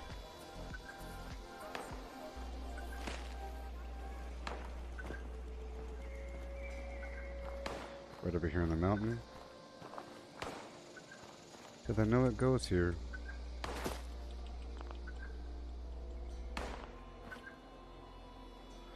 Oh, just let me do it, please.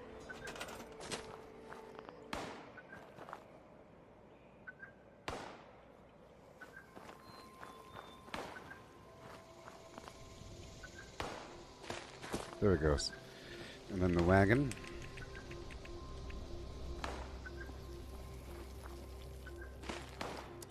And the power.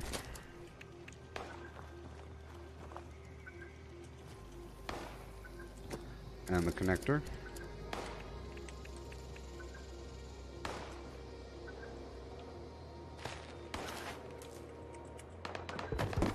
Come on.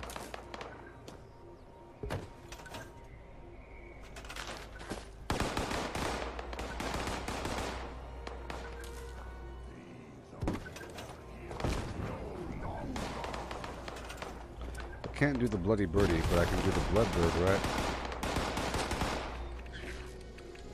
For now.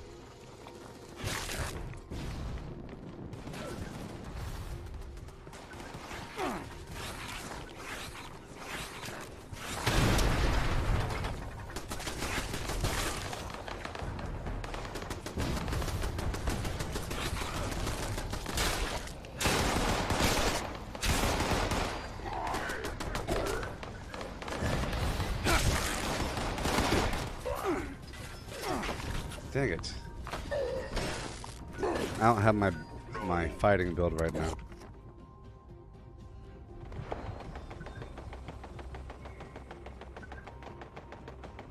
I'm in my buildy build.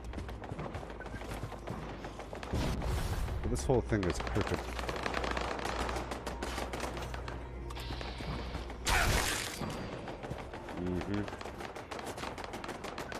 See, I have to make a new build right now.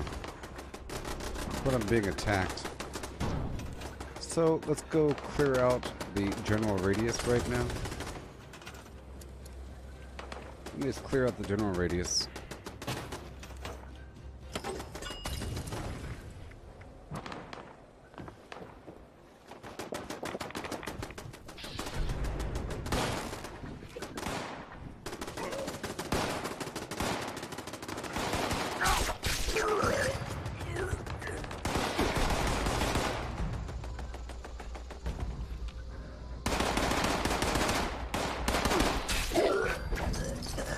Okay.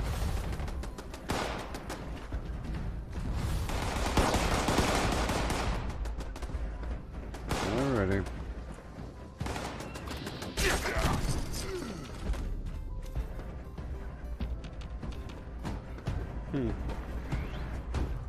Interesting. Okay. Sure. See, I have to build new blueprints. It's gonna take a second.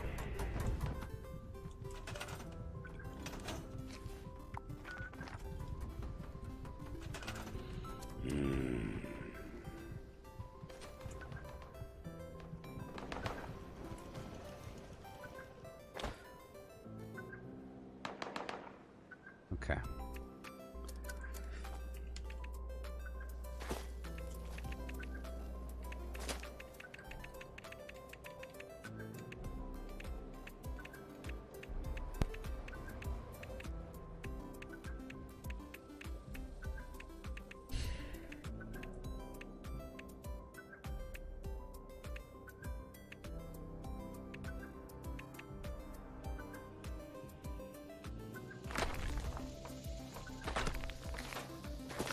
I just want to see the size of this thing. See, I was going to comment earlier that normally there's an issue with the collectrons because they rotate. But this thing probably doesn't rotate, and that's why it's rectangular shaped. If I could just do that number.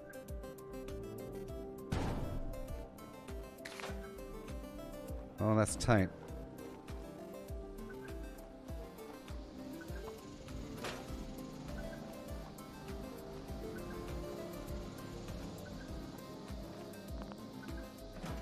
Once he's done, let me go build this plane for this guy again.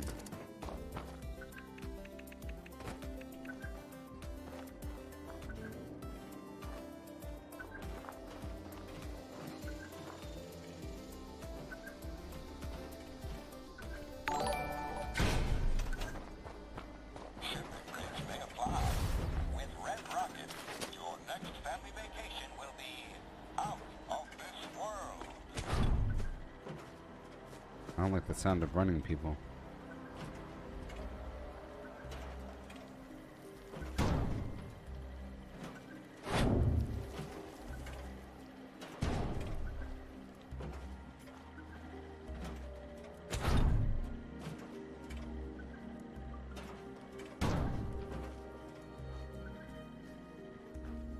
Sure. Millions of pieces. Walls.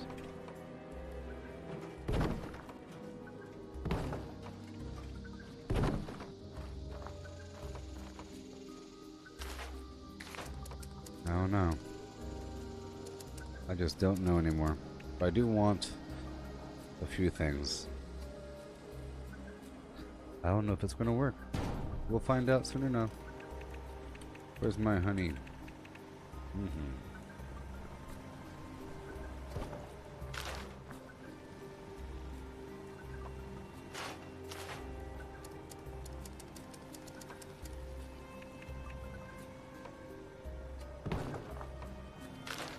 I couldn't make it structural.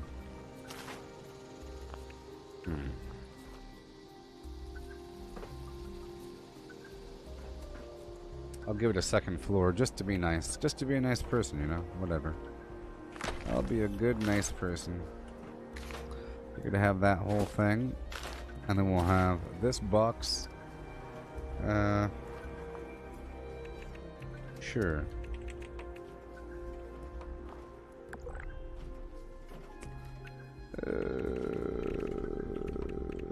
Our prices leave the competition up in smoke, but still keep the earth clean. At Red Rocket, Mother Nature is at the helm.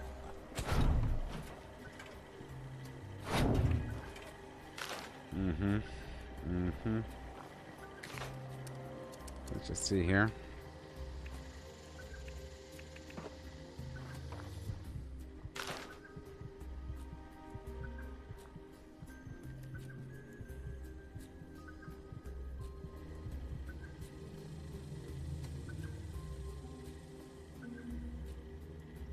I think the staircase should be on this side.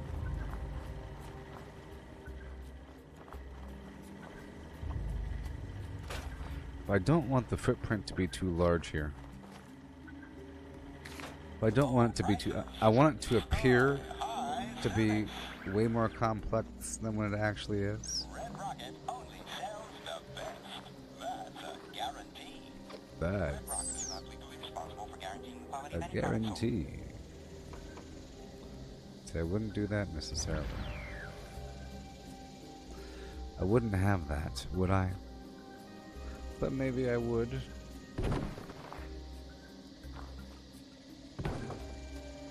Just on that side, would I? Would I, as a beast, have that? No. This shouldn't be a half wall. It doesn't really make much sense. From a security standpoint, it's pretty flimsy-flamsy. And by the way, I know I can die right now. I'm in a very vulnerable position. And what I'm doing is very stupid.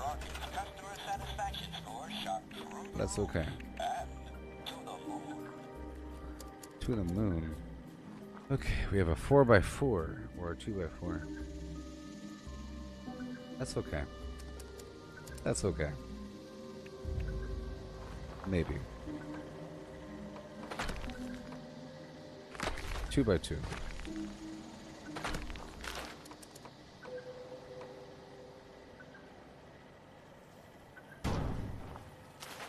Now this one, I don't know if this one really wants to accept walls in its life. We'll find out though. We'll find out. Think your local Red Rocket station is doing a stellar job taking out the trash? Well, Red Rocket recognizes our cleanest with the Trash Buster Award. Send in a Trash Buster recommendation card today. Standard shipping rates apply.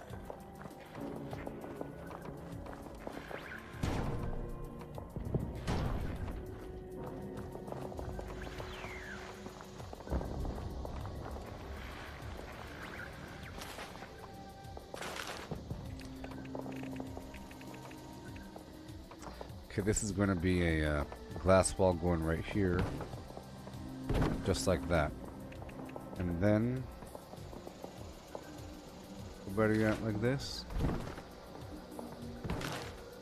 Like this. And for the little space travelers, Red Rocket's automated diners are scientifically proven to cook the best burgers in the galaxy. Stop by for a bite from the future.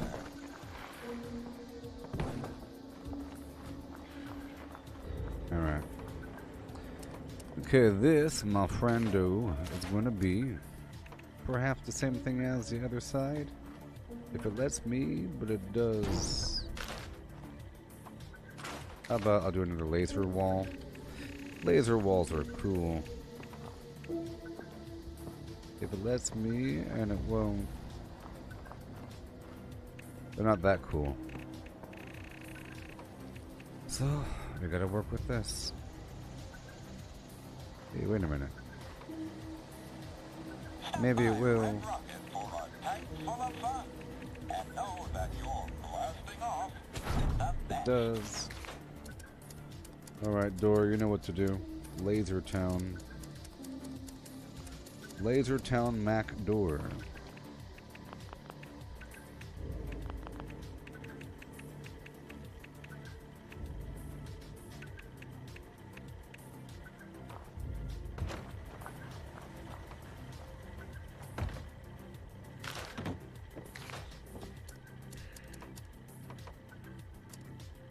Clap, clap.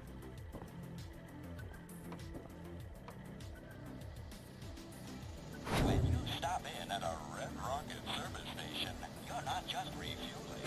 Why, you're getting the full Why? package. That's right. Coolant swaps, oil check, and a full windshield wipe. Weather permitting. Yeah. .org.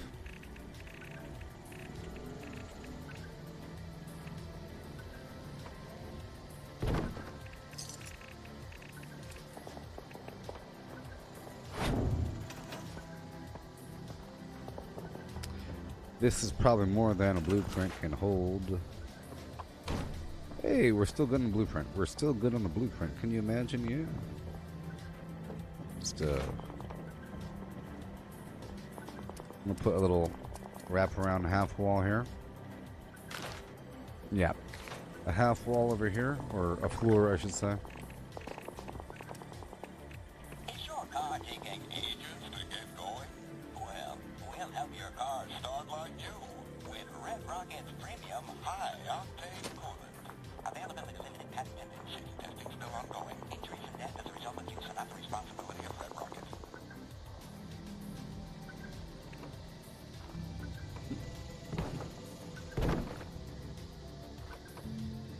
Golly.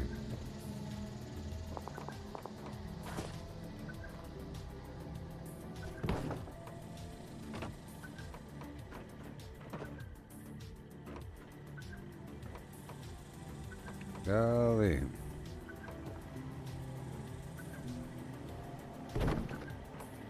Golly. That dang old prime cuts is active again. Dangle. Last pass the competition with Red Rocket's new premium extra dry coolant. Atomic power has never been cleaner. Let's check the budget. Good stuff. When you're at Red Rocket, you're a star.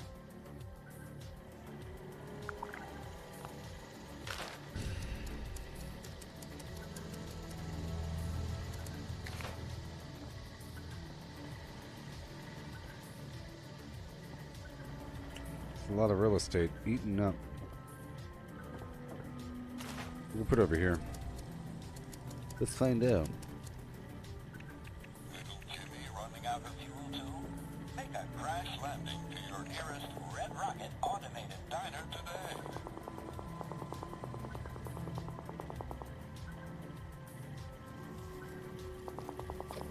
It's weird putting this sort of thing up, you know. I don't got enough room for that one. I'll put up, well, I do, but, of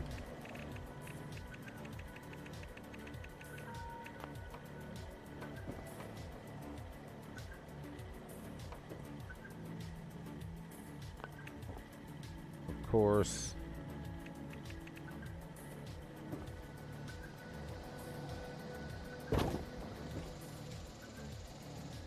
Winter roads got you down. Red Rocket's premium service plan will have your car rocketing up those steep hills. Ooh, that's pretty cool. That's pretty cool. Here's these weirdo wacky walls that can no way be held up by the flim flam. How about these wacky walls?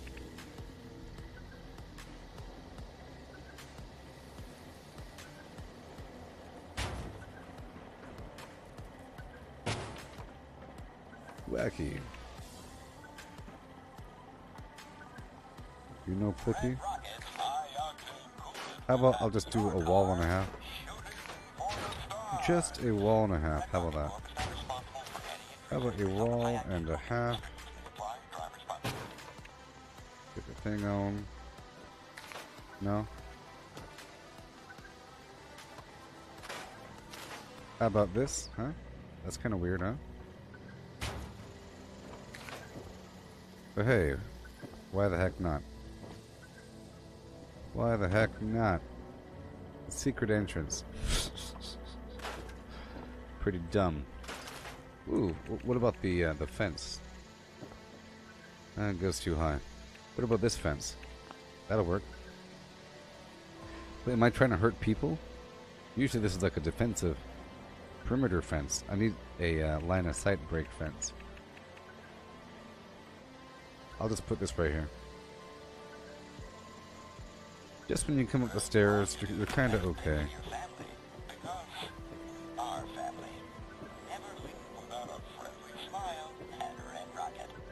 Red Rocket.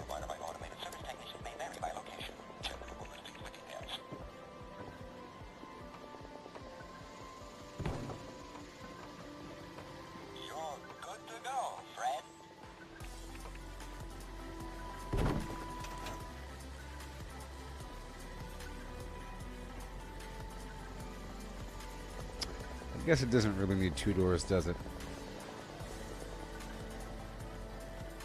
In fact, this right here doesn't need to be a door. Actually, I'm wasting a lot of real estate. Planning a trip? Why not mail in a request card to your nearest Red Rocket station? We'll send you back a road planner and coupon book free of charge. Road planner and coupon book.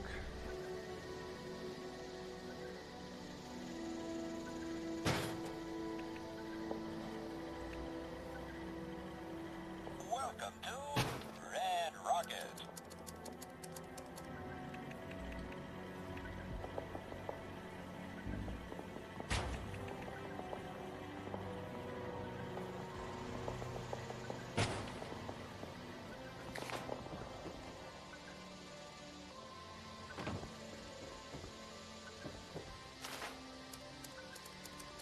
Mm-hmm. Got an old pre-atomic clunker in the garage? No worries. Red Rocket still offers gas and diesel at the lowest prices around. No worries, friendo.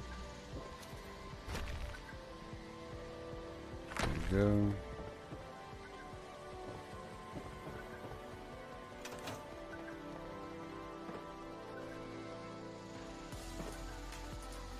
Okay.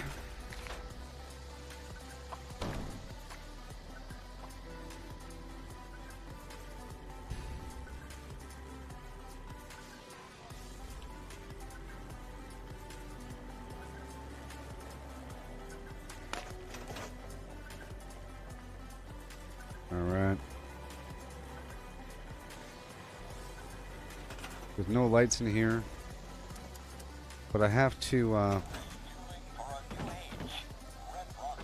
see if it works, so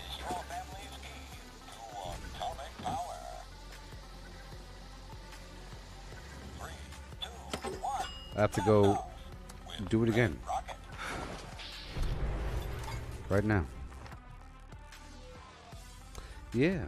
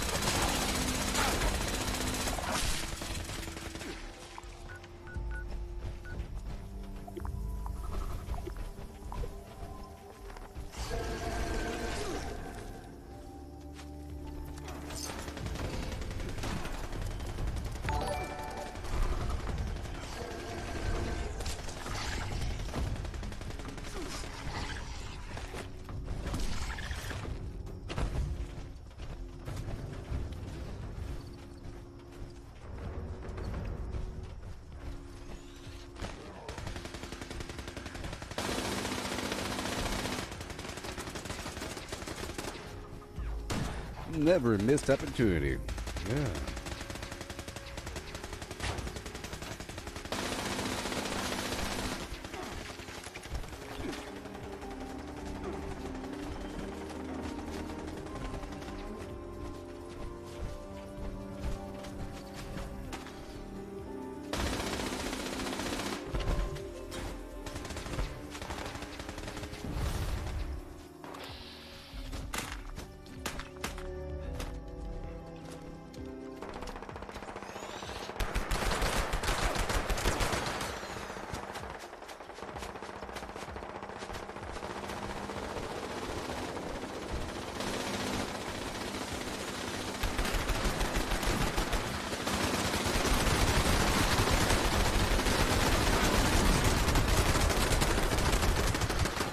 Yeah.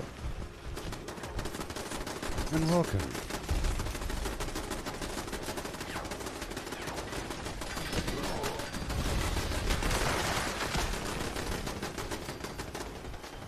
Woohoo!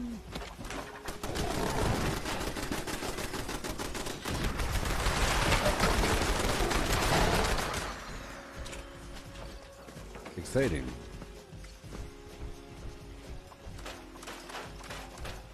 I have everything that they need. Everton. Oh, you're on Facebook wondering where they were? Well, there's yeah, yeah. They were there earlier. They come and they go. There was a bunch of people there earlier. You know?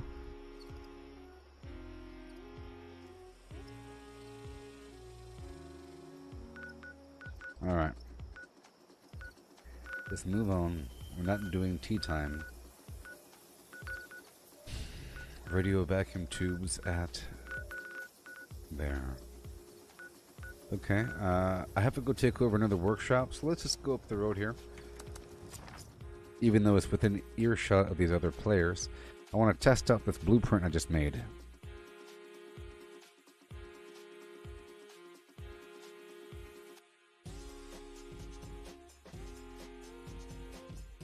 Normally there's a bunch of people over there on Facebook.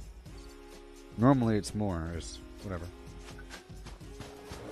People coming, people go.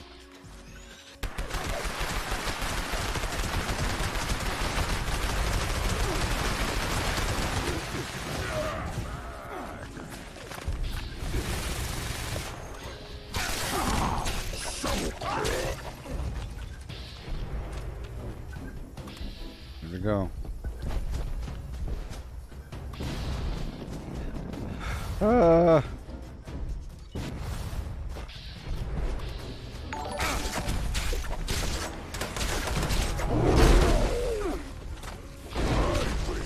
He was almost dead.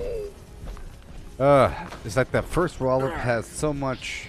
I was trying to attack something before him, but that first wallop has such a stagger, you know. It obliterates.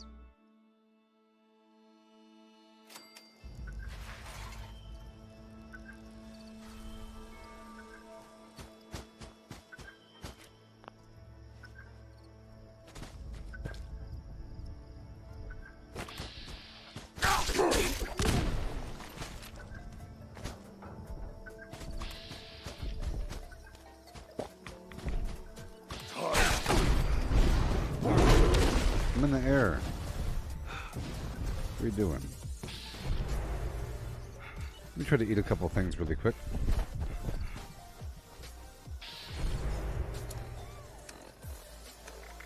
I was kind of building for a while and not eating.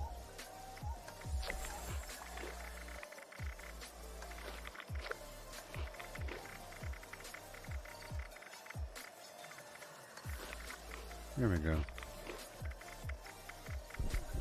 Much better.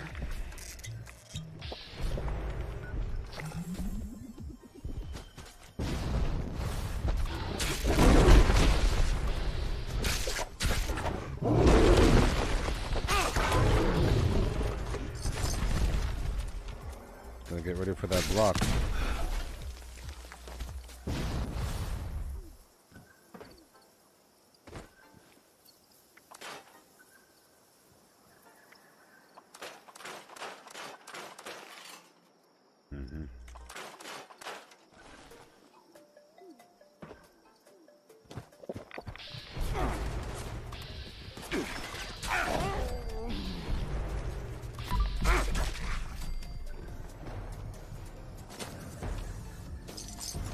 Here we go. Until the next primal cut.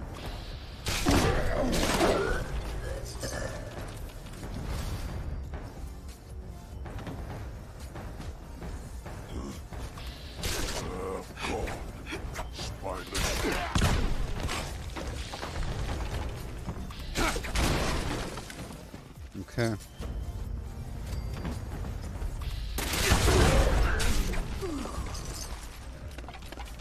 Yeah. I don't have any berry mintets right now. No green stuffing.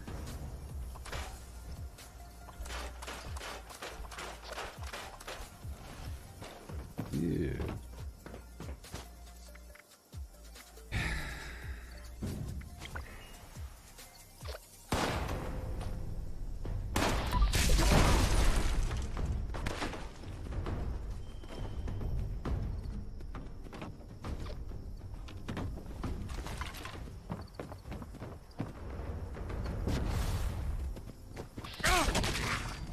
going. Boingo, boingo.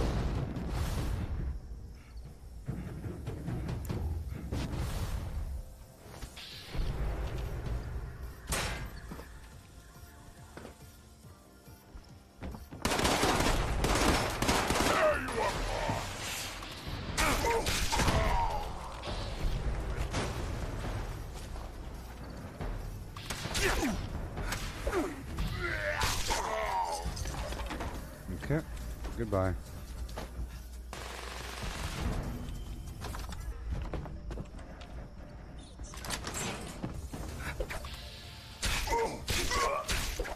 Alright, it's a decryption daily op today. I'm not quite sure what kind of daily op. Okay, let's go over here and loot.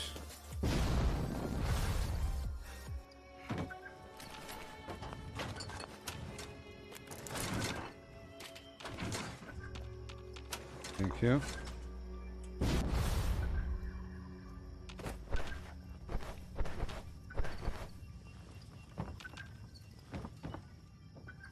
Yeah.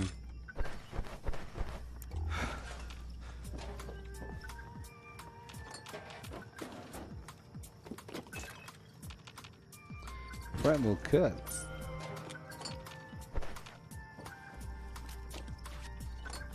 Gotta hurry up. I'll take it over now if I could, but I can't.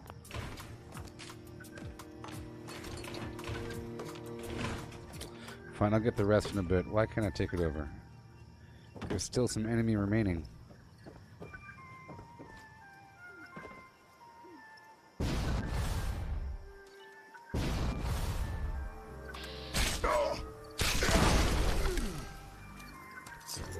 There you go.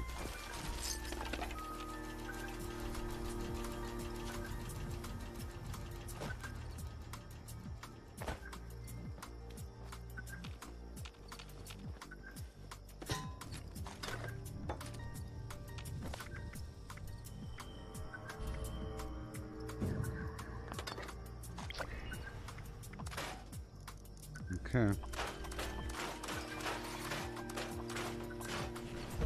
Let me hurry to the Primal Cuts event, which is right over here. Really quick. Bunch of crickets and mole rats and a sheep squatch at the end. Yeah. Meow. Meow.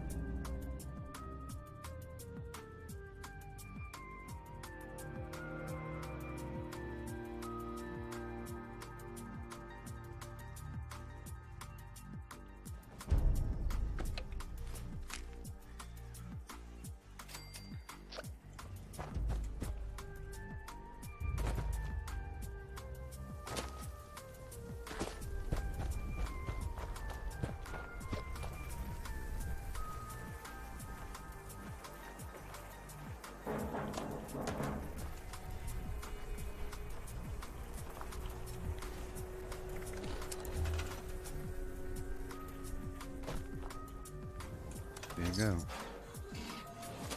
Come on.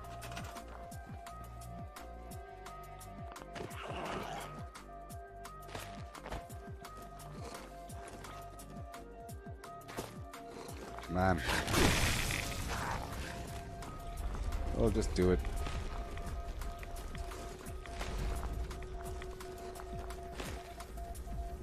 Done.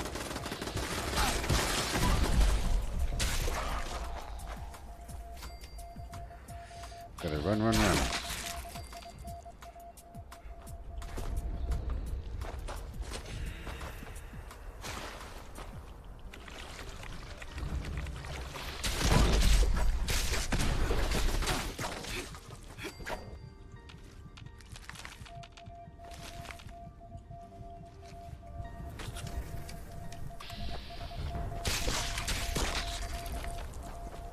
Oh yeah.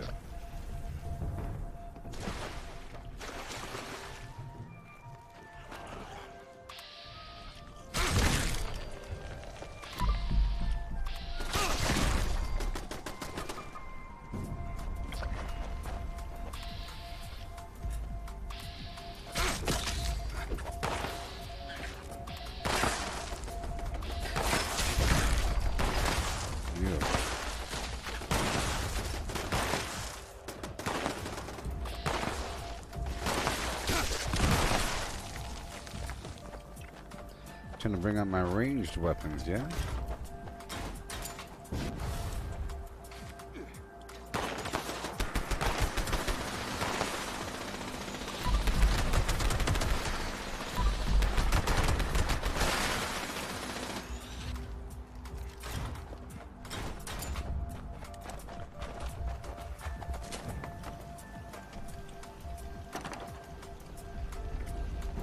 Plasma.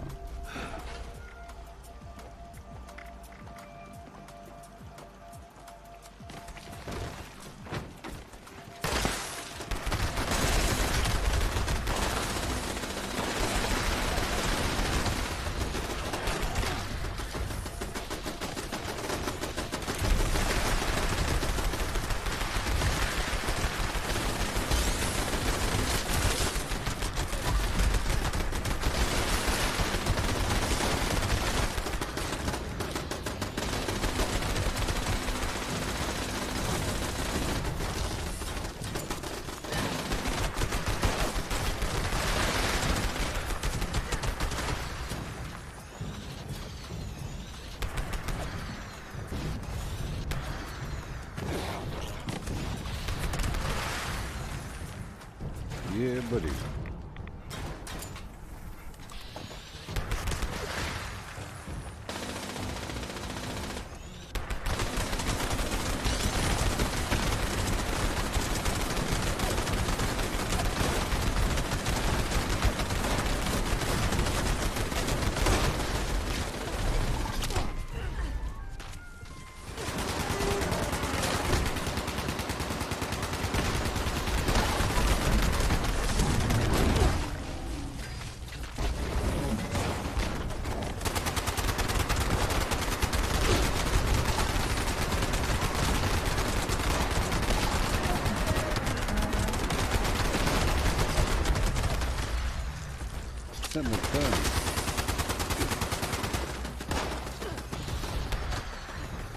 I'm sorry.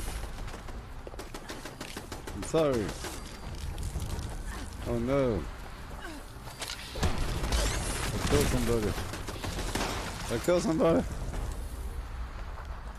I'm sorry. Sorry.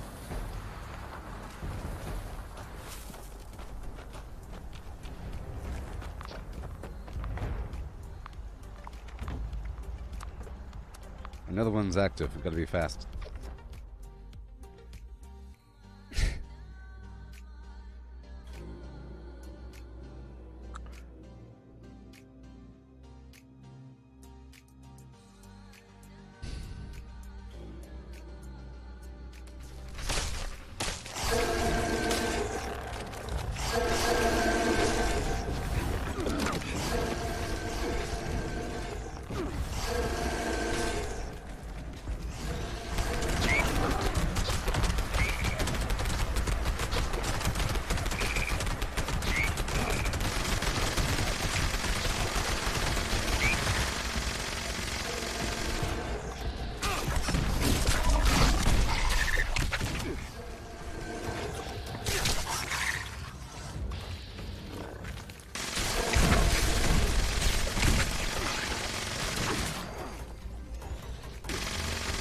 Leave the camp.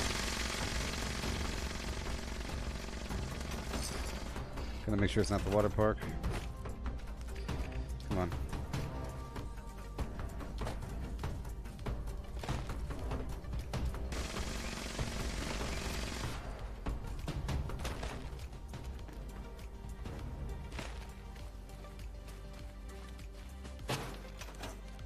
Beautiful.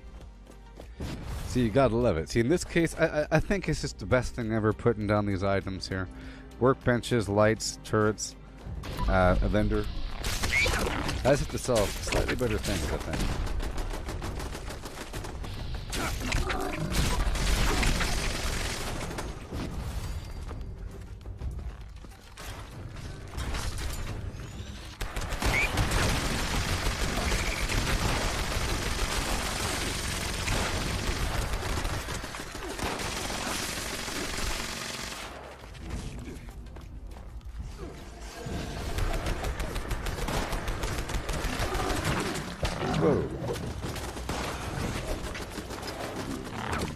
Where'd you come from?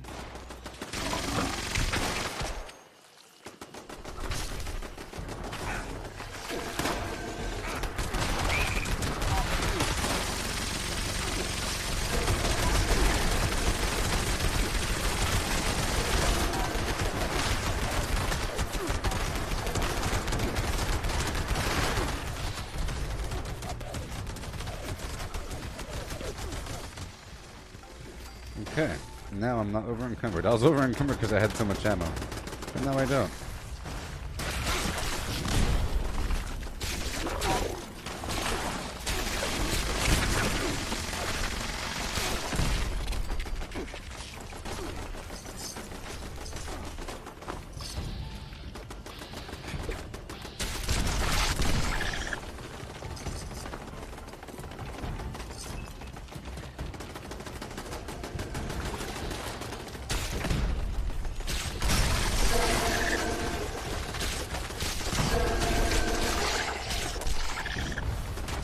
We have 56 seconds to kill this guy.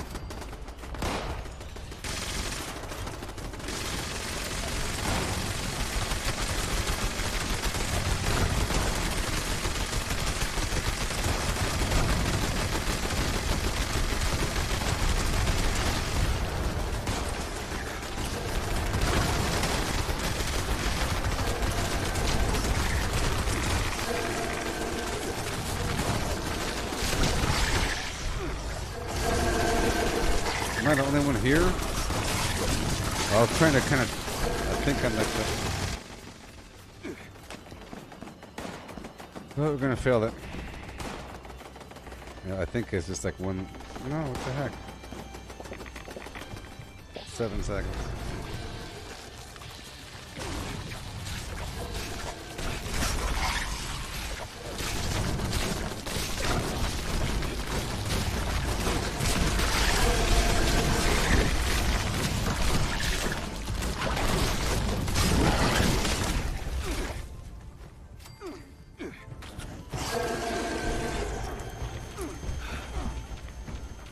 Gotcha.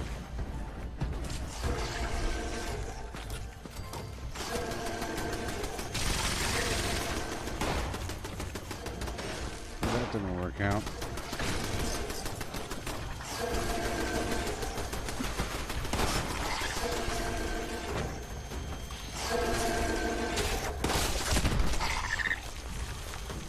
Is anybody here garbage? Everyone, let's activate one of my other camps so I could leave this one here. Let's see if I could rename this one over here right now. Yeah. Or whatever. Okay, let's move on. I want to head back to my workshop and see if I could work on that blueprint for a bit.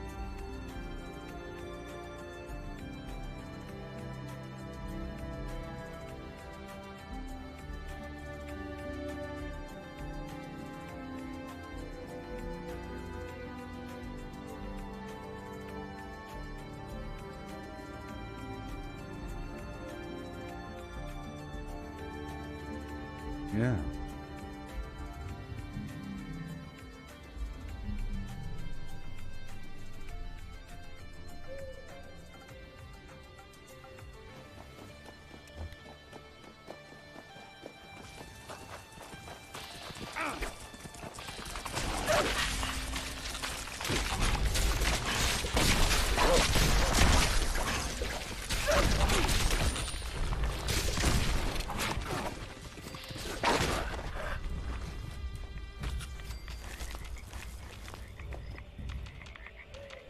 Okay, let's just say that the difference between power armor, punching them, with the defense is sort of like if I were to use bolstering, well, not bolstering armor, just all the defensive perks, ironclad, evasive, and barbarian. You know? It's like that. But if I don't use all that stuff as a non-power armor user, I will probably die every so often. That's gotta be kind of careful.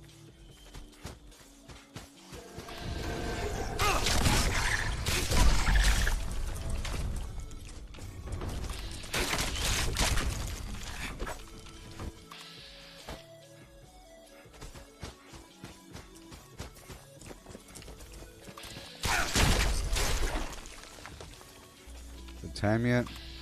No. All these Mirelurks.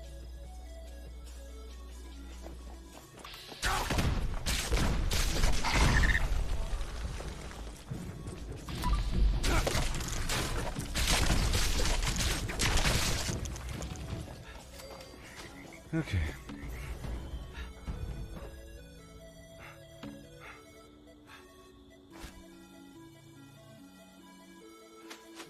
A bunch down here. Can barely see it. Anglers are fighting something, maybe.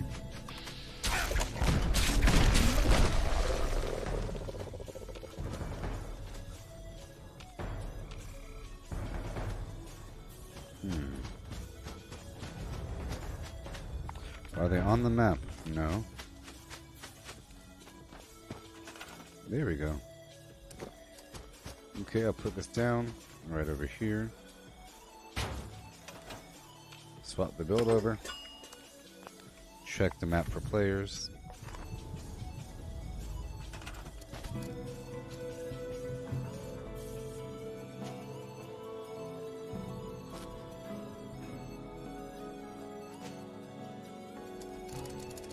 Let's see what happens. Let's put down the stuff here.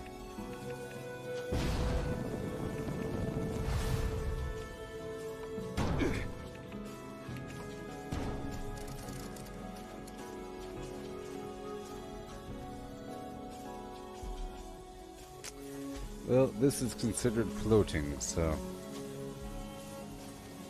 something bad. It's something bad. Oh well. That didn't work out. I have to edit it more in the future. I think I'll move the those components.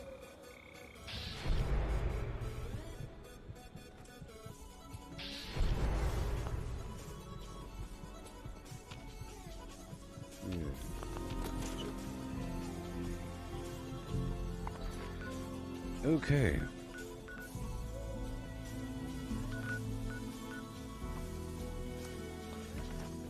And go.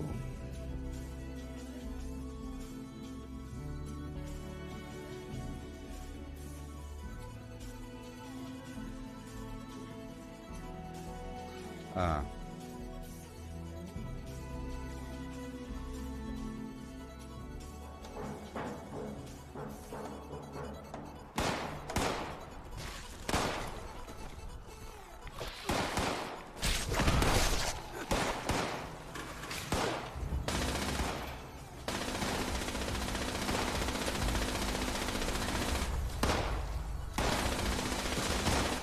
Put down the flint flab here.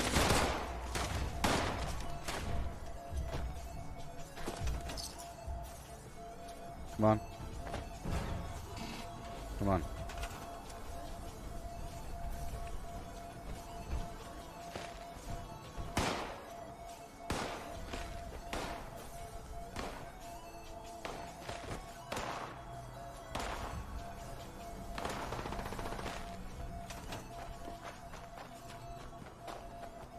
Boom.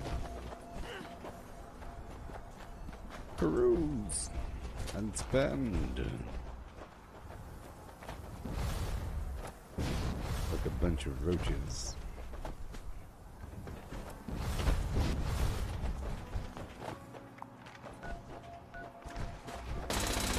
Bad guys are in the hills.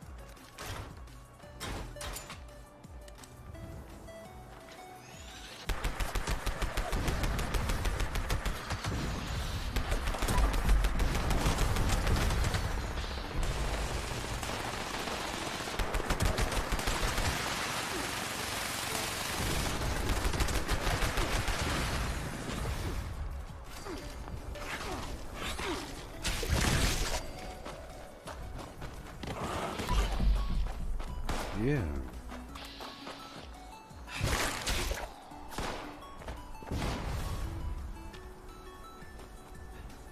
I'm a light bulb.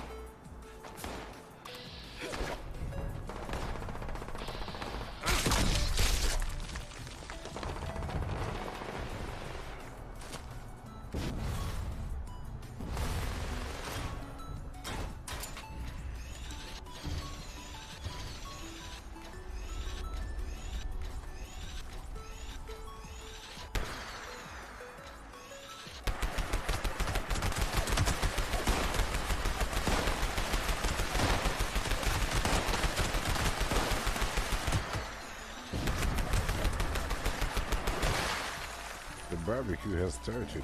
We have to hurry.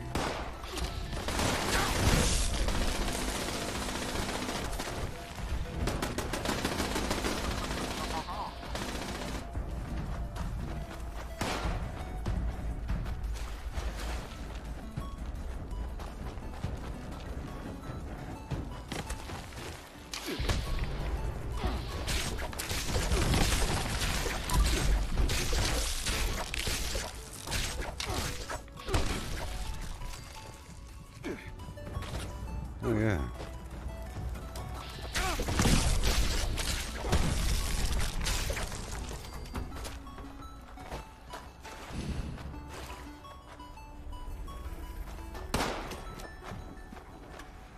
Beast.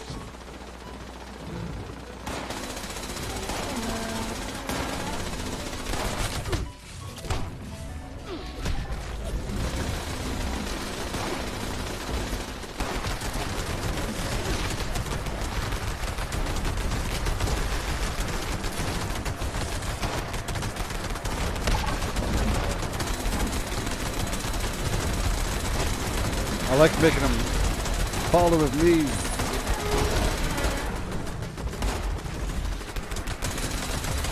Yeah.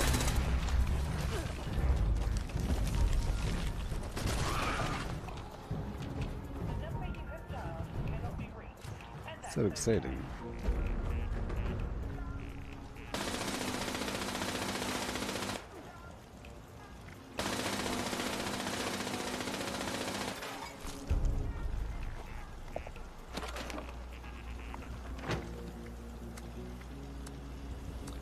Graham's meat, cook meat.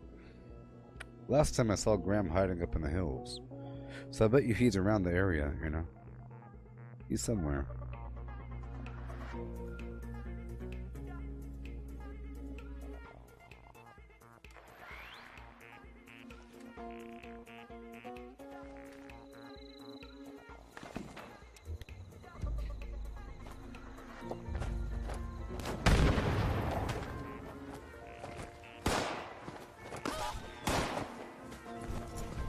Yeah.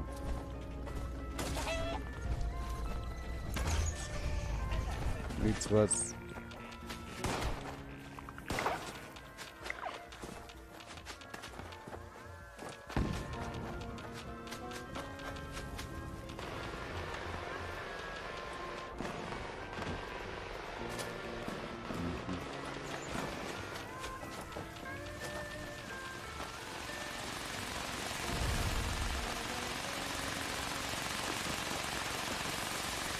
You win with the single barrel pepper shaker, like, well, you know. I think if you're trying to max out damage, you want to go for the dual, you know. The dual is better for damage, but if you want to, I'm trying to apply the effect. That's why I have the hex. I mean, so I'm just trying to hit him as much as possible. But I think it's really between the dual and the hex.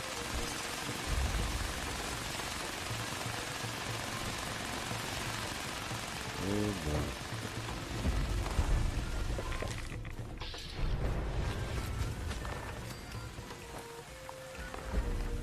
Oh boy.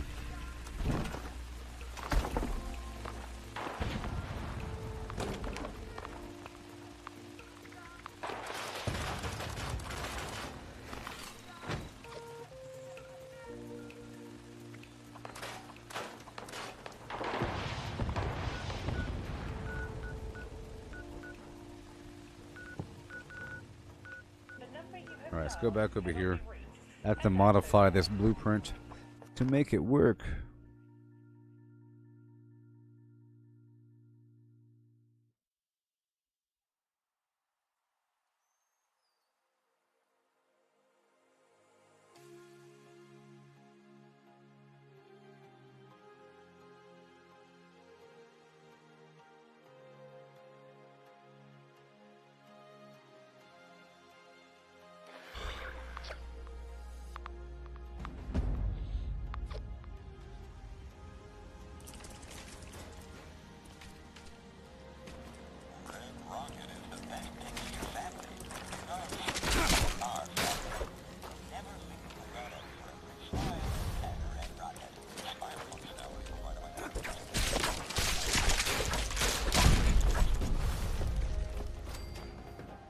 Alright, let me see if I can... a couple of things might be considered floating. Let's just make sure that nothing's really floating. I don't think I need this wraparound, to be honest. I don't.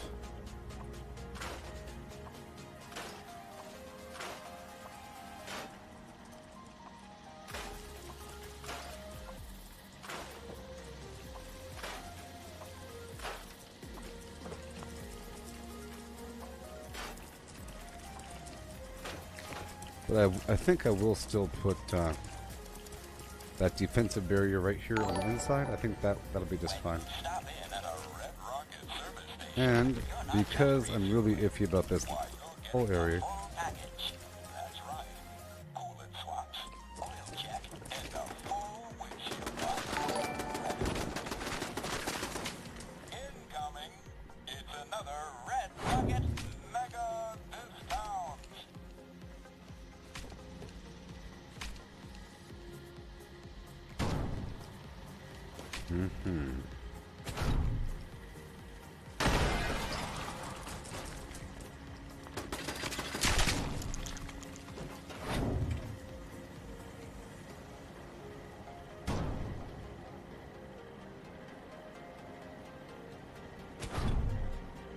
I hope that this the direction that he climbs in.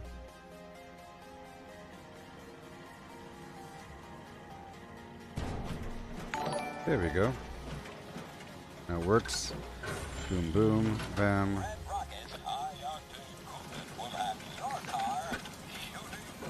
And then I'll make a new blueprint here. Workshop plum. All right, goodbye. Repair all. Goodbye. My favorite Collectron is the Foshnock Collectron because of the sugar bombs. And then you got the Nuka-Cola Collectron. You got this guy here. I was trying to experiment to see if I can make more advanced blueprints because in theory he's not going to rotate. I'm trying to test to see if this is a new shape of a Collectron footprint. All other Collectrons besides this one have a partial oval with a flat end sort of thing, and it seems like every time I place the darn thing it'll rotate a bit, and then every so often maybe that rotation brings it in a spot where it's not supposed to be, which is why I think a lot of blueprints fail or whatever. So I was trying to experiment with this rectangular one. I mean, he's cool, but really I prefer the Foshnock if I'm going to be farming workshops for Flim Flam. I'm wondering if I could change the output of that Collectron to give me the Foshnock stuff. I probably could, but will that maintain in the blueprint? Let's find out. Will the item selection maintain? Incoming. It's another Red Rocket Mega Discount. I know that the lock maintains.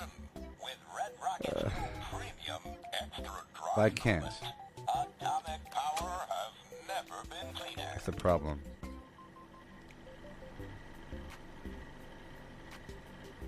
I don't know if it's bugged or something, but I never could. Or I can sometimes, but like not right now. It doesn't let me select it. Well, I might as well change this thing over to be the Foshnot Collectron, because that's the whole point of it. So this is for a workshop after all.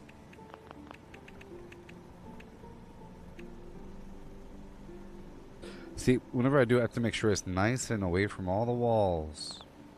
See, it's going to give me errors like the furniture entry is blocked or something, which means I can just get rid of all that. So that's a bit better. If you go at an angle, it's even better. You know, like that. Doing something like that's pretty good, because then you're pretty sure, as long as you go kind of walk around it and everything, good to go. So let's blueprint this guy. I eventually want to add power to it. I'm trying to make the blueprint in phases, you know. There we go. Let's try to move this blueprint over here. Yeah. Okay. What you say? Yeah.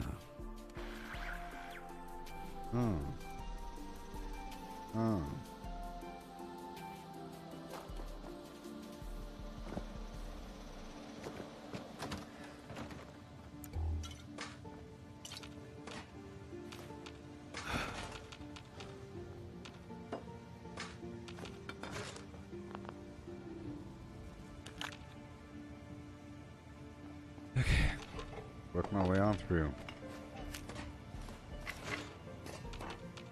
Waiting for that next primal cut to hit. Trying to multitask in the background, you know.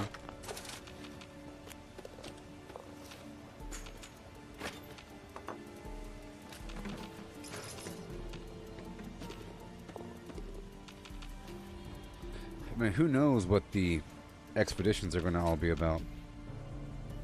It's crazy to think about. Oh boy. There goes the primal cut. I'm gonna make a new team. Make it a be event team.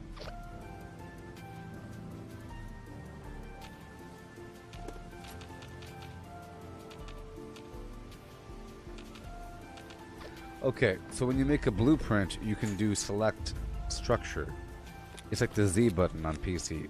You select individual items, or you select the structure.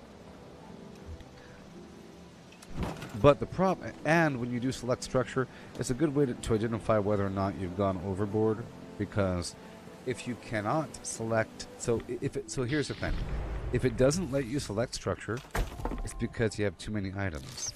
It just won't work. It'll go click, and it'll make a sound effect, and it's just not going to work. So you have to start deleting things.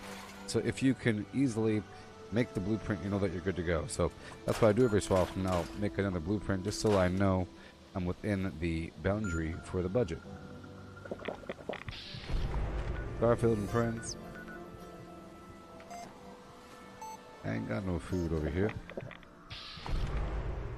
Okay, so we have this camp. I'm going to rename Ash Heap. Mobile camp Ash Heap. Okay, and now I'll activate this other camp. Right?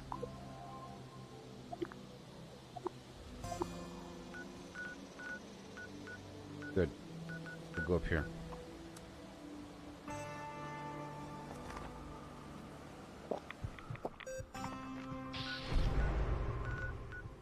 There it goes.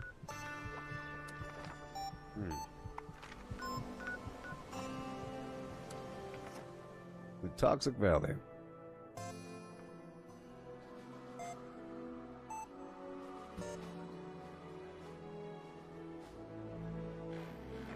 So before I add anything dramatic, I like to, make sure that the foundation is nice and ready. Before I add any power to the blueprint, I want to make sure it's all good to go like that. And I want to make sure I'm able to place it several times over before adding lights and power and signs on the walls and stuff like that. Because that's all luxury. And as long as, if I could have a lot of weird, cool, luxurious items in my little blueprint, I think that's really awesome because it took time to develop land. Oh, come on. Boom.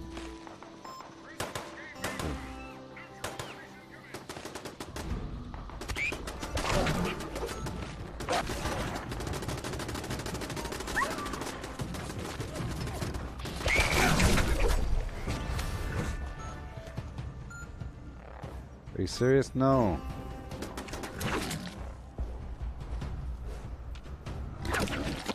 Maybe he'll jump out.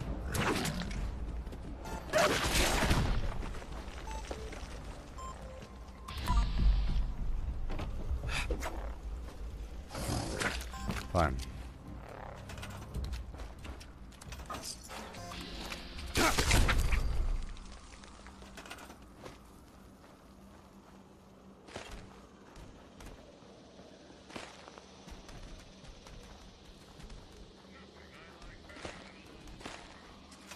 Here we go.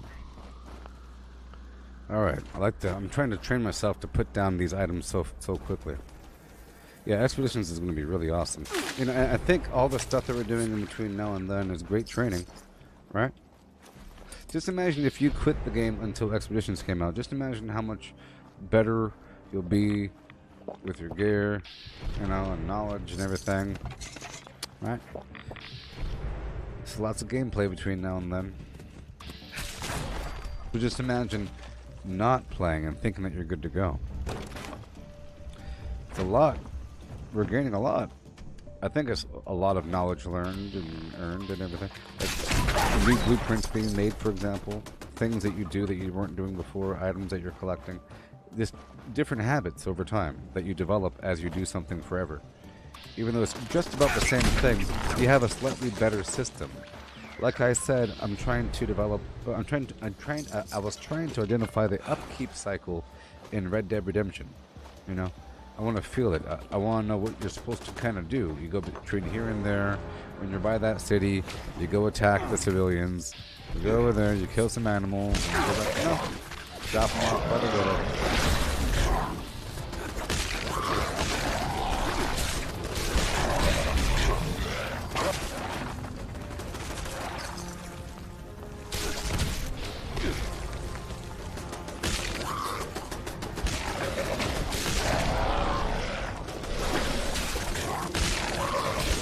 Madhouse! A madhouse! Have to drop all this off.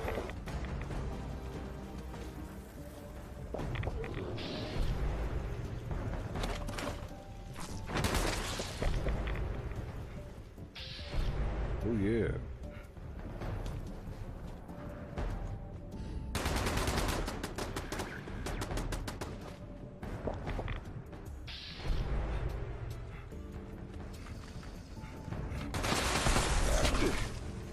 Man, this sucks.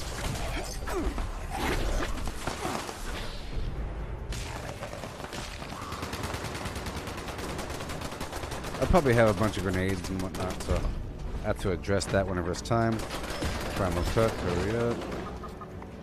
Another primal cut still active. We have to hurry.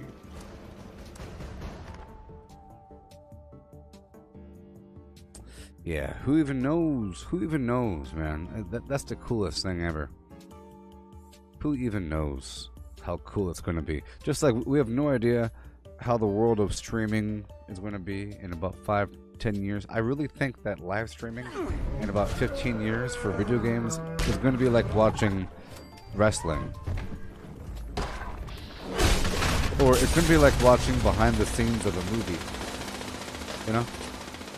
Or it's going to be like watching a live movie with a lot of physical flim-flam and a lot of decision making, but it's going to be VR, you know? So it's going to be VR live streaming a couple years into it. It has to take a bunch, maybe 15, 20, 25 years, who knows? A bunch of daggum years.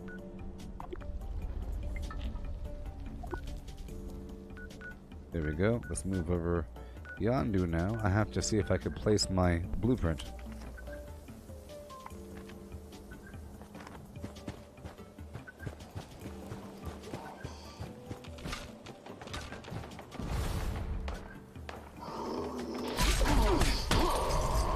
Well, I guess I'm in town, so I might as well, huh?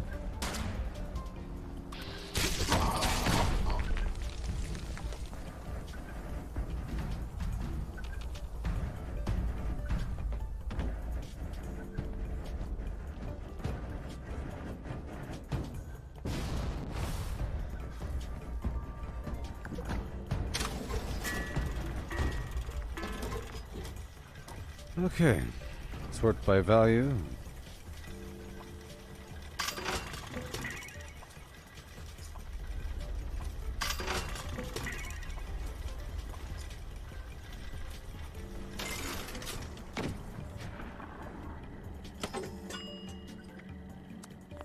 Oh yeah.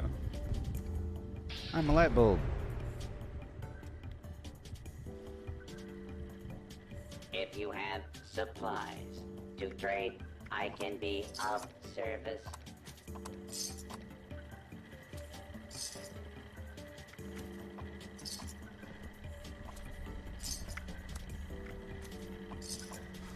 Yep. And yes, Matthew, I'll sell that Welcome, plan to you if you citizen. want.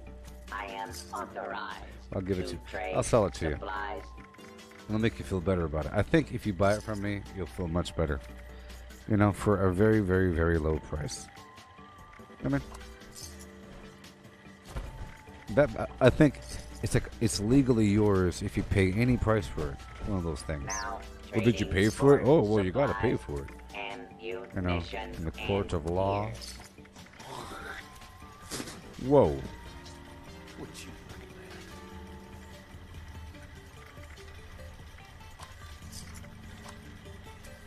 Alright.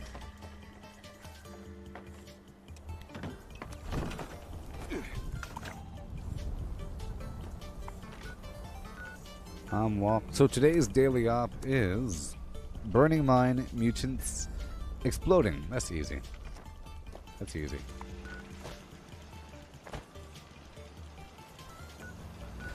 I'm walking the floor over your face. Hop on down to the abandoned bog. Down. Down. Down.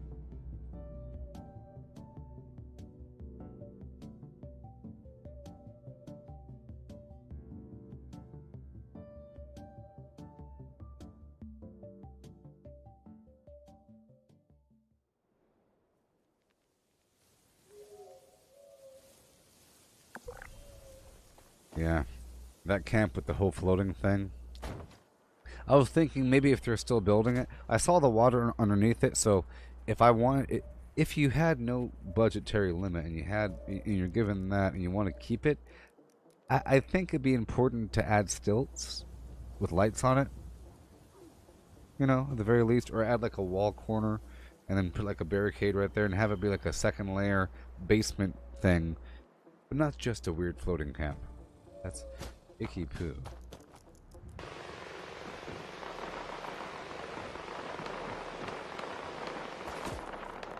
Alright. So what you want? Here it is, everybody. Is it going to work? I don't know. Oh. Answer's no. Answer's no. There's something wrong. Wait. These things are so picky. It was green for 2 seconds. But that's not good. Alright, I'll get to the bottom of it. Let's go over here. Back to the Grafton Steelyard, and I'll get rid of the Collectron. And keep everything else the same. And see if I can replace it. Okay? Okay. Okay. Okay. Oh, oh, oh, oh, oh.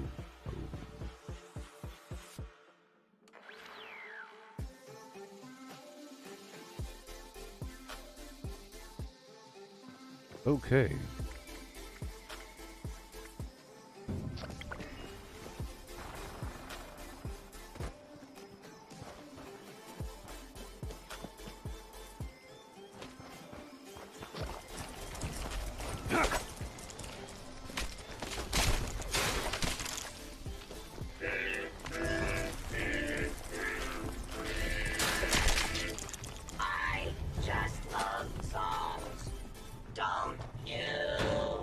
Okay. Only thing I'm changing is I'm going to remove the Collectron. Everything else I'll keep. I'm suspecting it might be that barricade right there. to be dreadfully honest. But we'll find out soon enough once I get rid of this. Keep everything else the same. Make a brand new blueprint of the same exact garbage.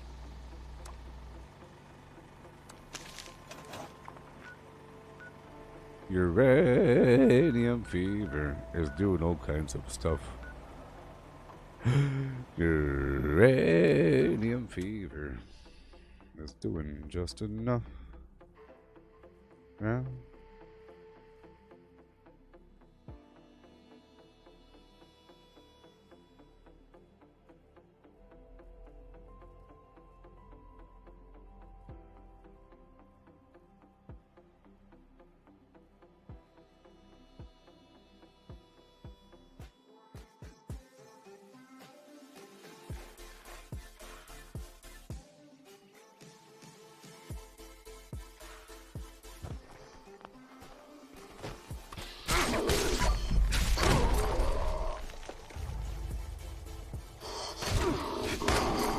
Oh no.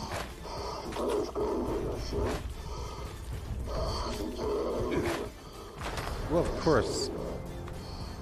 I had to check really quick. And sure enough, I don't have my correct build active, so I think I'll take this time to go down here for a second. I'm still using the builder build, of course.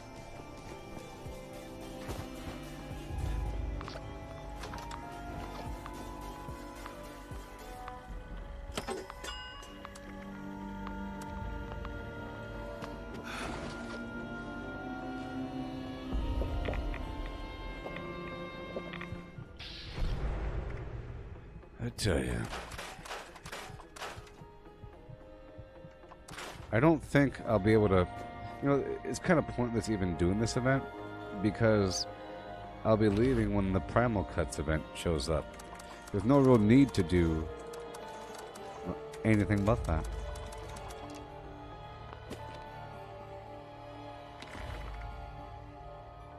You get the treasury notes and all that stuff from these Primal Cut events. Alright, pull out more of this stuff. I'm enjoying using this weapon, sort of. There we go. You got the Primal Cut? Oh, yeah.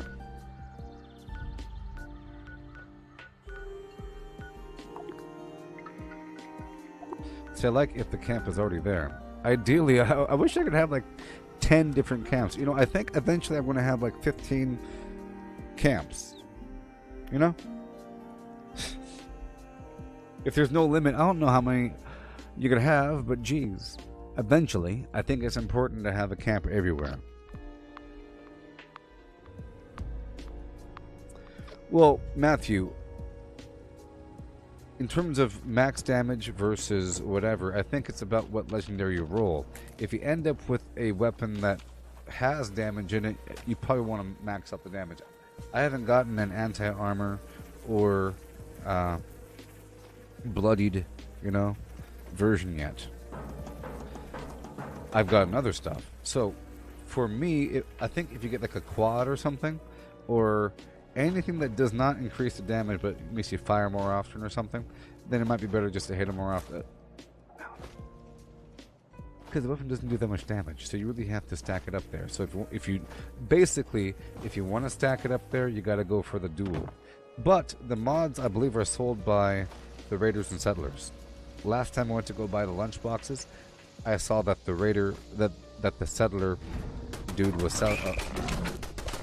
The guy with the Vault Tech hat on, and, you know, whatever his name is, Samuel. I think he sells them for gold. But I bought all the mods. Never know. Might as well. But I think it depends on the weapon. I would like to think there's a purpose for everything. And I was saying, if you have limb damage, you're good to go. In fact, if you have like a 2-shot limb damage, faster reload or something, because you can't have quad 2-shot. I'm pretty sure you can't have quad 2-shot. Maybe. Yeah. The main issue is that you have to reload so quickly. And... yeah. But again, another way to increase damage is through high voltage Hefeweizen. I can make it and I can sell it to you. It's pretty cheap to make. I think you have to get the recipe from the dude from Biv. From Morgantown, the alcohol quest line. The Nukashine quest line. You start the quest line from the poster at the train station. But through the quest you end up with different recipes for different alcohols, including high voltage Hefeweizen, which provides 15% extra damage for energy weapons. There's also Ballistic Bach, which does the same thing for ballistic weapons. How about that?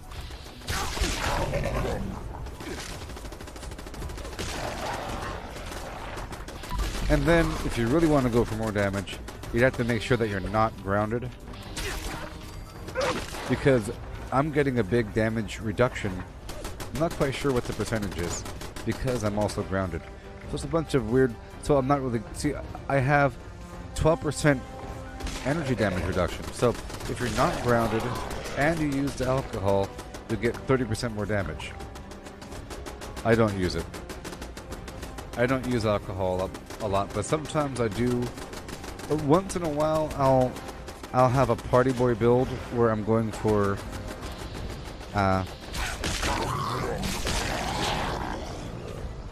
Nuka-Cola Dark for extra strength and whatever.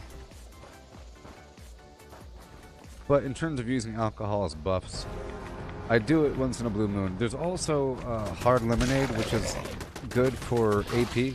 There's other... I think wine's good for AP as well, you know? Some alcohol... It's like another source for buffs. It's not just about strength or something. There's some pretty good alcohols. And then there's some alcohols that give you melee damage and bleed and all kinds of stuff, but they require flux. It's ridiculous. It's for people that are swimming in flux and want something to do with it.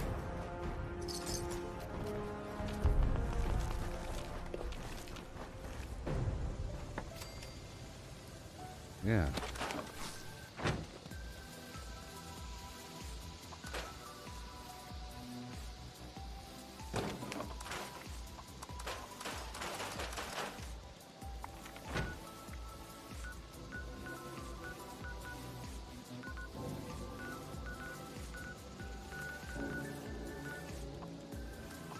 Yeah.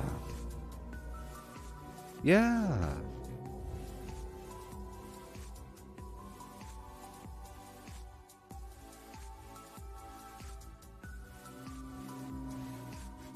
Yeah, so there's a game called Getting Over It.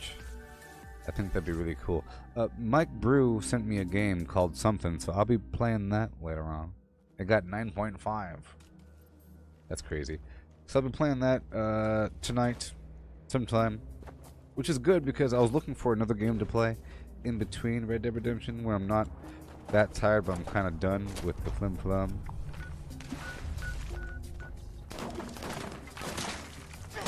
Behold.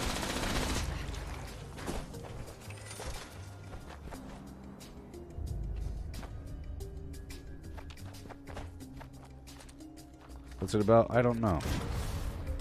What's it called? Not too sure. I have no idea.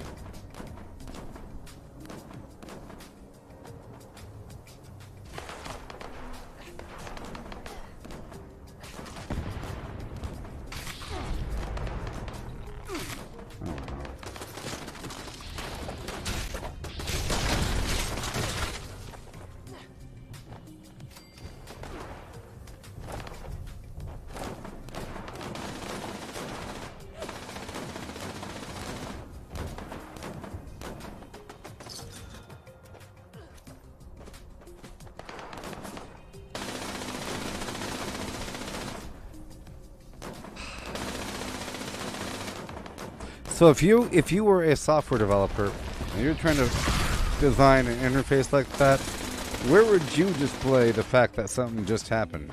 Latest activity. Because Mike sent me something, I hit accept, and then it disappears into my library. Not installed yet. Recently obtained. You have to have 55 filters just to say what was the game I just got. I have to go into my library and hit some filters for a while.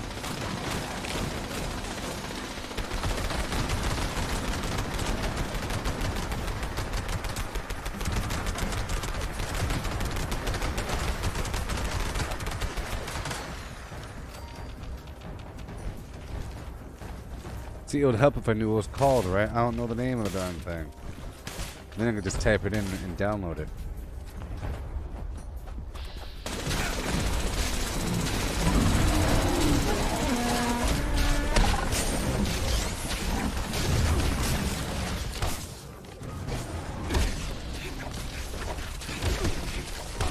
No!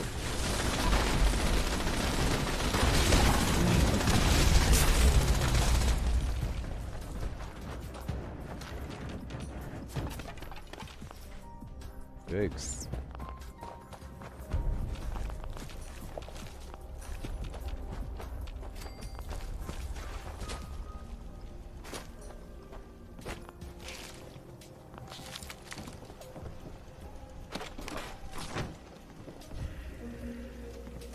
Yeah. Armor.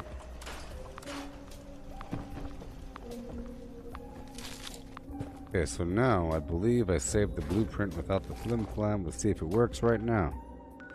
Right now. You know, I could do the guided meditation with this super cool weapon. But I'll do that in just a bit. Let's go over here.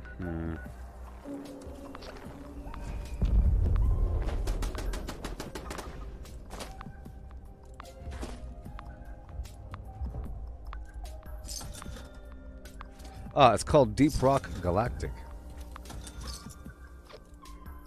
Download now. Hey, look, it looks cool. Danger, darkness, dwarves, power armor. Yeah. It's only a couple gigs in size. I'll pause it. Deep Rock Galactic.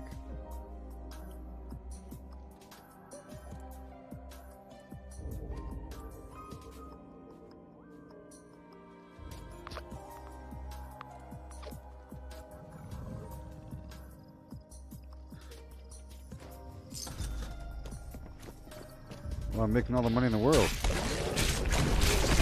I'm at 20,000 caps. I don't know what they bought, but someone just bought a bunch of garbage for me. I'm at 20,000 caps.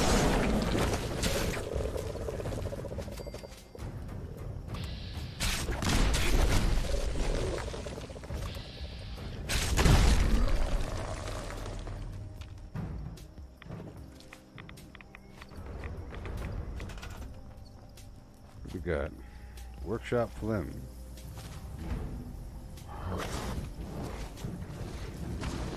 Why is it floating? See, at this point, I'm pretty sure it's that barrier. It has to be that barrier. Which means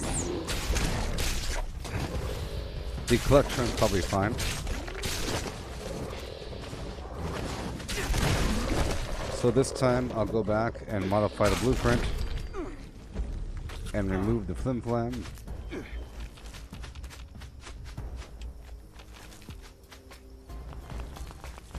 But while I'm here, let me kill these bad guys. You know, Deep Rock Galactic does sound pretty exciting. I like weird stuff like that. Maybe whatever it might be about. Mining things? I don't know. I'll wear your guts around my son.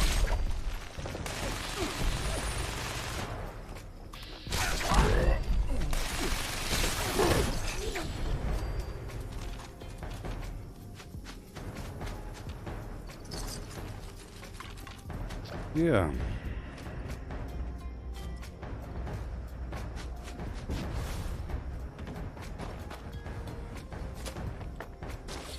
Yeah. Okay.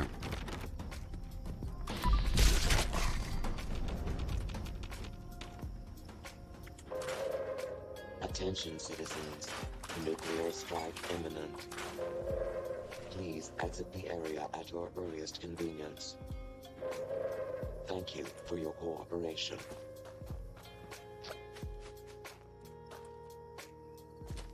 Oh, hear him in there.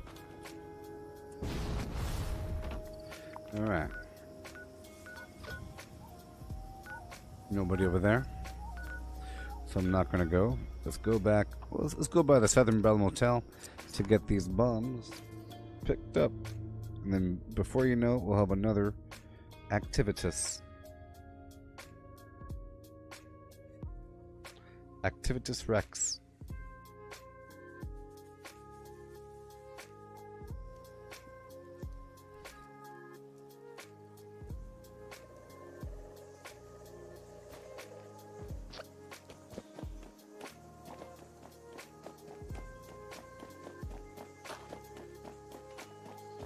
Checking status.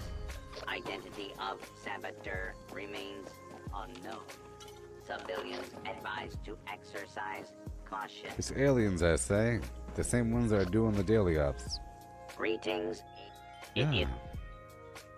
Information. Your compliance is expected, Deputy Citizen. Let's go do these pumpkins. Experience disarming explosives is a benefit, but not required. Oh, they're gonna bomb the camp? Well, I'm gonna move my AH camp. I'm gonna move it right over here somewhere whenever it's time. But this one's already set. I could activate this one and rename this one right now. Rename camp. The Meyer. Okay. Oopsie.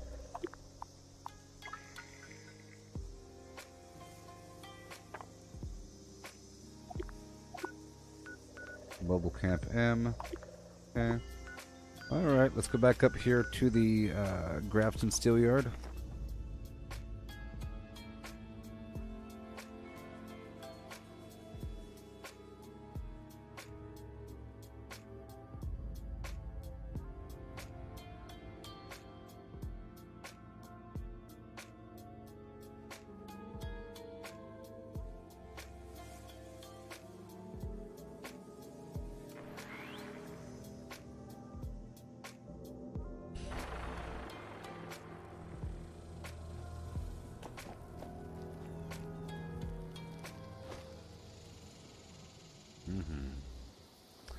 Okay, primal cuts are starting. I'm pretty sure it's that barrier on the second floor. Maybe.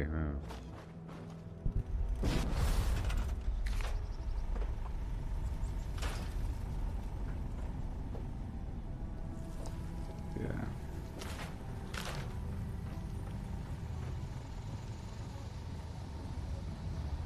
Yes, let me just save this. Nothing is different. See, okay, if you're watching, at the bottom it says select structure, grow selection, or select. Okay, you select items like that, or press Z down there to select everything. There we go.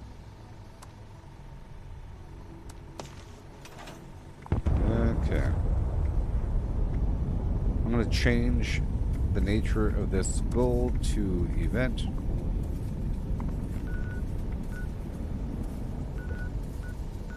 Alright, primal cut. Better yet, only go over here to the Savage Divide and move my other camp over right away.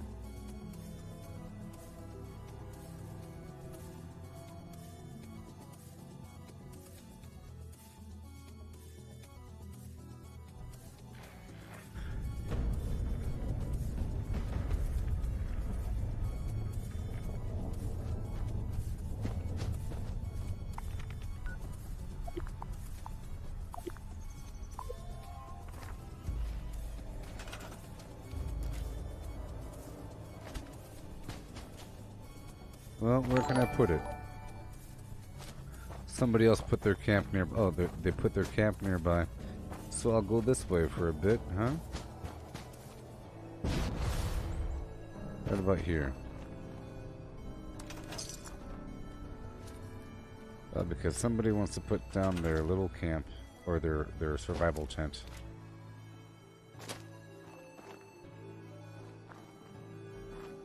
Come on.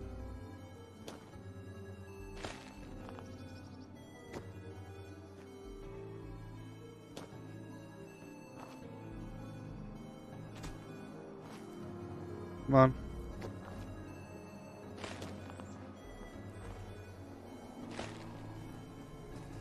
And right smack dab in the middle is my store. This is how I make my money. Come on now. Do it. The earth is so nasty over here.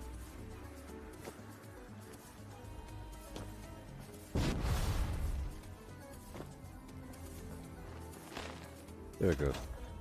Some plam. Oh, 1 minute. There we go. Perfect. See? Yay. Do the do.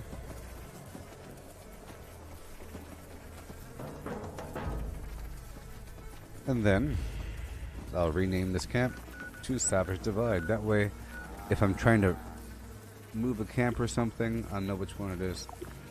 Rename camp.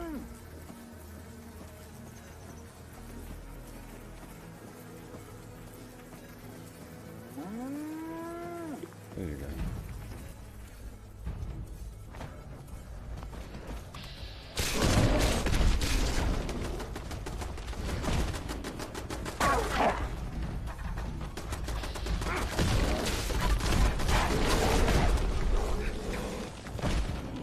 Oh boy.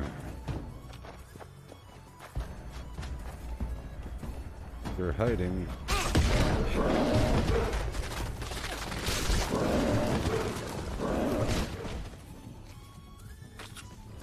Hey there, Jared.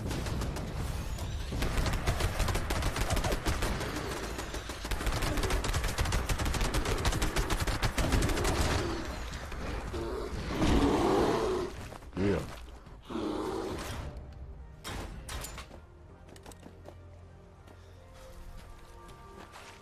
Yeah, buddy.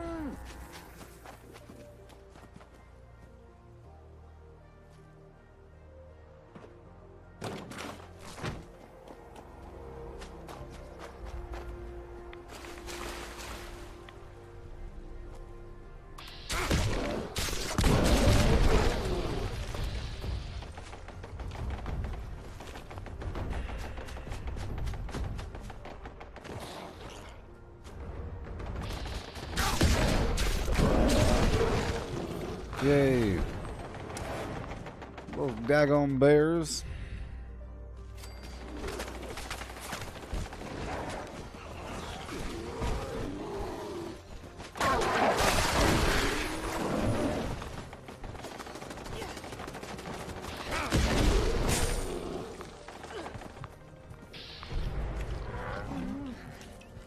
Let me invite them to my team. I mean, come on.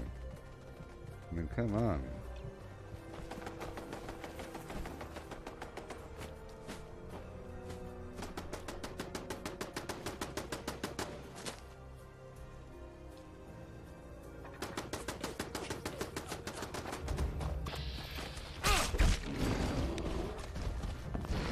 Yeah.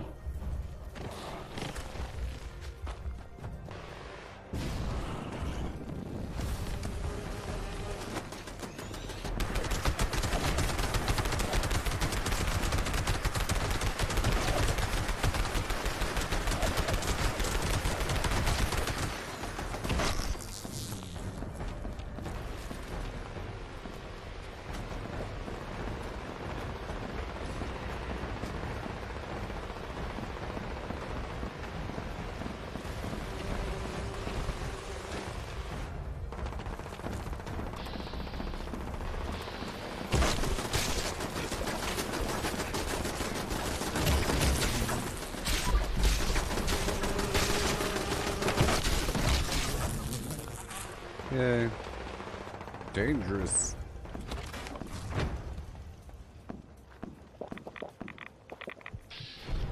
I need some rad stack in my life.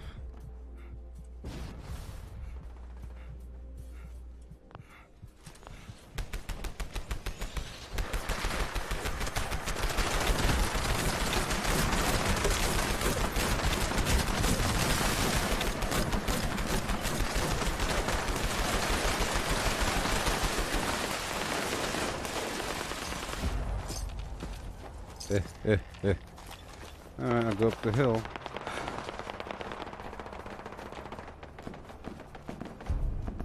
Up the hill. I'm gonna try to move that blueprint again, see if it works.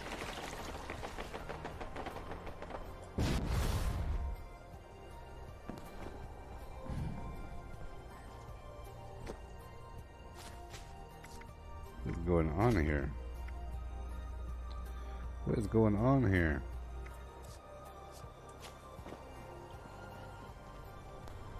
Nobody wants to play with me.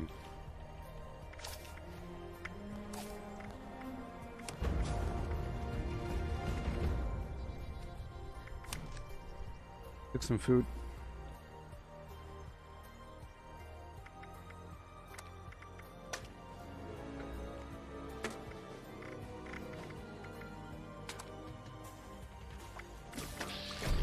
Everything.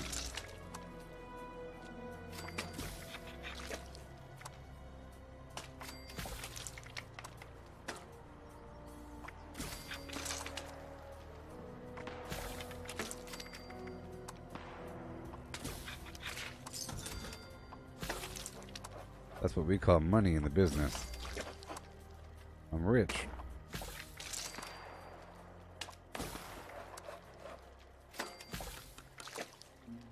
I have to sell my grenades, get rid of all the ballistic ammo, sell the excess chems and whatnot.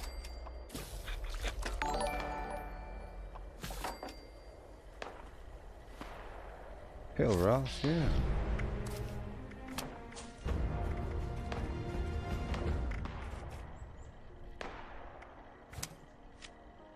Okay.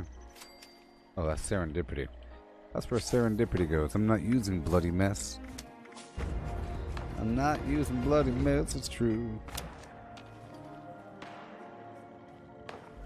Alright, I'm gonna make some, let's swap over here to my other build. And make a bunch of Marine Tactical helmets. Not a bunch, just a few.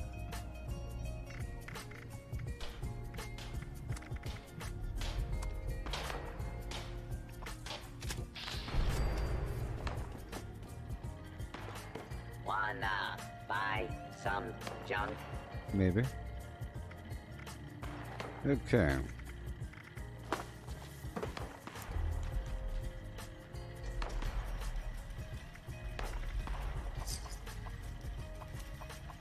Have a 10.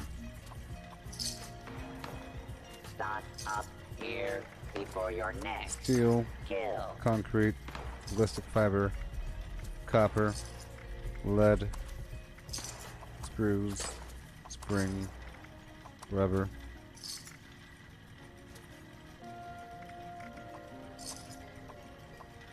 Reminder, any attempted 5-finger discounts will be reclaimed and paid for with said fingers.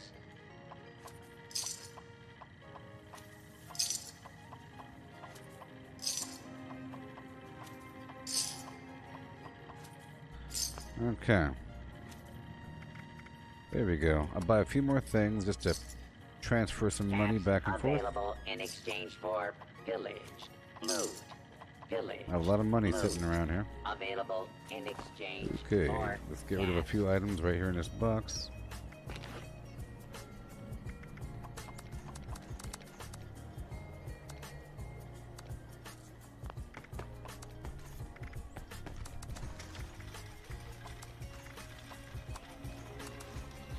Get these standard plans over here. Get your rating supply here or don't. I don't care. Alright, up the hill. There's a second vendor right over here, you know?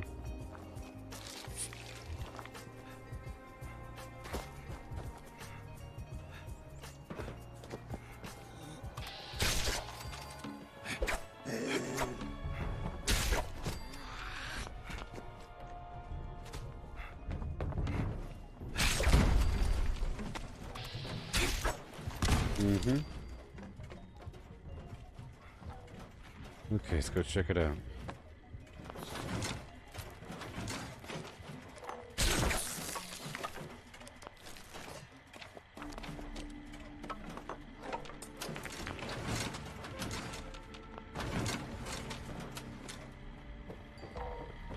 This ski resort has been a great base. Down to the mountain to brag. Up the mountain to stay. Mm-hmm. Is that from a song or something?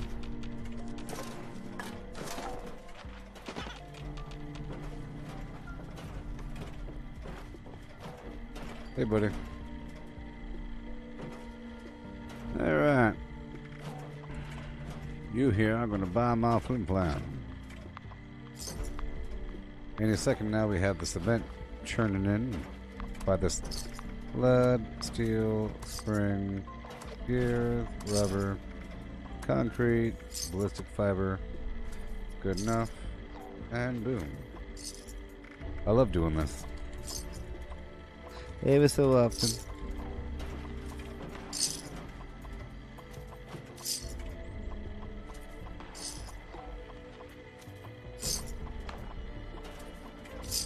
It seemed like that was a decent number of tactical helmets to craft. I didn't craft some insane excess.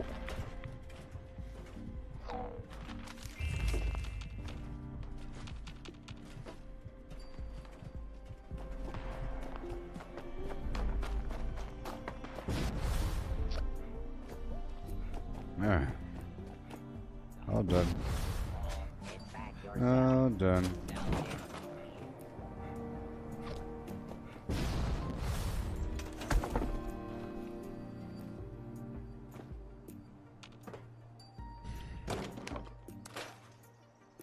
All the stuff we picked up.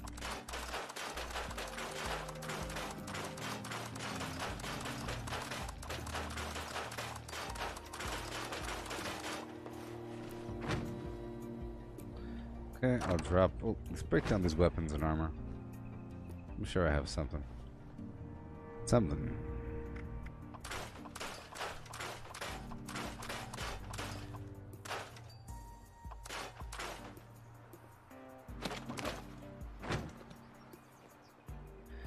Okay.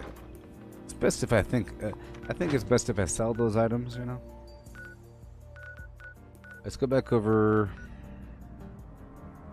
here to place this blueprint to see if it works. If I haven't already. I don't know if I already modified the blueprint.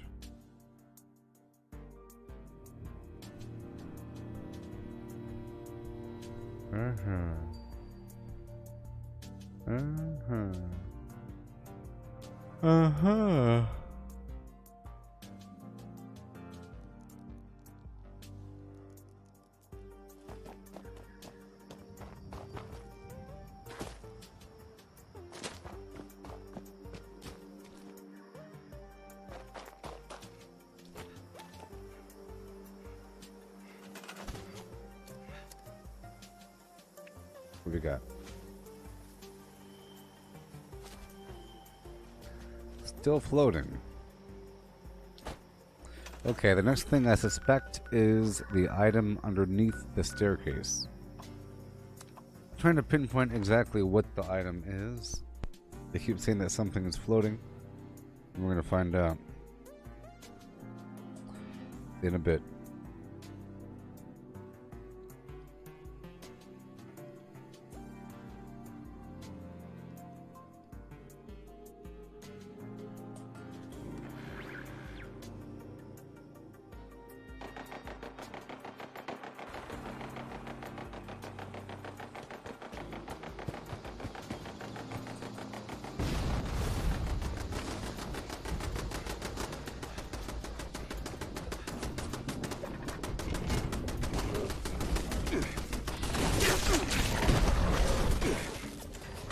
Ah! Oh boy.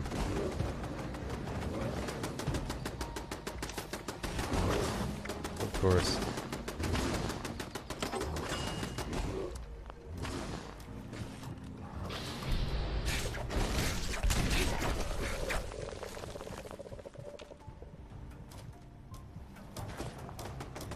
One more dude over here.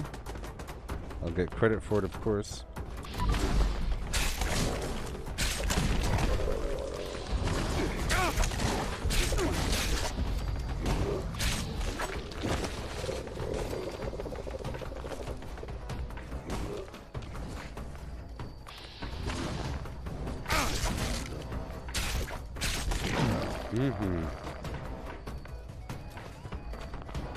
Okay.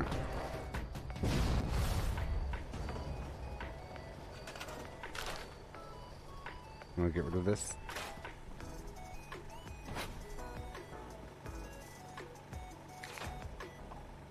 Nothing else is changing.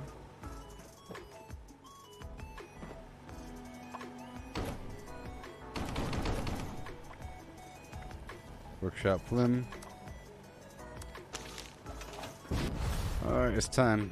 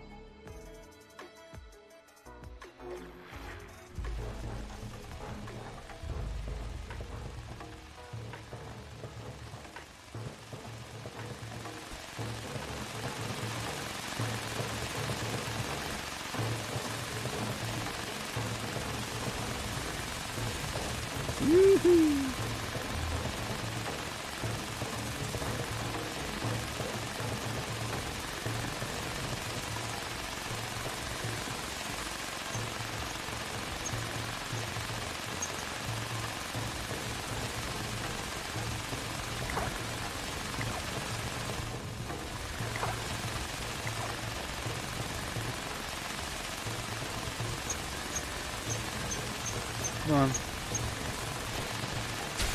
That is annoying, isn't it?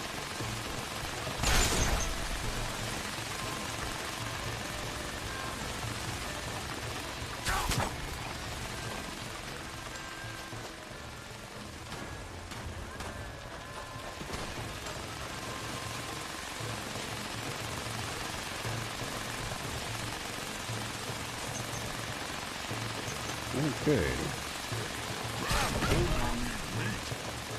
The Grim.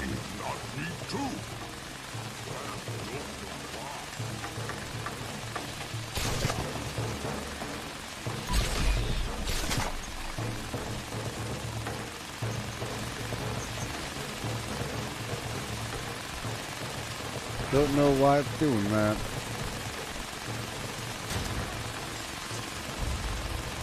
Yeah. Alright, all done here.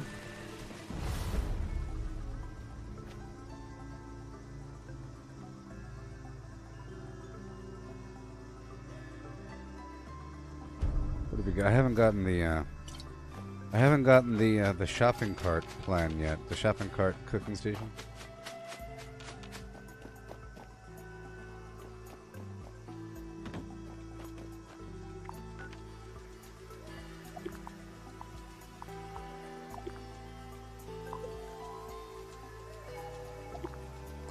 Alright, back to my water park.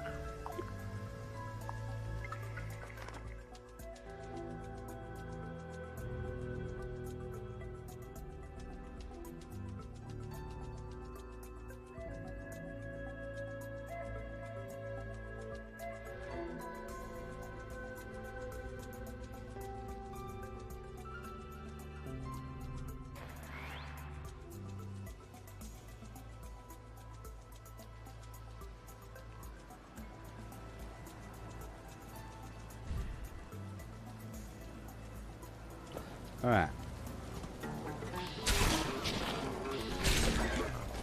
That's Doug.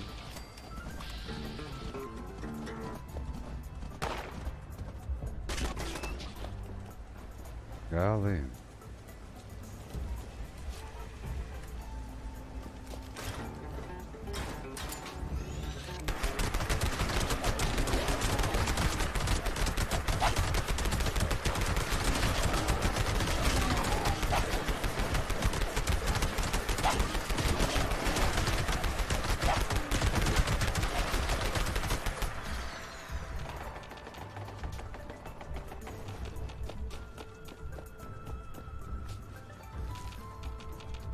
Alrighty.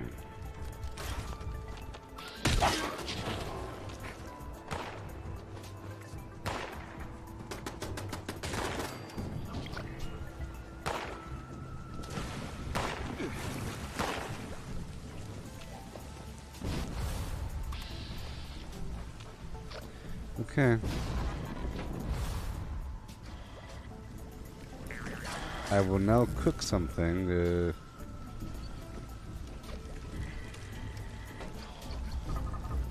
If I have a cooking station here.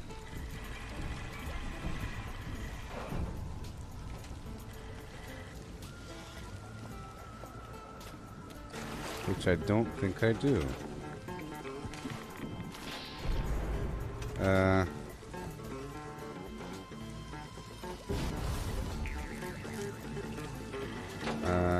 Oh yeah, I do. I do. It's over here in the restaurant. It's in the back of the restaurant. I put it on super duper.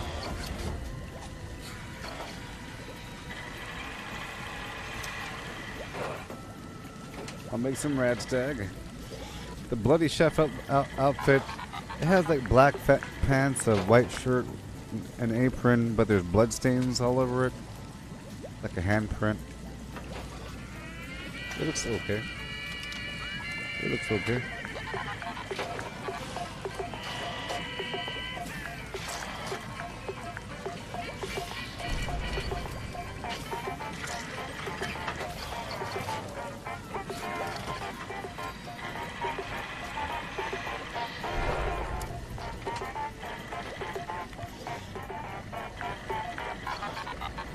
Okay.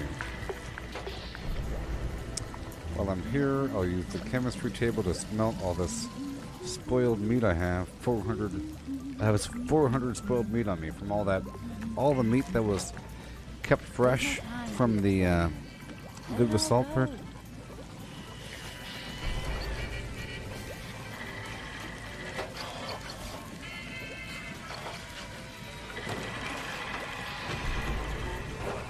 Alrighty, and now we go back to normal.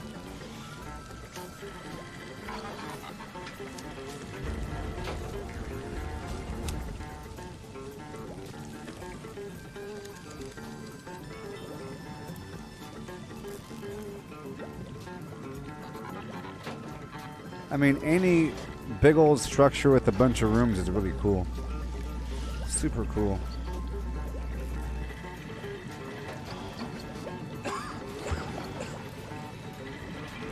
Alright.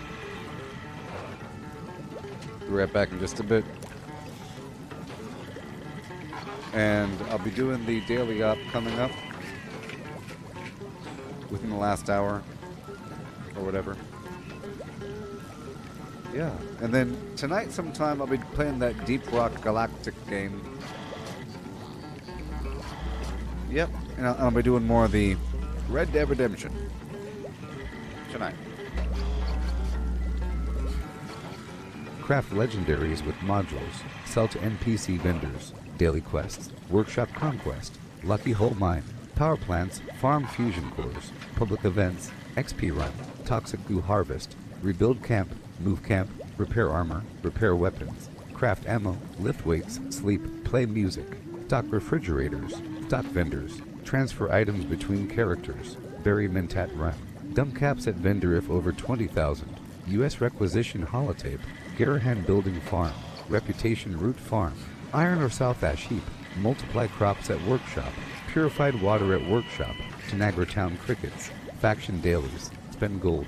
Razorgrain flower farm. Scorch beast farm. Grafton monster farm. Sheepsplotch farm. Convert ammo at the ammo converter. Deepglow farm. Snalligaster farm. Tarberry farm. Flatwood silk beam. Check keyword status. Nukes Findingo Colossus for a cursed weapon. Sugar Run. Nuka-Cola Farm. Concrete. Late at Monorail. Abandoned Bog Town Secret Floor. Farm mole miners for aluminum. Top of the World Aluminum Farm. Speed holders. Enclave Code Piece. Keycard Search. Somerville Bookhouse. Watoga High School Plastic Farm. Chem Farm. Enclave Events. Wood Farm. Dogwood Farm. Smelt ore. Smelt spoiled vegetables and fruit. Cook food close to spoiling. Mirelurk Egg Farm. Mothman Egg Farm. Nuka-Cola Factory Farm. Sunshine Well Farm. Daily Ops. Get a high bounty by picking locks. Lure player to camp with a high bounty to force vendor transactions. Hunt down wanted players. Honey farm. Convert perks into coins. Purchase lunchboxes with gold. Harvest flux from a legitimate nuke. Purchase gold with treasury notes. Purchase gold with caps from Smiley. Stock Nuka-Cola vending machine. Candy bowl and punch bowl. Refine camp and workshop blueprints. Craft legendaries with modules. Sell to NPC vendors. Daily quests. Workshop conquest. Lucky hole mine. Power plants. Farm fusion cores. Public events. XP run. Toxic goo harvest. Rebuild camp. Move camp. Repair armor. Repair weapons. Craft ammo. Lift weights. Sleep. Play music. Stock refrigerators. Stock vendors. Transfer items between characters. Bury Mentat run. Dump caps at vendor if over 20,000. U.S. requisition holotape. Garahan building farm. Reputation root farm. Iron or South Ash heap. Multiply crops at workshop. Purified water at workshop. Tanagra Town crickets. Faction dailies. Spend gold. Razorgrain flower farm. Scorch Beast farm. Grafton monster farm. Sheep Squatch farm. Convert ammo at the ammo converter. Deathglow farm. Snalagaster farm. Tarberry farm. Flatwood silt beam. Check keyword status. Nuke Findingo Colossus for a cursed weapon. Sugar run. Nuka-Cola farm. Concrete. Laid at monorail. Abandoned bog town secret floor. Farm mole miners for aluminum. Top of the world aluminum farm. Ski poles. Enclave code piece. Keycard search. Somerville Bookhouse. Watoga High School plastic farm. Chem farm. Enclave events. Wood farm. Dogwood farm. Smelt ore. Smelt spoiled vegetables and fruit. Cook food close to spoiling. Mirelurk egg farm. Mothman egg farm. Nuka-Cola factory farm. Sunshine Well farm. Daily ops. Get a high bounty by picking locks. Lure player to camp with a high bounty to force vendor transactions. Hunt down wanted players. Honey farm. Convert perks into coins. Purchase lunchboxes with gold. Harvest flux from a legitimate nuke. Purchase gold with treasury notes. Purchase gold with caps from Smiley. Stock Nuka-Cola vending machine. Candy bowl and punch bowl. Refine camp and workshop blueprints. Craft legendaries with modules. Sell to NPC vendors. Daily quests. Workshop conquest. Lucky hole mine. Power plants. Farm fusion cores. Public events. XP run. Toxic goo harvest. Rebuild camp. Move camp. Repair armor. Repair weapons. Craft ammo. Lift weights. Sleep. Play music. Stock refrigerators. Stock vendors. Transfer items between characters. Bury Mentat run. Dump caps at vendor if over 20,000. U.S. requisition holotape. Garahan building farm. Reputation root farm. Iron or South Ash heap. Multiply crops at workshop. Purified water at workshop. Tanagra Town crickets. Faction dailies. Spend gold. Razorgrain flower farm. Scorch Beast farm. Grafton monster farm. All right. We're still trying to perfect that blueprint we were working on before. Wanna join a band, right?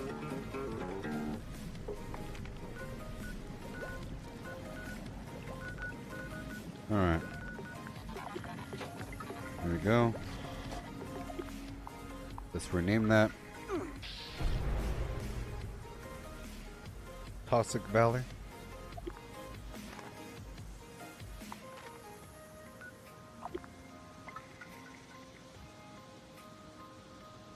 Mobile camp. There we go. And continue on.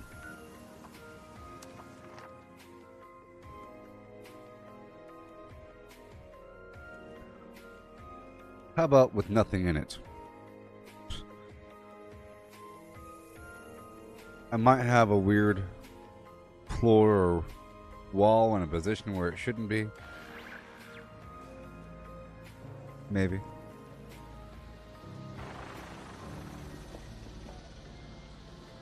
Okay, here we go.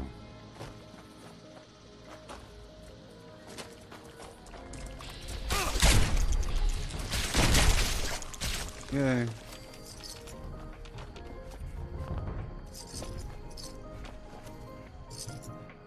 Right on in. Modify it a bit more. I'll get rid of all this.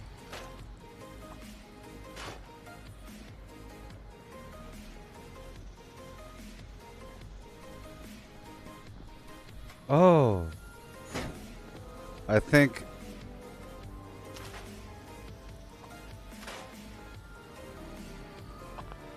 Here. I bet you it's because my workbench was merged into the wall.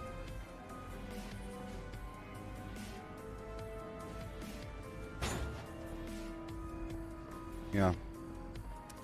Which means I could probably bring everything back based upon that belief.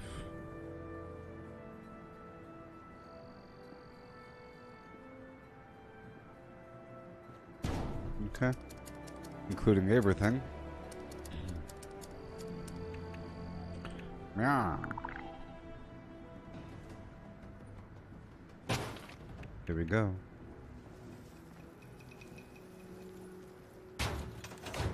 Cool. Everything's pulled away. Okay. Put down these items over here. Under recent.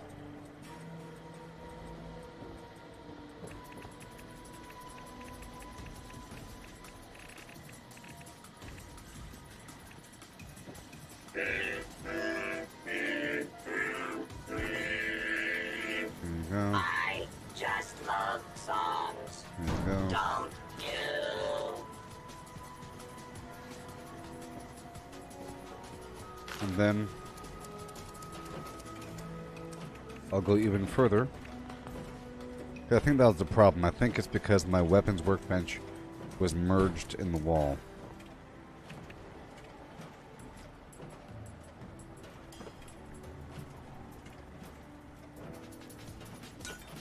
Now this light pole might be pushing it, but we'll find out soon enough. Okay. Power connector. Get the floor assembly. Alright. Starting off with the connector. I just love songs. Don't you?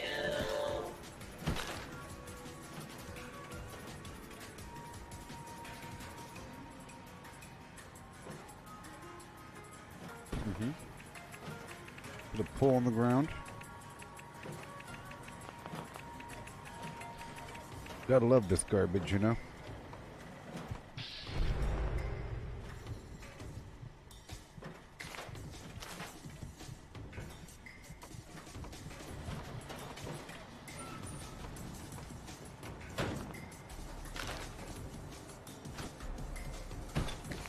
Oh, this pole's gonna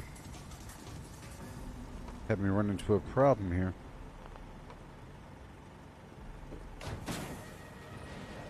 Okay, that's not gonna work out. Oh boy, that's gonna be scary. The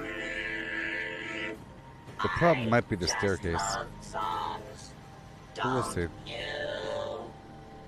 I'll put this right here. Trying to make a straight line here. And then this number right there. And then that number right there. And then I'll put a light on the inside. Hello.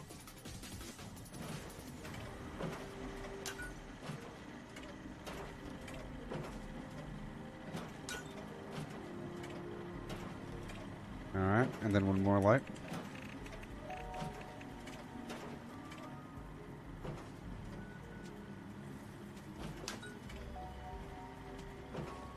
Cool. And then I just love songs. Don't you? pull this all the way forward. And I'll put the defensive barricade back up here, because I don't think that was the problem. And it adds a soft red light. I'll flip this around.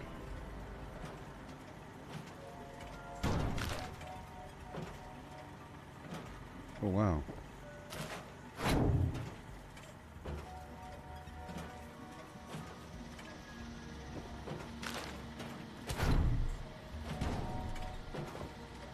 Wowie gee.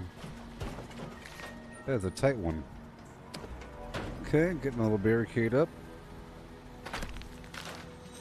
Line of sight break, good stuff, nuzzled and nestled. Turn that on so we can see. Okay. Good stuff, good stuff. I'll put something over here in the corner. See, now that I identified the former problem, I could really go ham. Couple things. I'll put the Tesla in the corner.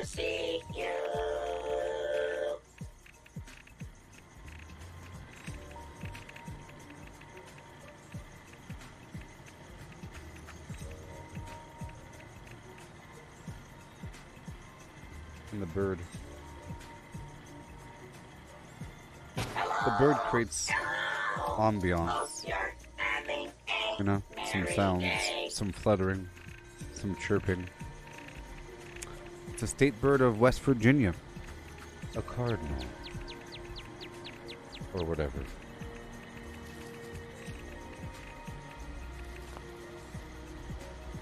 And the cardinal has to look at this all day.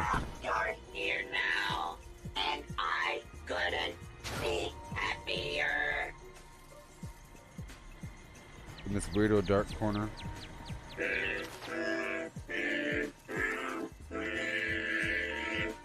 I think I'll put a small one right here. Don't you? There we go. It's a bit better. Okay. Got a light, and then I'll put a light right over here in front. You know, and that'll connect the power back and forth. Just like that. It's to connect the power.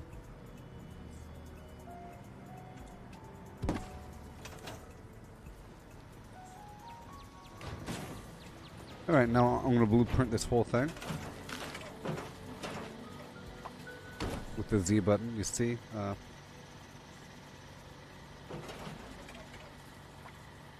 Make a new blueprint. Or whatever. Overwrite. Done. Is what I do. Cool. So now let's go over to a primal cut event. Let's find out where it is. Let's activate that. Done. See?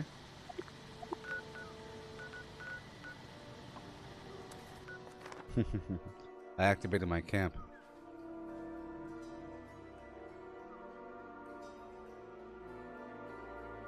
Yeah.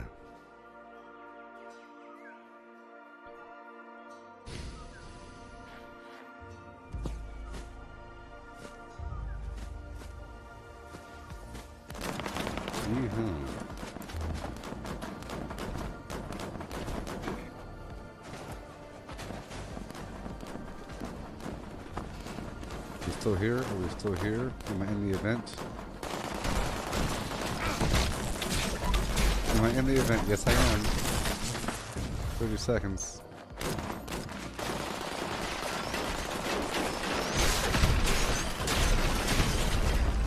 Yeah. Cool. Now back to what I'm doing. I'll knock out this load-bearing public event right now. Because why not? Why not? I like to do a bit of everything. That's how you get your resources squared away. You get a bit of everything. See, I've had this nice outdoor picnic sort of scenario where I just use the existing world as my camp. Get a lot more real estate through that method. A bunch of picnic tables, some beer steins laid out. It's pretty fun. Attention, mine shaft reopening imminent. Available support personnel, please report to mine shaft, the line, for repair and collection duty. Civilians, please exit the area. Thank you.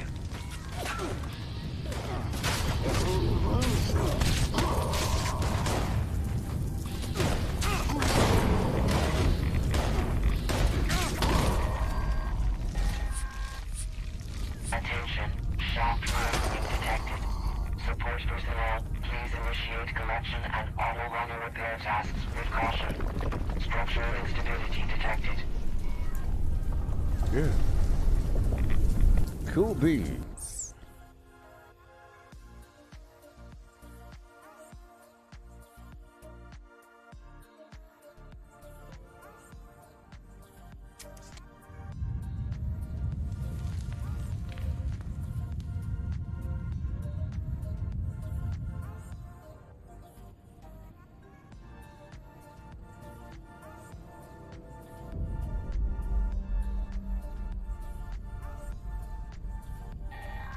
Oh my.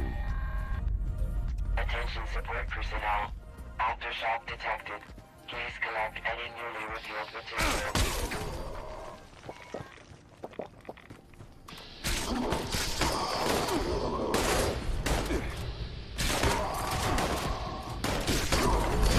I'll do them afterwards. I just want to get everything online. Right. Senior executive briefing. All systems mining procedures Okay. engaged. Gotta go. Reinitialization complete. Get my life a bit lower into the nerd rage zone. For the extra AP.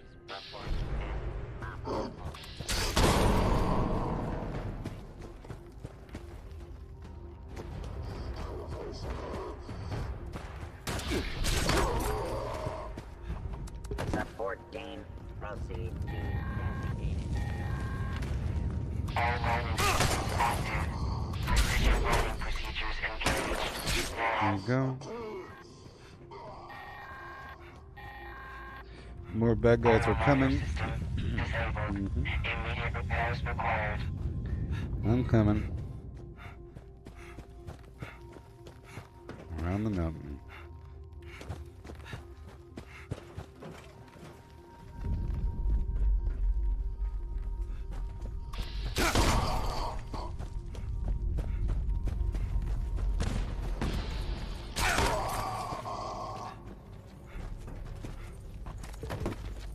System restored.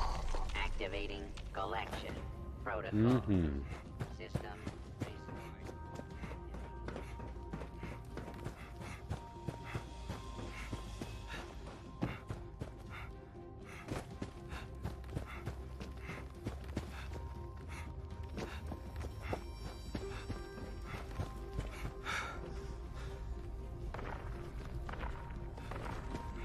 Here we go.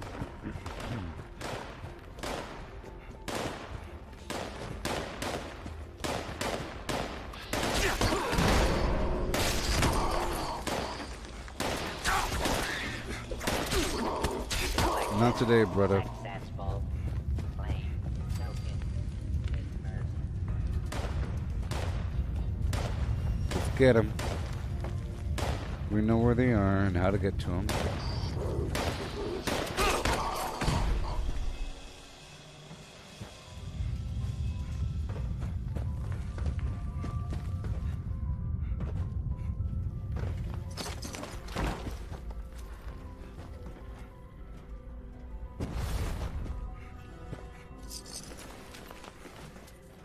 Okay.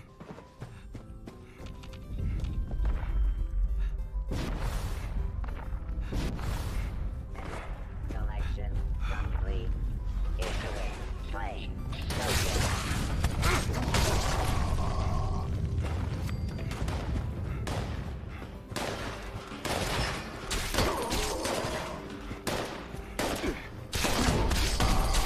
Yeah. In the last minute, I'll start to loot.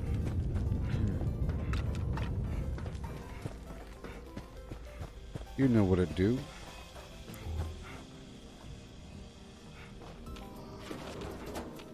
It's ultra sight as well.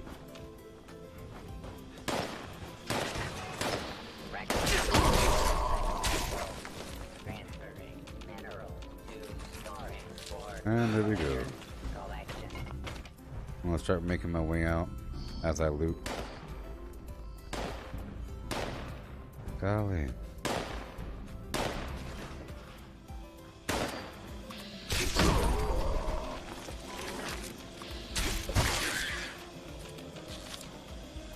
Here I go.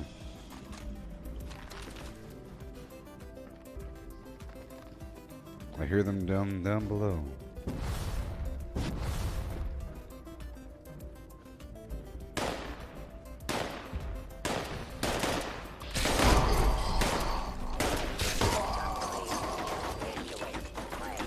Token.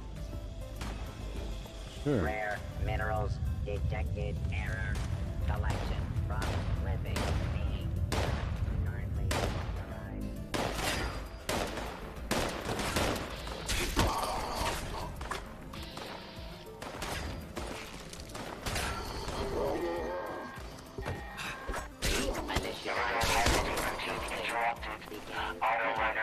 Okay, getting everything.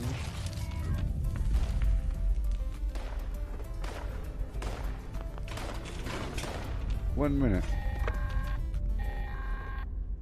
Auto miner repair required.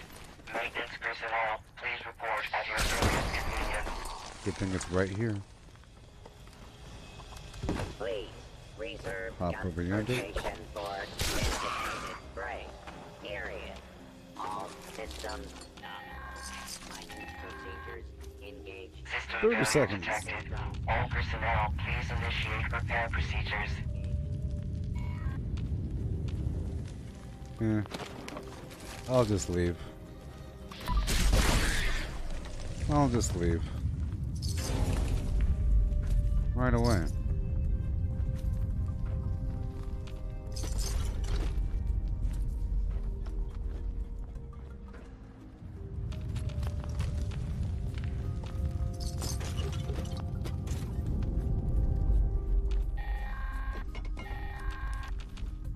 Shaft structure failing. All personnel, please report to the nearest exit. Management cannot be held liable for failure to evacuate. Let it burn.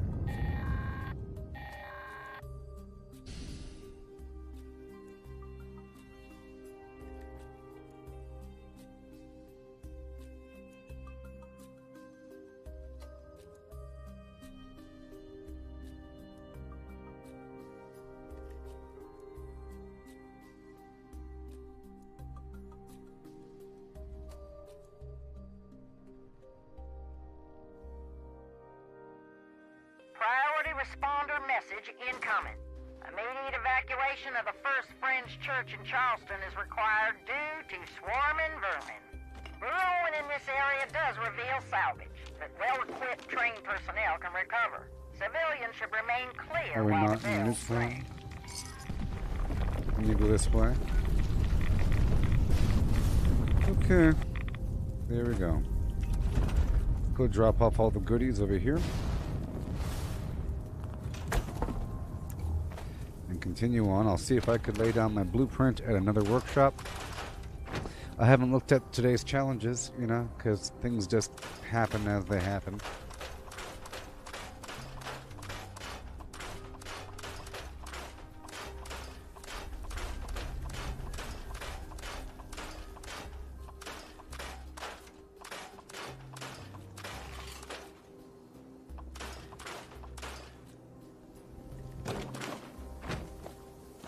Okay, primalcuts.org.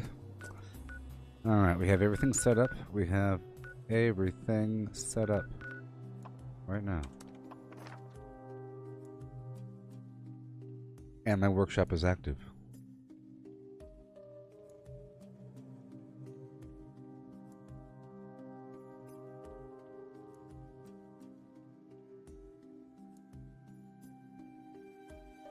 Oh boy.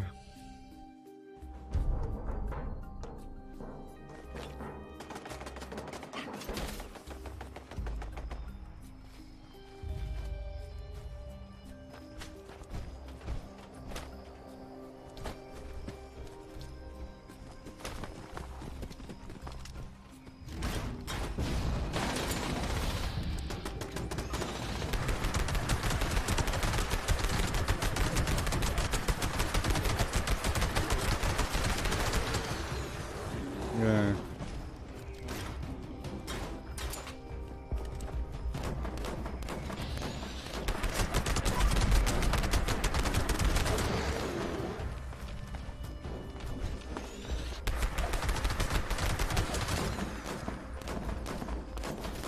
Go.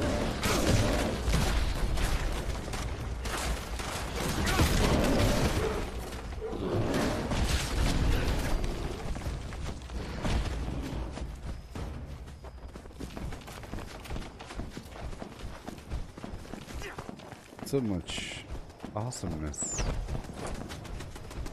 All these lights.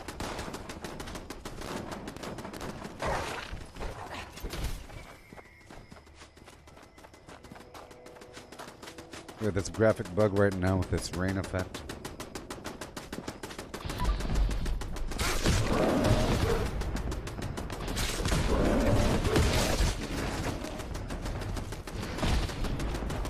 doing over here? What are you doing over here? Turrets?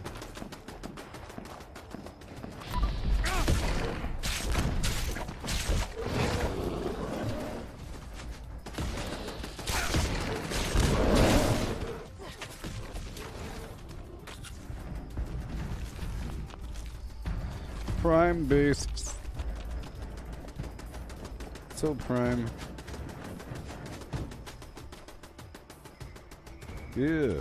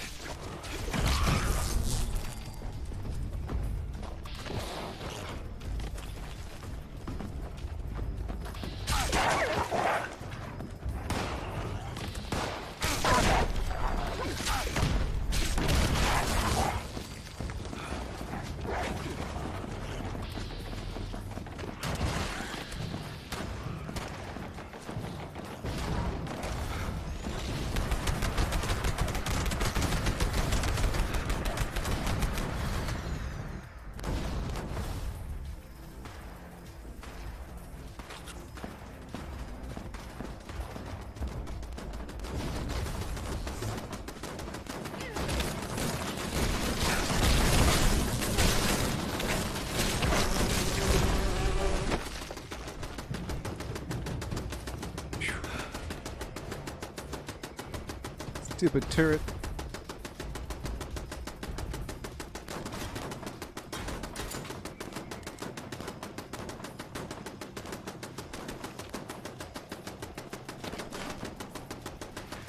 There we go. Where is the beast?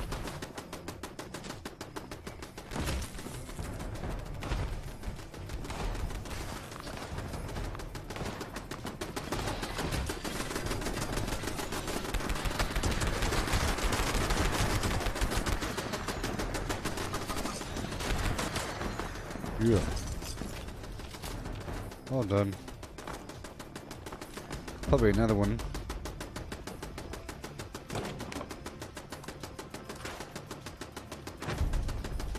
Probably.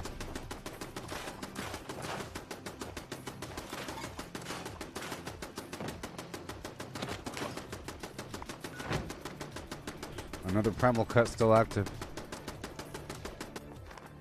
Gotta act fast, what you know. You do what you gotta do, ho. Gotta do, he ho. Don't you do? Gotta do what you gotta do.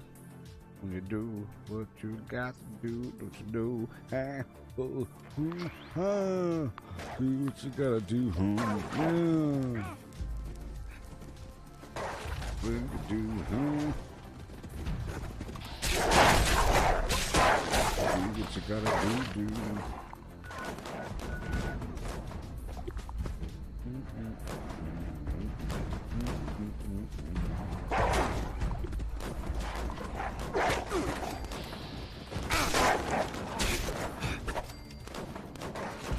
Must always have my camp. Oh no. What a waste.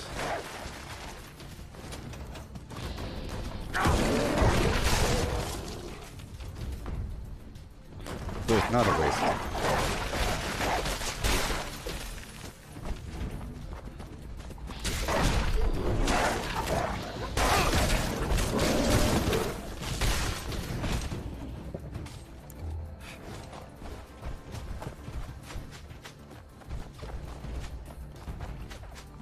Yeah.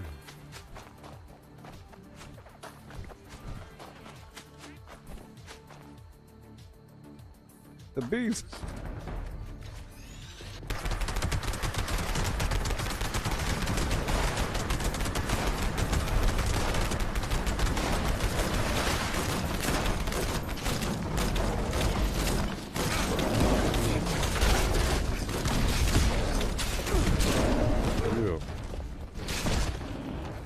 Beautiful.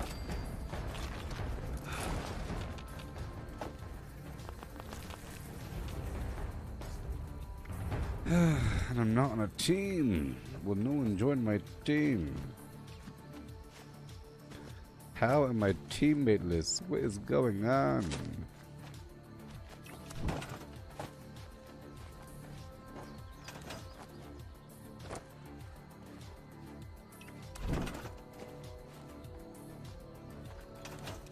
Let me eat some food here.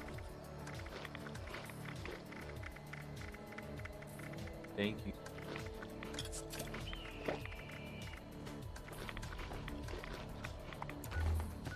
Thank you.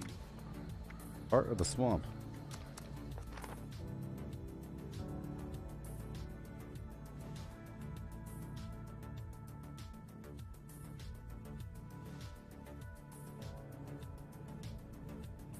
Thank you. Attention, this here's Raleigh Clay on a priority message recording. A strangler heart's been picked up in the vicinity and its vine-infested creatures won't be far behind. To anyone listening, take down that heart before it controls too many creatures and things get out of hand.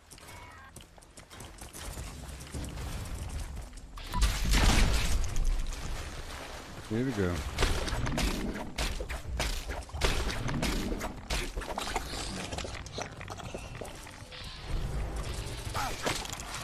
Lights on.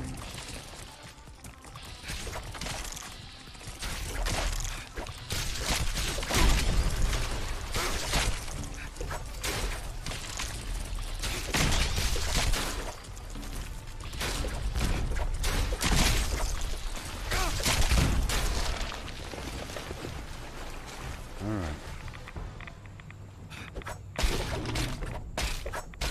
Headband.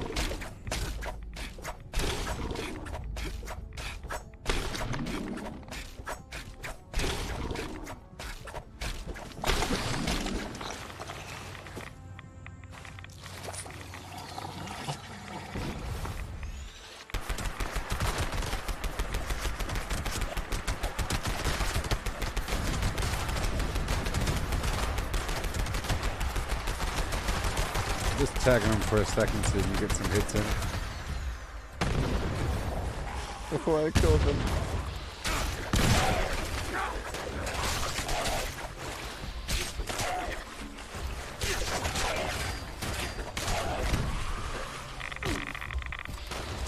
What the heck is that?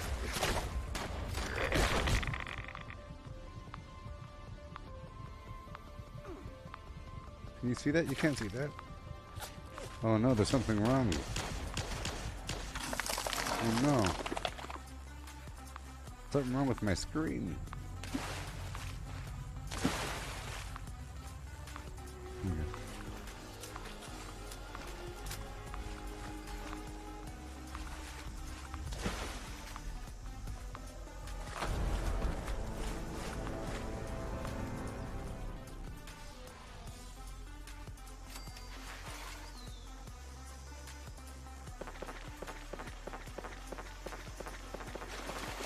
There's a problem with my monitor, but it's not the actual. I can't see.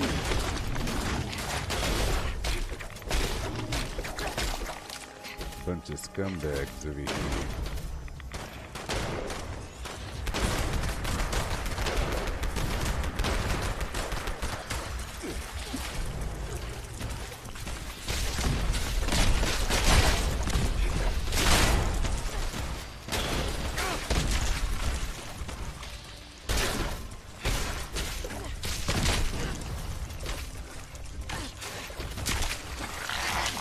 Alright. I'm having a weird issue with my screen here. Half of it is all distorted. There's a bunch of white lines going horizontal. Oh no. Activity's been picked up at the heart location. Be on the lookout for something big.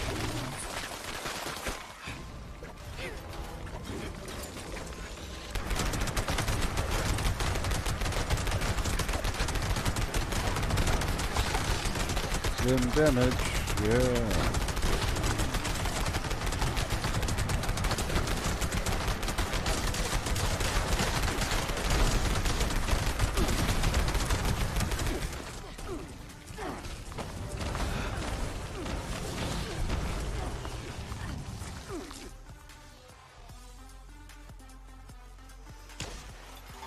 But seriously, half my screen is like really hard to see right now. I have to figure out what the problem is.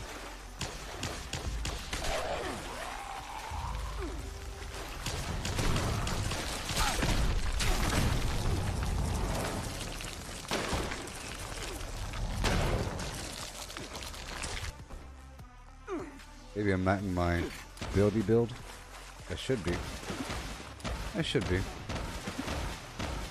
I'm having some other issue though. Some other issue is occurring, and it's really invisible to all of you.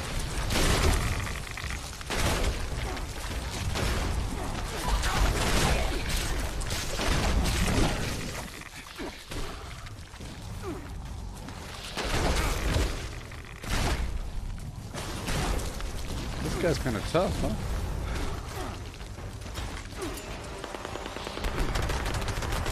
I feel like it's probably a cable issue where the cable just became loose, and everything halfway down on my screen is like duplicated and kind of hard to see.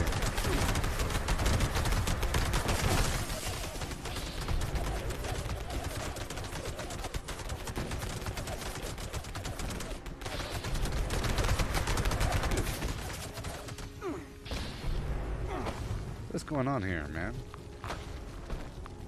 I can't see anything.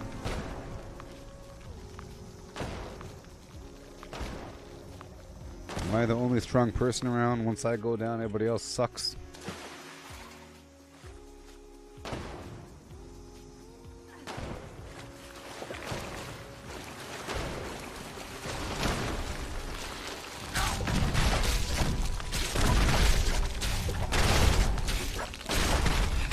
Why is that so strong?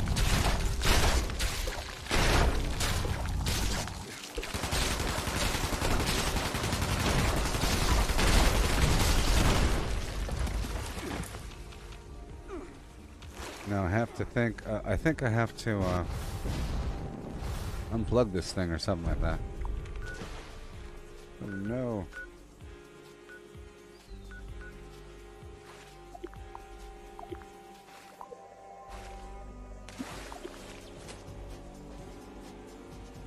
What if I did this? Nope.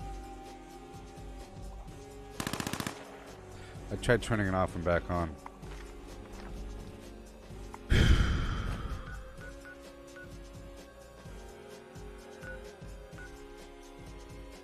Oh man.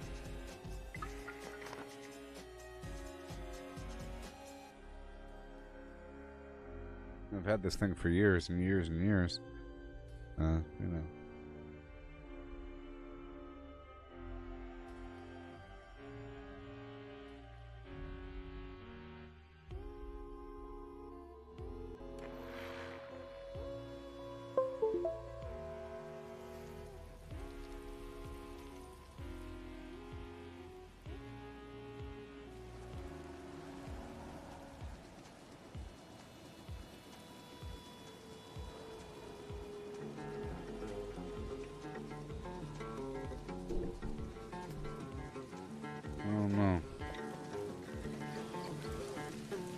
I gotta do some troubleshooting, but there's an issue with my monitor right now.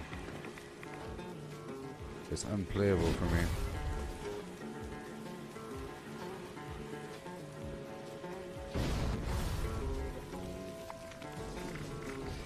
So I think I'm done for now, people.